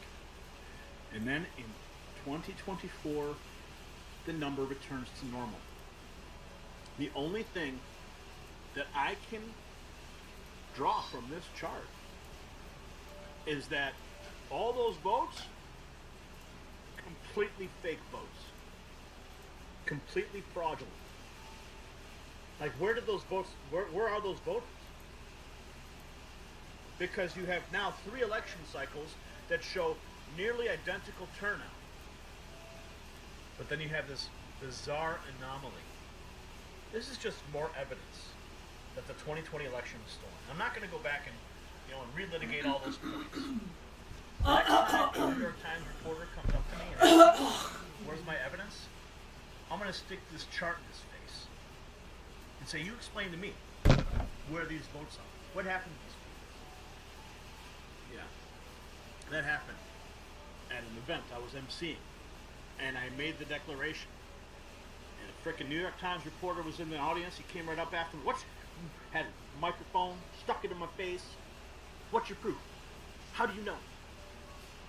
It was ridiculous. But here you go. There's more evidence for you. And you can see here the numbers. Look at that. And it's pretty consistent. 2004, 121 million. 2008, 129 million. 2012, 126 million. 2016, 128 million. 2020, 155 million votes. 2024 back to 129 to 2016 levels. Absolutely outrageous. So, anyone have any idea where those voters are? Let's hear what Rachel Maddow had to say. This one time. But let me also point out something more strange, which has been happening at the same time and it hasn't had as much attention. The day before Trump made those remarks on Friday he said, you're never going to have to vote again after you vote for me this one time. The day before that, on Thursday last week, he didn't say that people wouldn't have to vote anymore once he was elected this November. Now, the day before that, on Thursday, he told his supporters, not that they're not going to have to vote again, but that they don't have to vote this time. That they don't need to vote for him this November. Welcome to the State of Survival Ocean Shelter, the safest place to be. Forget normal houses, fancy RVs or rafts. This is survival like never before. Start by grabbing a tool like an axe to fix up old boats and collect building stuff. Then, get seeds to grow food and use the sea to solve hunger. Inside, we've got places to rest, store things, and a first aid. All look like glowing rocks from the ocean. Don't sweat about oxygen. Our sea fortress has a complete airtight piping system that brings fresh air from the surface straight to us. Now everything's ready. The ocean shelter is waiting to show off its strength. My instruction, we don't need the votes. I have so many votes. My instruction, we don't need the votes. I have so many votes. He said that on Thursday last week. And it turns out this is something, when you look, he says this all the time now. Wow. My instruction, we don't need the votes. I have so many votes. We don't need votes. I tell my people, I don't need any votes. We got all the votes we need. I don't need votes. We don't need votes. We got more votes than anybody's ever had. You don't have to vote. Don't worry about voting. The voting, we got plenty of votes. Don't worry about voting. Of all the weirdness around this campaign, this is a truly strange thing to tell people, right? That's it. Don't vote. I don't need your vote. I don't want your vote. Reverse psychology. I mean, all the surface level weirdness is, worth noting. Having a new position on literally anything you can think of as soon as any random rich guy tells you to. That's a weird thing. Picking the eccentric billionaire. Okay, enough of you. Enough of you. Enough. Let's get back to what's going on here. Arizona. New batch just got released from Arizona. Kerry Lake had surged again. Lake 80.2%. Gallego 17.7. Negative 2,836 ballots from Yavapai County. 60,000 ballots still to be counted. Kerry Lake is now only 50,000 votes behind. That was released 7 hours ago. So folks, lots going on. This chart though tells a story.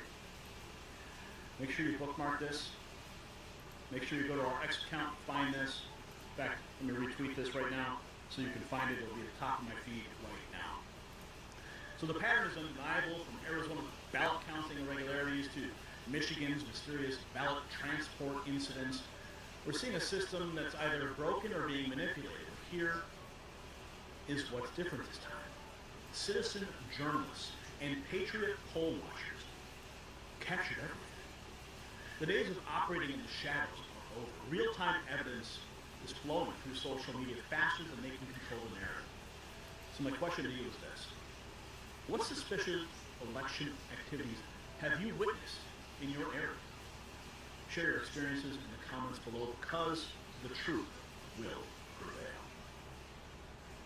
prevail. Attorney General Garland, on October 4th, you issued an unprecedented memo that involves the Department of Justice and the FBI and local school districts, local school boards, nothing like it in our country's history. It was based, you testified, on this letter from the National School Board Association that we now know the White House was involved in writing. They've retracted the letter. They've apologized for the letter. They say they regret the letter, but you won't retract the memo and said earlier that you have no regrets. And you've defended yourself repeatedly today before this committee by saying, well, you're focused on violence. But now, of course, we've seen the memo from your own Justice Department advising state and local and other prosecutors about all of the different federal causes of action that they can bring against parents that are not about violence, they're about harassment and intimidation. I'm looking here at this memo. It identifies no fewer than 13 possible federal crimes involving harassment and intimidation, including making annoying phone calls. You think a parent who makes a phone call to a school board member that she has elected, that school board member deems annoying, should be prosecuted? General Garland? No, I don't. And the Supreme Court has made quite clear that the word intimidation with respect to the constitutional protection is one that directs a threat to a person with the intent of placing the victim in fear of bodily harm or death. Prosecutors who investigate these cases know the Supreme Courts. This is a very famous case. Prosecutors do, but parents don't, General Garland. Do you think that a parent who looks at the 13 different federal crimes that your Justice Department has identified they might be subject to and prosecuted for, like making annoying phone calls, do you think that they're going to feel that they're welcome to speak up at a school board meeting? How about this one? They could be prosecuted for using the internet, I guess that would be Facebook, in a way that might cause emotional distress to a victim. Is that a crime of violence? Senator, I haven't seen the memo that you're talking about, and I don't, even from the description, it doesn't sound like it was addressed to parents. No, it wasn't addressed to parents, it was addressed to prosecutors. That's the problem. Why haven't you seen the memo? I don't know why. I don't look at every. I do not get every memo that every U.S. attorney sends out. But if you're wait, don't. I just want to make sure I understand this. This is a memorandum that collects 13 different federal crimes parents could be charged with. It has United States Department of Justice on the top of it, and you're telling me you haven't seen it? Who's the memo from, Senator? The United States Department of Justice, United States Attorney for the District of Montana. I have not seen the memo from the District of Montana. Not high enough priority for you?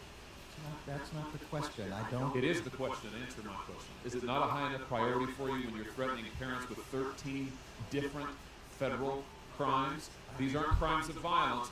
You testified today. You're focused on violence. That's not what your U.S. attorneys, they work for you. That's not what they're saying.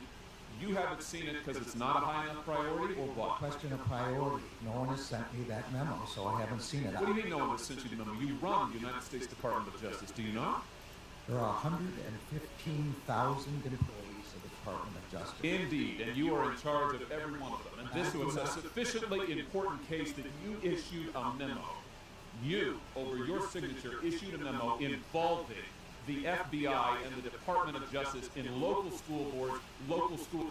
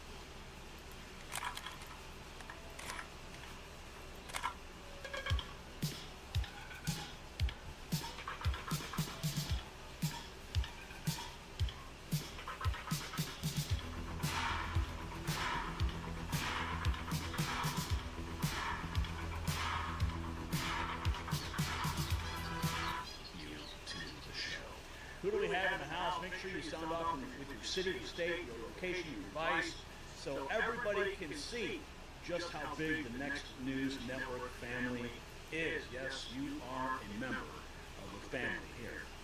Let's see, we've got Jeff in the Atlantic east coast of Siberia. Whoa, we got Siberia too. Phoenix, Arizona, Patricia is here. Pothead Kenny, what's up, man? How are you? We got Keith in the house. We've got M. Cousin. Wouldn't it be something if all Hollywood would move to Cuba? Courtney is here. Well done, Pennsylvania. We've been unburdened by what has been. Ain't that true? Upers for Trump. Walter Martin is here. Andrea Capo loves President Trump. We got Lizette in the house. We've got Annette Thompson, Daniel Bayer, laying in my dumpster, ready for the show, he says. Well, the trash is getting taken out, so be careful. We've got John here from Ohio. We got The Last Stitch in the house. We got Storm Dancer. So many heroes on YouTube. Yes, I'm proud to be counted among them. We got Dale Moore here. We got Big Block. Maria Colin is here. Davenport, Florida. We got John. And we've got Sure Use swinging the wrench of truth. Dave is here. Arnold Schmidt is here. He's got his 70 number checking in. Edward's here. Hans Starn is here. Amber Lopez, what's up? We got Cuckoo Kachu, Leah Rogers. We got Adele Bard, Ross Johnson, Mary Riesling, hello. Who else have we got here? Chosen One. We've got our first super chat, one of our favorite super chatters here. I'm Trash Rock, dropping a $4.99. 2016, A New Hope. 2020, The Empire Strikes Back. 2024, The Return of the Jedi. That's right, my friends. Yes, we are not turning to the dark side here. Hans Stern, Hans. Oh, I guess. I'm not sure. I think he Get him to the White House. You know why? But we did hear some other great stuff coming out from that campaign. We have a lot to get to tonight. What, Brian?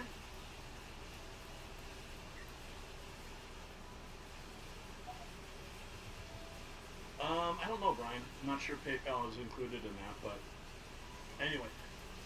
As Gabe mentioned, you know, this administration message to millions of Americans that they're going to wake up the day after the election if Trump won and have their rights stripped away, that democracy would crumble, and the president said today we're going to be okay. So how do you square that? I can square that. I'm going to square that in a way that hopefully makes sense, because I've been answering this question multiple times. The American people made the decision. There was an election 2 nights ago. There was. And it was a free and fair election. And we respect the election process. We do. And Americans spoke. And so the job of the president is to make sure we respect that. The job of the president is to make sure that we have a peaceful transfer of power. That is what the American people deserve. And that's what we're doing. It's not complicated. It's truly as simple as that. As simple as that. The president called the president-elect, invited him to the White House. You know why? Because that's customary. That is customary. That is what we do. If you respect what the American people decided, that's what you do. And that's what the president's going to make sure that the Trump transition has what it needs, which is being led obviously by our chief of staff here. Why? Because the president wants to lead by example. It's not complicated. It really isn't. And you know, that's important. Is the message to people who are fearful based on what the messaging was about the state? Well, now you're just twisting everything around, and that's really unfair. No, it isn't. No, Jackie, it's unfair, because I've been standing here trying to be very respectful to what happened the last 2 nights ago. Being respectful. I've been standing here saying that we respect the decision that the American people made. I've been standing here and saying that the president's going to put the American people first. I've been standing here talking about how the president's going to make sure that they get what they deserve, which is a peaceful transfer of power. I do not appreciate having my words twisted. That is, I am being very clear, very clear about what the president wants to do and the vice president. We want to make sure that we deliver for the American people. They deserve a peaceful transfer of power, and that's what you're going to see. Thanks, everybody. Don't let the door hit you on the way out, Corinne. Yeah, I hate the rhetoric being spewed from the left for the last 4 years. I mean, Trump is Hitler, Trump is a fascist, he's going to take everyone's rights, he's going to, weaponize the government against his political enemies, all these things that they've been saying. Oh no, we're going to hold you and all of your Democrat cronies have said. Every single lie, every single piece of disinformation that YouTube has decided to elevate as authoritative content, yeah, we are going to hold every single one of them. Oh, but there's more. Oh, this is great. Oh, yeah. Remember Michael Cohen? Trump's so-called fixer? Oh, he's getting trolled hard. Oh, yeah. This is just an hour ago. Michael Cohen is getting trolled hard for remaining in the U.S. after saying he'd leave if Trump won. Oh yeah, he decided to go live, and well, everyone had a big problem with that. Watch this. And then no problem. Okay, so I guess I'm not sure.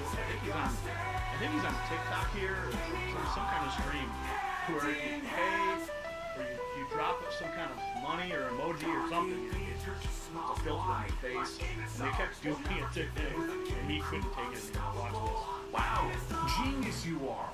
Can we stop with that?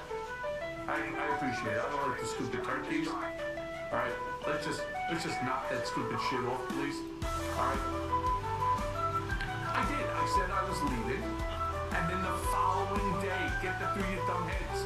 The following day, I turned around and I said that there's no chance in the world that I'm leaving my country. Thank you very much. All right. I'm not leaving anywhere. You leave. This is my country.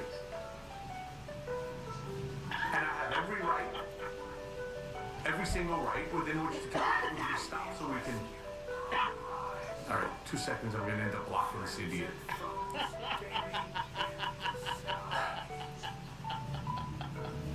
No problem. Wow, genius you are. Can we stop with that? I appreciate it. I don't like the stupid turkeys.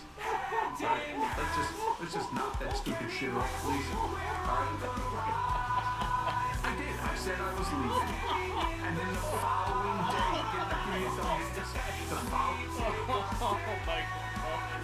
It's so triggered. Oh, that was hilarious. Oh wow. Well, let's see what Russell Brand had to say about the concession speech. We've got a short clip here. We'll just play a portion of it. Brian, go horizontal, See, please. from a fundamental principle of American democracy is that when we lose an election, we accept the results. That principle, as much as any other, distinguishes democracy from monarchy or tyranny. What we've been living within are totalitarian bureaucracies that legitimize authoritarianism through measures of care.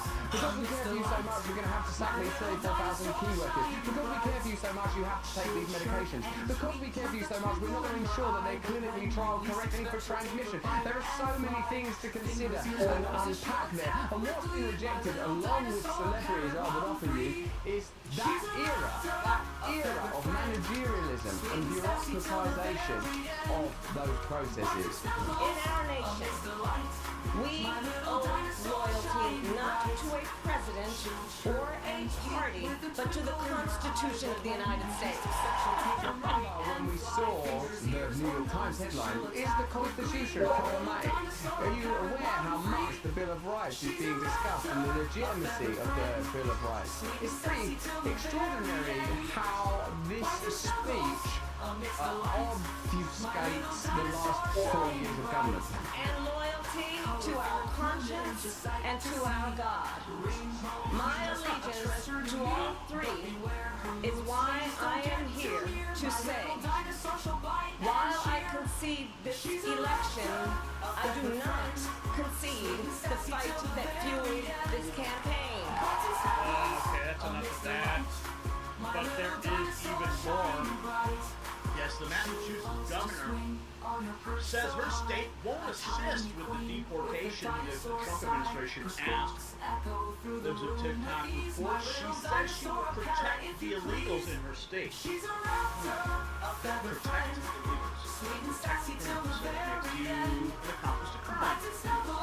Some realities also need to If the Trump administration requests it, would the Massachusetts State Police assist in mass deportations?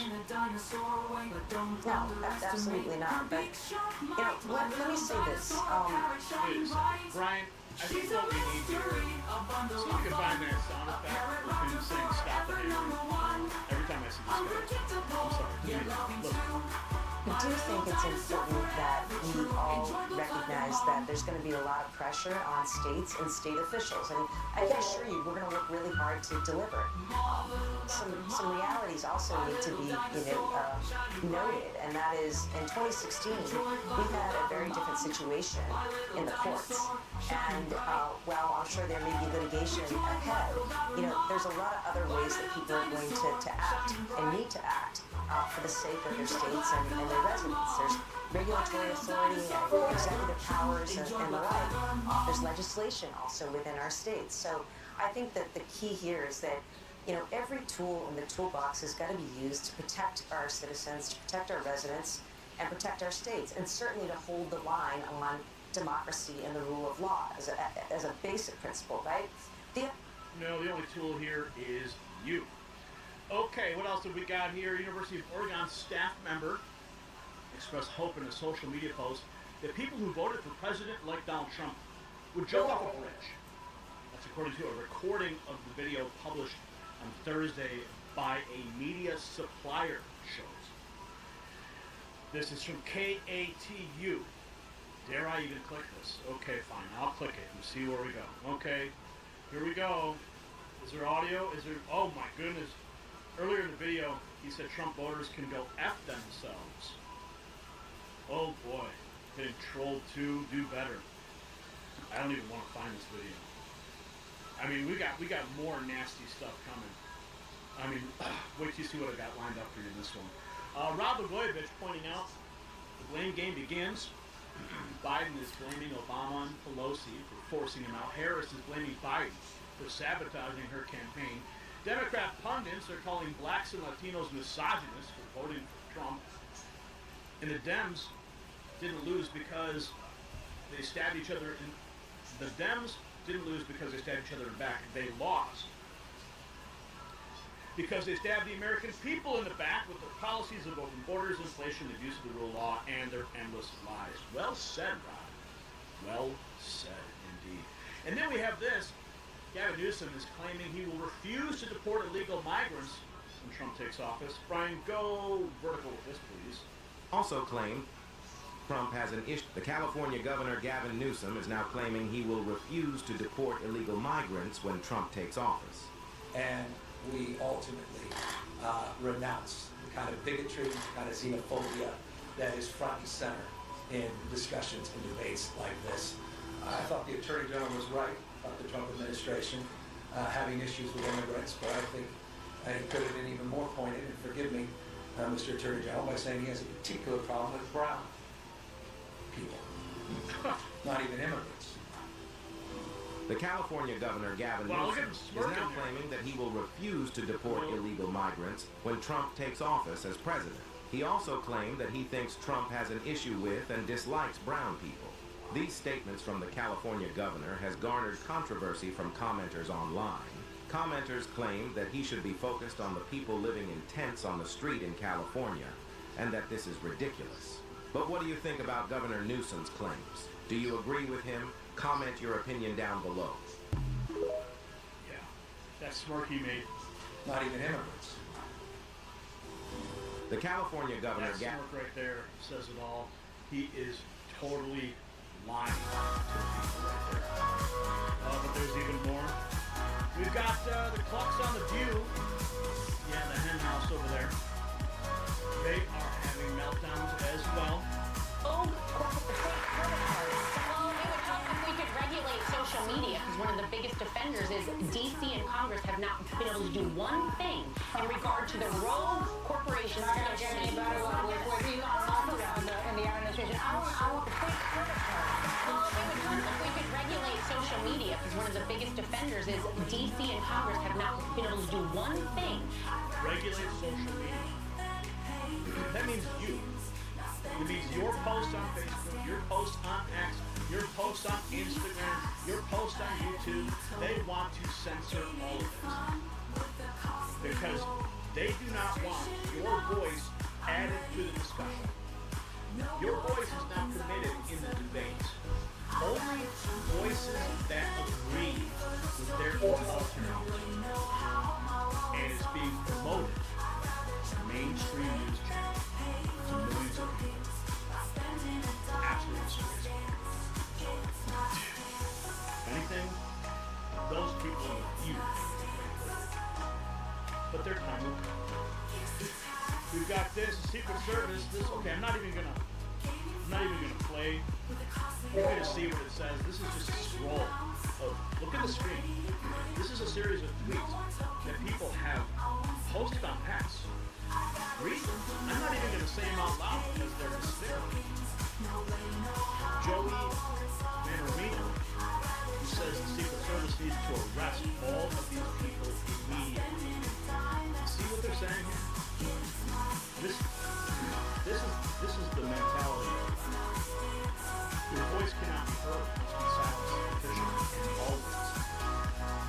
Even President Trump, President-elect. Look what they're saying. Disgraceful.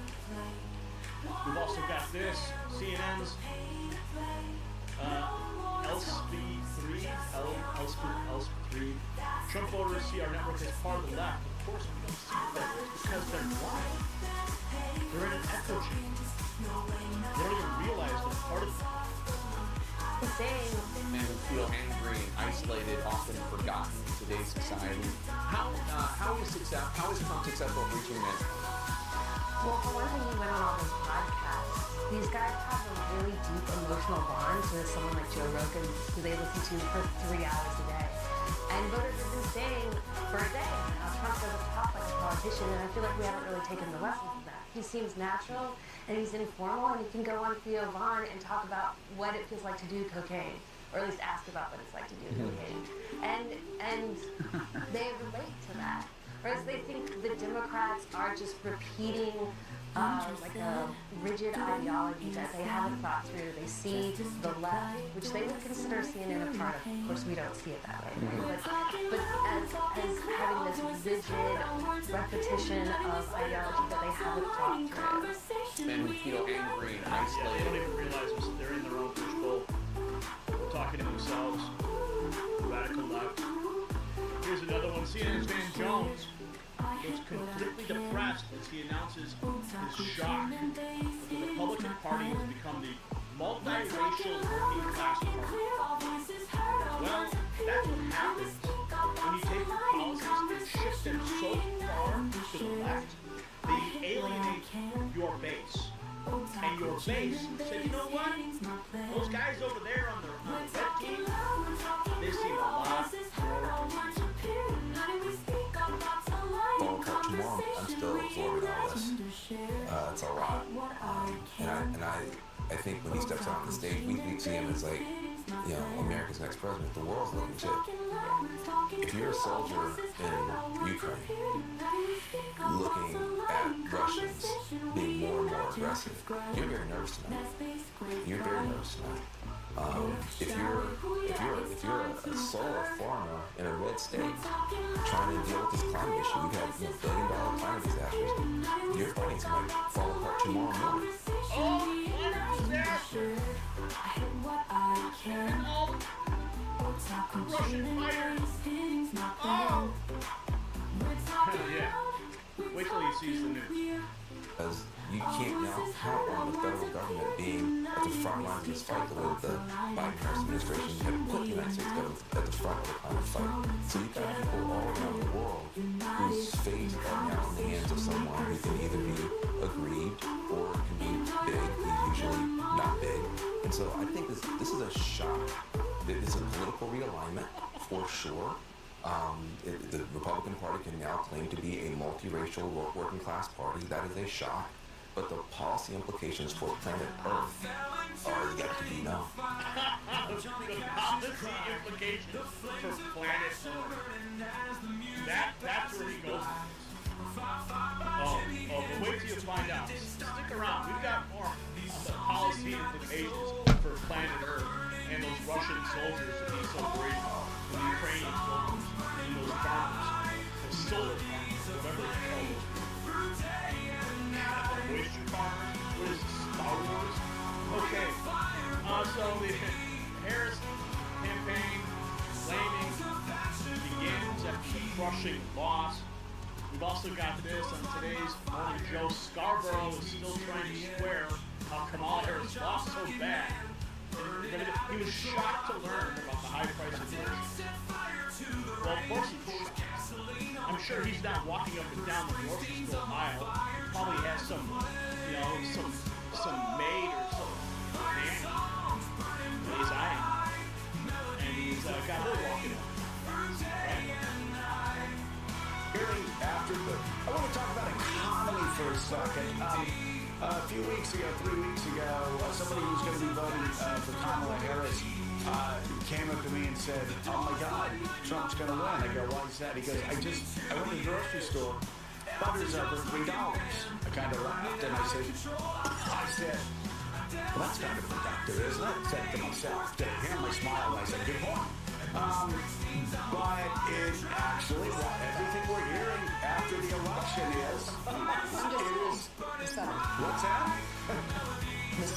that? Butter is $7? Yeah. What? Is it raining gold? Anyway. Where you go? Okay, well, yeah, okay, well, anyway, my point is this, Willie. The rent is too damn high. Mika's got to correct him. Yeah. Butter is $7. This guy was saying the cost of butter is way down too high. Yeah. And so I thought it was a bit reductive.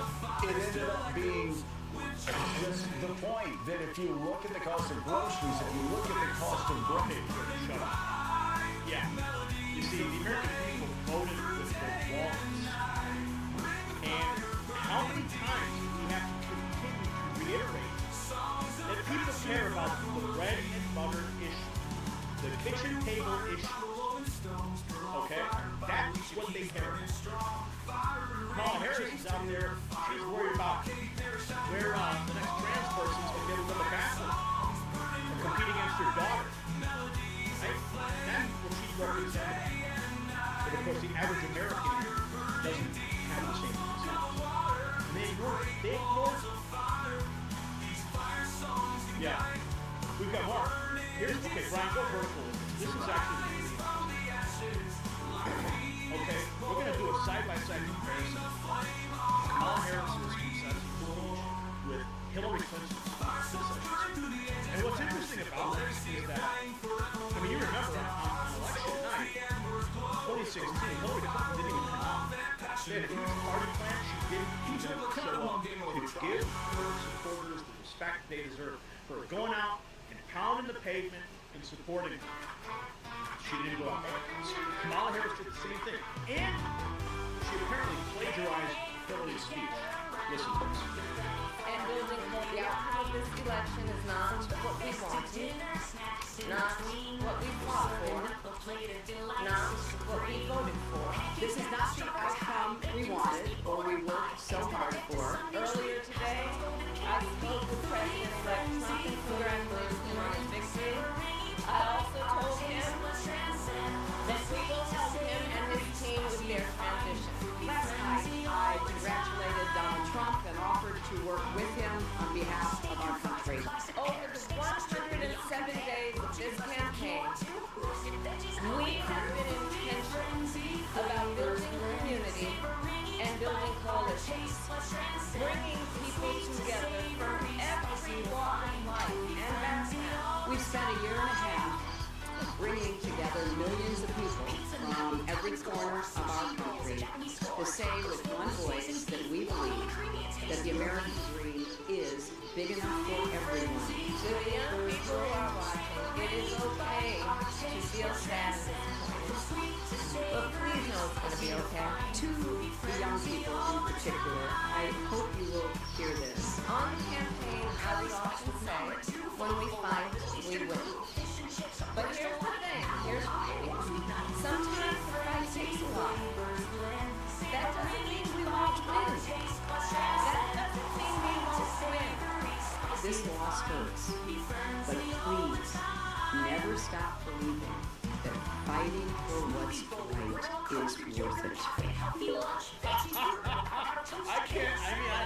It's almost like structurally and almost verbatim copy and paste. That's just how fake Kamala Harris campaign was this entire time, all the way to the bitter end. Copy and paste propaganda campaign. And then we have MSNBC's Stephanie Ruhle. She sends a chilling message warning that Americans have effed around and are about to find out. Yeah. This is on MSNBC.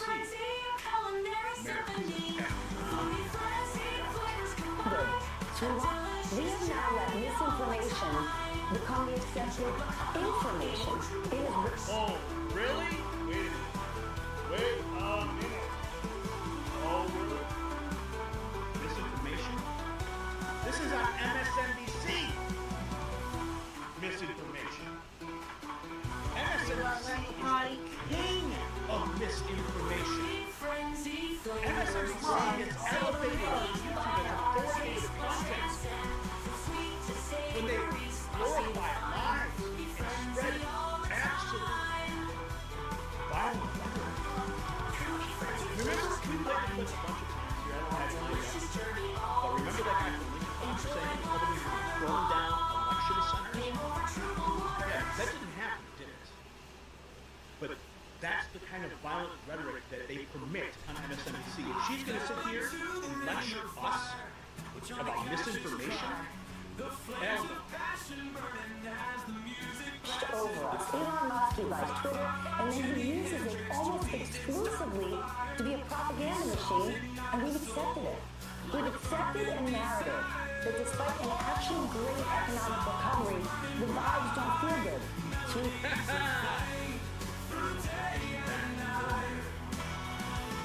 reject it and get something else. And the person we are now betting on to change all of it is Donald Trump, a man who did two almost impossible things. He won the American presidency twice, and he drove a casino into the ground. What will the future hold now that America has just decided that we're going to F around and find out? We are now at this. We're going to find out. We're going to find out when we see gas prices come down, when grocery store prices come down, when the economy starts booming, when people feel comfortable to spend money again, when businesses start hiring again. Oh, it is going to be an economic moment this nation has never seen. Better than what happened in 2016. And yes, this is really going to be a benefit. Because Donald Trump is working for everybody, even with the simple injuries. Okay, let's continue. Got some more to digest here. Oh! Okay, I don't know what to do with this one. Yeah, Rosie O'Donnell finally breaks her silence after Trump's landslide victory suggests, again, getting rid of the Electoral College. What? You know what? Trump won the popular vote, so it wouldn't matter, Rosie. We're gonna take this one here. I can't. How about for yourself, pull your friends, check on them, and get ready, because we're in for one hell of a ride with him at the helm. Get ready. And no immunity guardrails. Okay.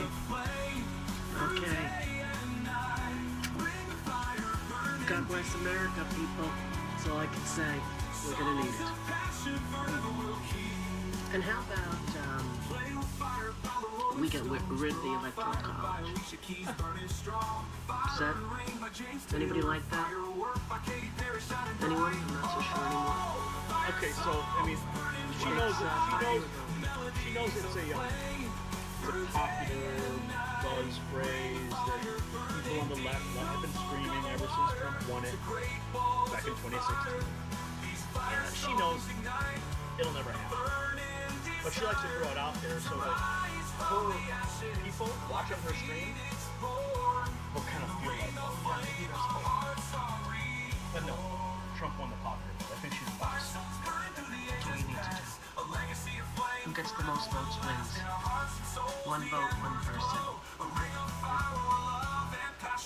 No racist math in the equation. Okay? No racist That's what I'd like to do. Okay, whatever. Yeah, thank you, Rosie, for nothing. At least she's no longer on the feed. Because, you know, when I have to review those clips, it's pretty painful. But then this shows up in my feed, and I'm like, oh, come on. Anyway. And then we've got this, Brian go horizontal. Biden and President Trump are currently setting up a meeting. That should be interesting. Seal the deal. Good morning, Bill. The revered Democratic campaign consultant, David Bluff, who was brought in to Wilmington to try to help Harris seal the deal when she took over for Joe Biden, has deleted his account on X after appearing to blame Joe Biden for Harris's loss on Tuesday and for setting the vice president up to fail. Part of what he wrote is, "We dug out of a deep hole, but not enough. A devastating loss. Thanks for being in the arena, all of you." The sentiment with that and everything else around here from Harris loyalists has shifted from Joe Biden's legacy as a selfless patriot is cemented because he stepped aside to let Harris beat Trump. Two, Joe Biden was so unpopular his VP was doomed from the get-go. That is according to a report in Politico with this. We ran the best campaign. Wow, what a shift in narrative. Oh, dude, it's like a circular firing squad over there of the Democrat Party. But considering Joe Biden was president, grumbled one Harris aide granted anonymity to speak freely. Joe Biden is the singular reason Kamala Harris and Democrats lost tonight. Okay, but see, that's what people always do. They always want to point fingers and everyone look in the mirror. Remember Hillary Clinton lost all she did for years, and she still did. She'd go on every show and she'd blame everything under the sun. She even blamed us when she was in Australia. I'll never forget the phone call I got from Brian. One of our viewers messaged Brian and said, "Brian, you got to see this clip. Hillary Clinton's talking about all the videos you made back in 2016. Brian showed me the clip, and I'm like, yeah. Like every single headline she brought up was lined up with every single report that we had done and smashed her campaign in 2016. Polls don't reflect that Joe Biden was the singular reason that Harris lost. And some Democrats who did win this week are imploring their colleagues to drop the bitterness quickly or else. One thing I don't think is constructive is to get into the blame game of blaming certain individuals for things that could have been done or should have been done or would have been done. None of that will help us rebuild for 2026 and 2028. Kamala Harris can't just go off the grid because she is still the vice president for another 3 months. Her office today, though, is telling us she's going to have internal meetings and briefings with staff that are all closed press, so we do not expect to see her in the Rose Garden with President Biden in 2 hours. Okay, so think about this, right? What he said here was interesting. Is that, imagine this was just some other candidate, right? You know, somebody who wasn't holding a position as like the vice president. They would just fade into obscurity. They would take some time off. You know, they probably sit it all the way out till December, and then they finally make some statements and write a book and try to make some money, go on the speaking circuit. But Kamala Harris still has a so-called job to do. She can't just fade into the distance. She has to actually perform some kind of function in the last months of this lame duck presidency. Now, she didn't do anything to begin with for the entire time she was vice president. With all her czar positions, she didn't do anything. So she's not going to do anything moving forward. But the fact is she still has to, at some point, face the media or face the press. She can't just hide.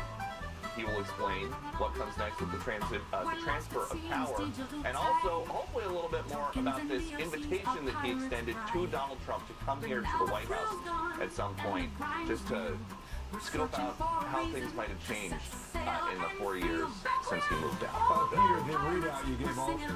Color of the drapes now. Oh, that's going to be beautiful to see Donald Trump walk right back into that White House.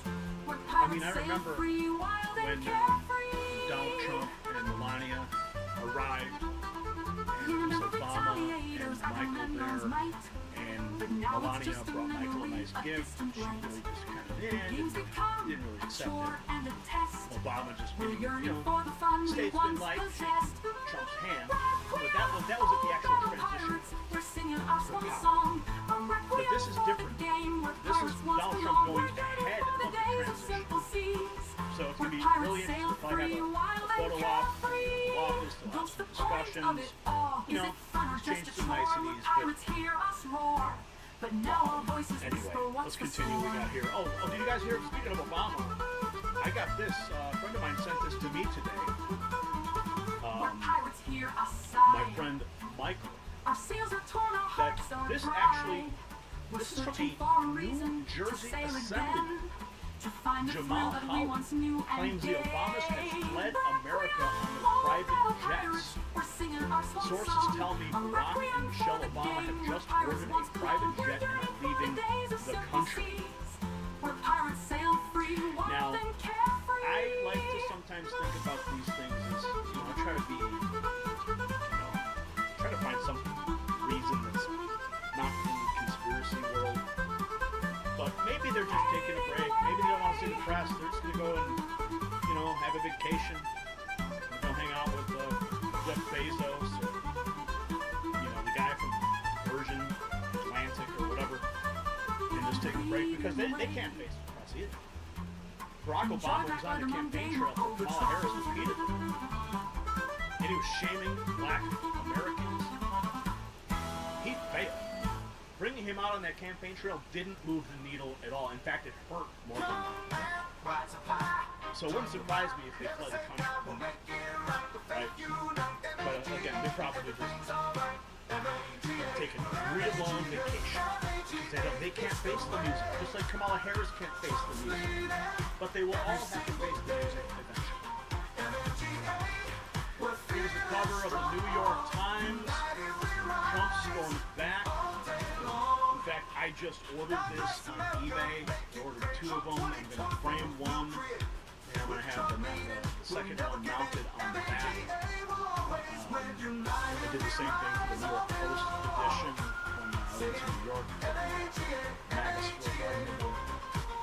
These are movies in history. I love collecting newspapers.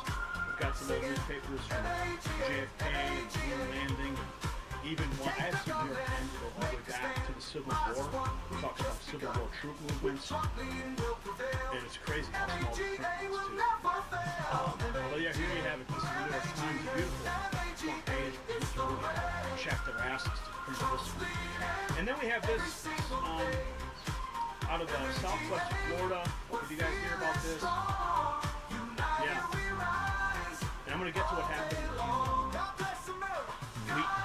just a moment. But the owner of Foodie Thought, Alfie Oates, he just got raided by the feds. And it's pretty scary. Information here. Okay. IRS has a weapon. 2 days after hosting a Republican election block party federal agents raid Alfie Oates' North Naples home. Breaking news. You're looking at law enforcement surrounding the home of local businessman and conservative activist Alfie Oates. I want to show you this brand new video at 4. That's Alfie Oates walking into his home while law enforcement are at the home. You can see him walk right past our cameras and reporters. So the raid is coming just 2 days after he held a massive election launch party at his seat-to-table grocery store. We have NBC2's Alexa Velez for us live from North Naples right now, where IRS agents went into the gated community. Alexa. Brian, can you go horizontal with this so we can get a better shot?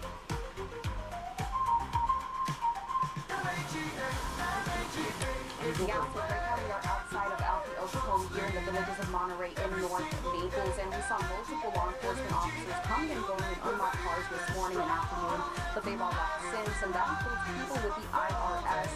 This is new video of Oaks from about an hour ago. He quickly went into his home after talking to law enforcement, and they were going in and out of his home through the garage, carrying boxes, and we actually saw a man wearing an IRS shirt carry out a computer. One neighbor told me off camera that officers showed up around 11 this morning with a battering ram, and that his wife and daughter were home. We reached out to FHP, and they confirmed that they were only here assisting other agencies by securing the area, mainly keeping Santa Cruz Court clear, and I spoke to a neighbor who knows Oaks, and this is what he knows. Right around the corner over here, we just heard, "Open the door," and that's all I really heard. I don't think they kicked the door in. I think his wife, I heard, let him in.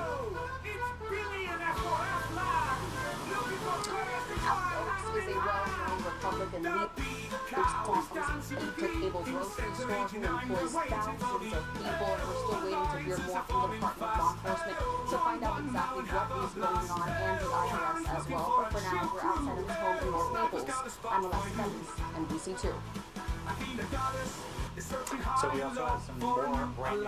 Yeah, so that's what's going on. He is a huge Trump supporter, and now he is getting raided by the feds. Interestingly enough, he appeared. I'm wondering if this might be in the past with these takeover, and I mean, I pray it never comes to it, but I'll be the guy going down in a blaze of glory. We got plenty of guns, plenty of ammo. We're gonna defend our farm. We got 3,000 employees. We have enough guns to put in the hand of every employee if we need to do. And I pray that it never comes to that. But we know what has happened in the past with these takeovers. Usually they go and try to kill the farmers.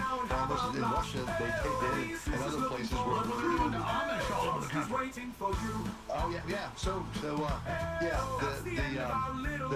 same Amish that everyone knows about that got taken down back 12 or 14 years ago. I was buying a lot of my milk from him, and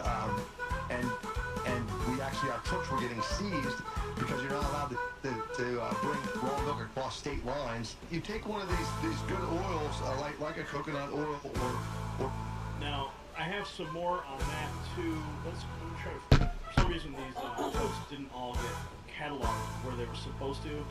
So let me just get this information here. We got all these different bookmarks to kind of flow through. I apologize for this. Let's get to that point, because if you've ever been to his store, it's in Naples, Florida. See the table. It's got all things Trump.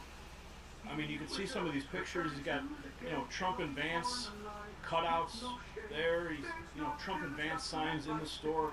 Trump cakes available. So this guy is, they say he's a community leader. Now he's raided by a surprise IRS assault terrorizing his wife and daughter. I'm hearing reports of other patriots who are getting assaulted by the IRS. If you're paying attention and you know what I'm talking about, but that's what's happening. Here's another clip from that.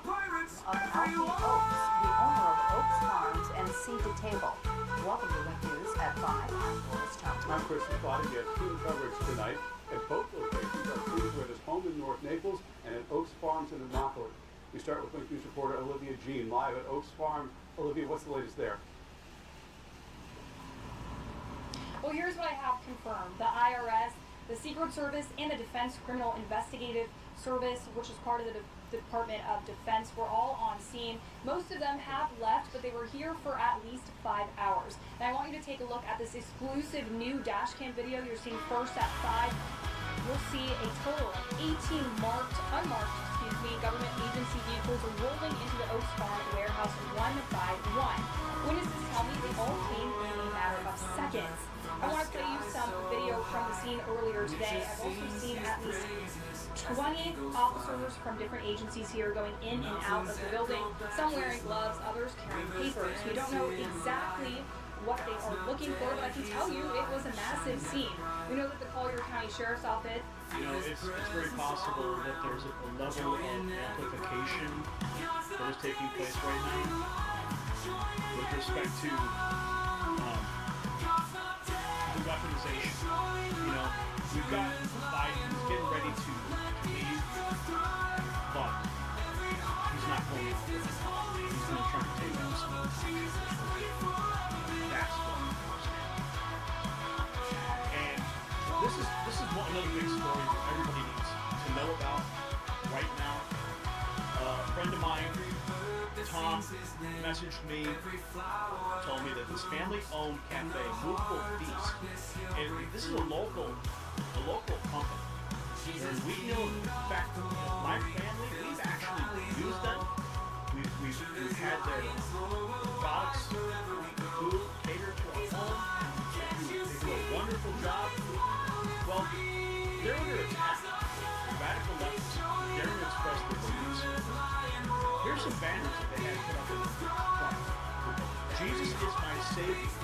Trump is my president. Make America healthy. Well, that was just 200 something.